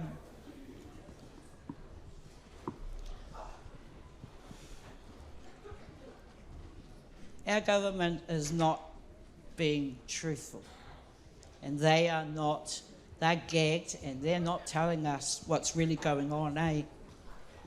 And there is another regime whose needs they are meeting, and everything is happening now. What's happening around the whole world, and we're at the bottom of the universe, so we're last. So soon our kids will be able to have sex changes. Oh, and that's true. It's happening now. It's starting to happen, to transform now. What are we doing about that? Are we going to do anything about that? It's real.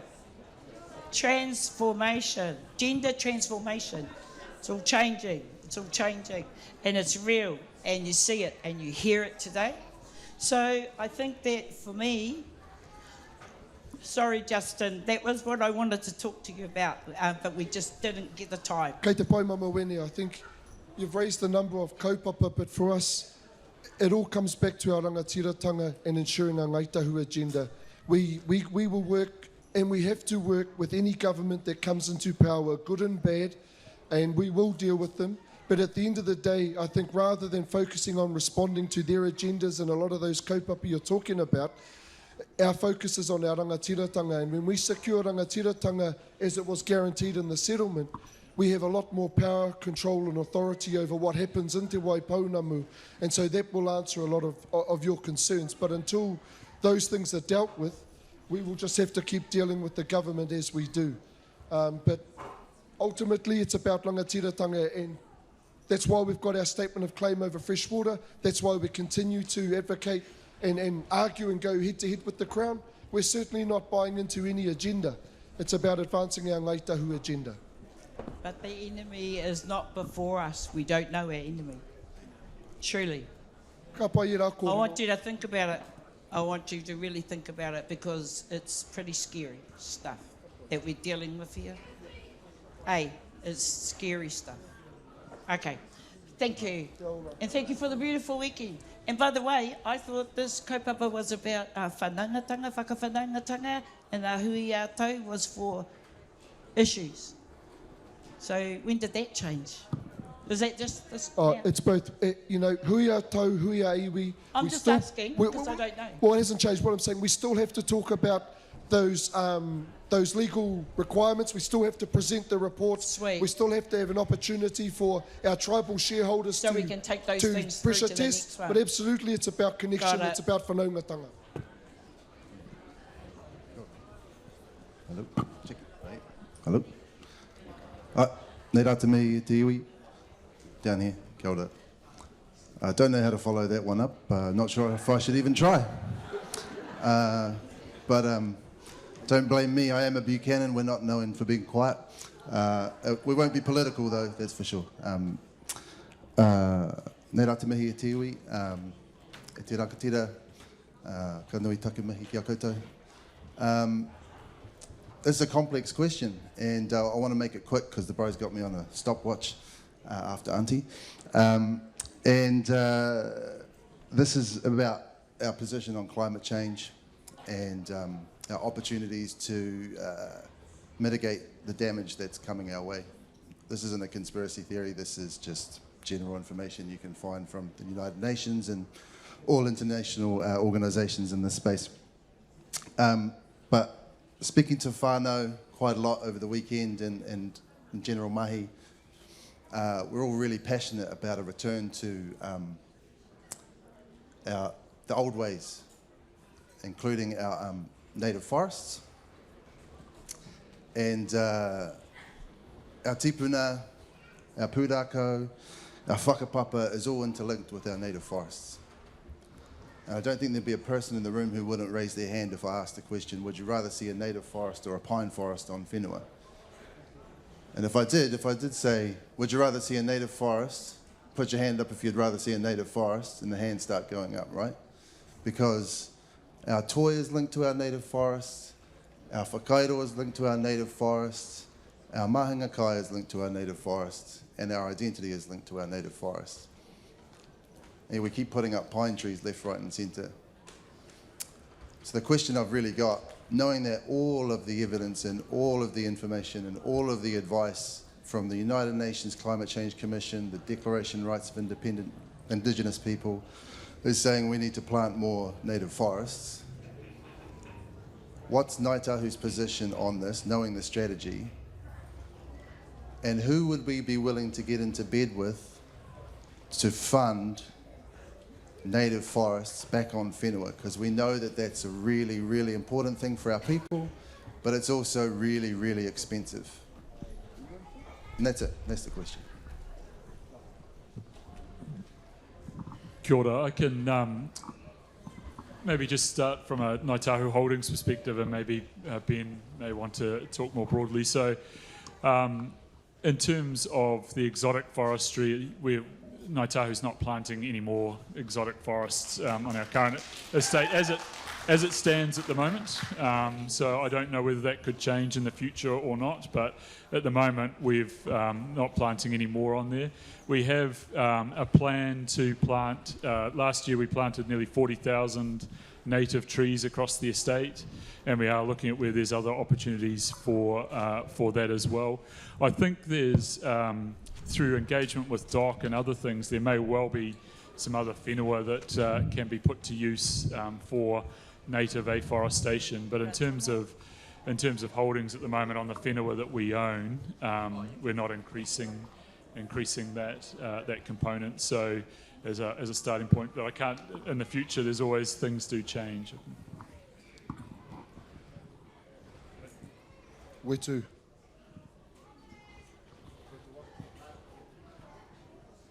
He pātai anō kua paurā nei te wā.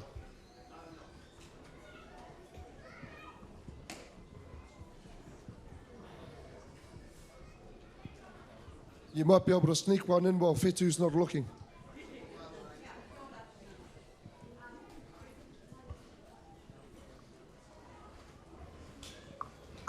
Ko Rainhawk, toku ingoa, ko Kāti Māmoe, me Kāti Marukai Tātea, aho. It's really just a quick question, and it relates to the New Zealand initiative. And I know that we are actually the only iwi that are on that schedule. And I know that the New Zealand initiative is actually linked to Atlas, the Atlas network. You know, it's really an ethical question for me. We know that that the New Zealand initiative are one of the funders for the ACT Party, for David Seymour. And we also know that in terms of their relationship with the Atlas network, that it's impacted on Indigenous rights, in particular the Lakota Indians, in terms of the pipeline. And my question is are we going to consider, when we kind of are thinking about future and the relationships that we have, that potentially we need to have an ethical view as well in terms of those relationships? Ngā mihi. Kia ora. I can probably answer the first bit. So there was the New Zealand Initiative had Ngāi Tahu on its website, and that was raised with me probably about 12 months ago. We hadn't paid to be on there. We weren't a member of it. We rang them up to ask why Ngāi Tahu's logo was there, and they said they'd given us a free membership to be part of the New Zealand Initiative without necessarily asking us if we wanted to be part of it. So we sent them a note straight away to say that they were to take Ngāi Tahu's logo off their website immediately, and we checked it straight after and it had gone. I hope it's not back on there. Is it still there? So I need to check again. It had definitely been taken off when we first requested them to do so.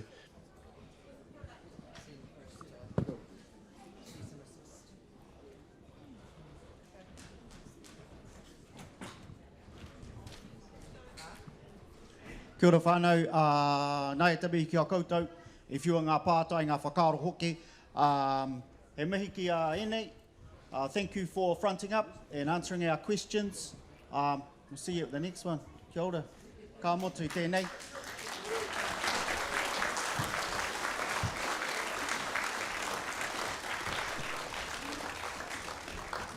Whānau, we're just going to organise the stage.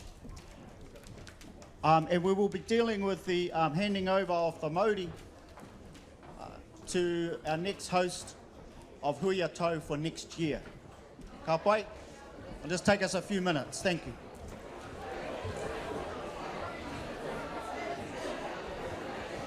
Kia ora anō whānau. If you would all like to come back in, use just outside the tent there. Come on inside, please. If you like. I know it's beautiful and sunny out there. Dolphins mihiing to you all. Ka pai rā. So in just a moment, whānau, I'll just wait for you all to get seated. Ka pai.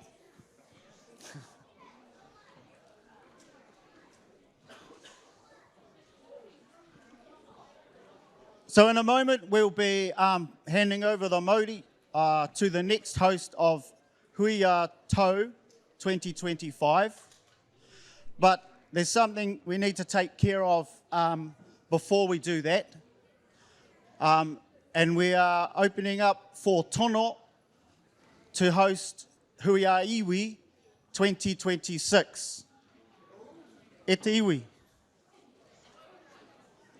Do we have Tono?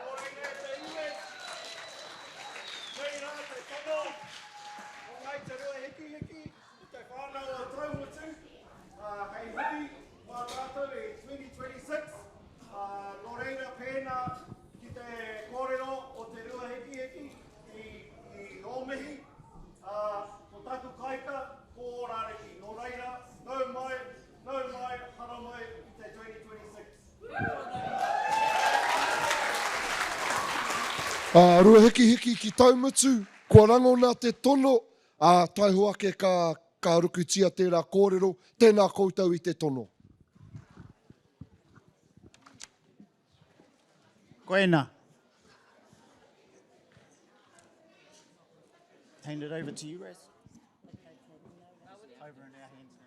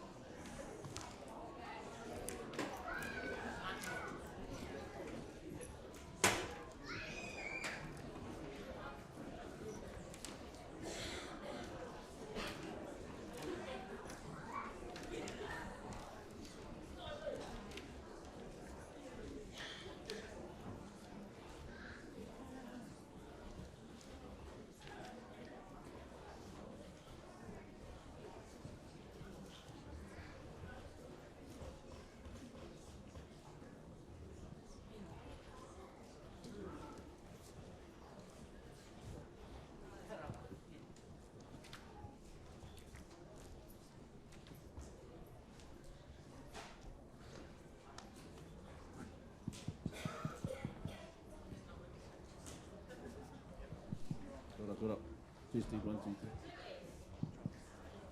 Kia ora. Testing, 1, 2, 3. The hills are alive. Ka pai, it's working. Ka pai. Nō reira e te whanau, tēnei umi ana ki a tātou katoa I hui tei rei I tēnei wā, mo tēnei kaupapa whakahirihiri o a tātou katoa. Ko tēnei te wā, ki te hoatu te Mauri, a ki tēnei o ngā whanaunga, nō reira e te whanaunga, tēnā koutou katoa. Nau mā hara mai wanganui a mātou te whanau nei o Ngāti Kuri, e pāniki tō tono, mo hui a tau, a te rātou, nō reira, nei rātou ofu atu. Tēnei au, e mihi ana, me o atu tātou.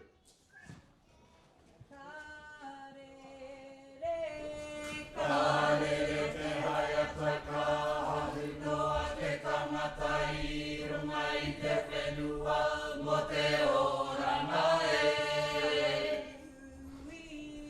Kā Uri rangi noa hau kaua e kai hāpere tia te ora e kōkō ana tuku manoa kua ki te ao ngā tonga e. I raro I ngā parero o te mangaranga tira te taki ngā horangi ko tahu pōtiki e. Ko ia te tupunana na I tō hato haku te wai pounamu ko Ngāi Tahu e. Ka Mauri e tēnā koutua maringi te ora me te aroha I te iwi e. Tūhuru tangata, tūhuru mana e, nei te Mauri o te herenga o te tātari ana kia koutou e, nau mai hiki mai a. O hetu nā ki runga tā more ki raro. Hetu nā ki runga tā more ki raro. Kaikōura tā kaikai e. Ria ha ha. Tū mai ne ngā pua o te mara tūria. Maru kai tā te a. Mana nei te poha te huora maki te mana whenua e. Ngako, kareitanga. E uroa, waka kotuia, waka tuitoki e. Ia ha ha. Kaikōura o kuri, kaikōura tai, kaikōranga tangata e.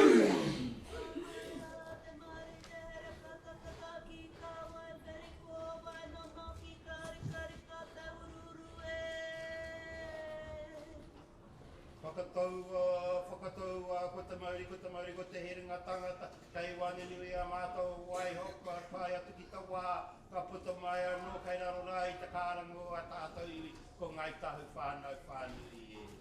Turi whakamaua kia tīna. Tīna. Haumi, hui e. Vai e. O aha ko kei te mamai, taku wai, kei te mamai, taku tuara ka haka tonu nei a.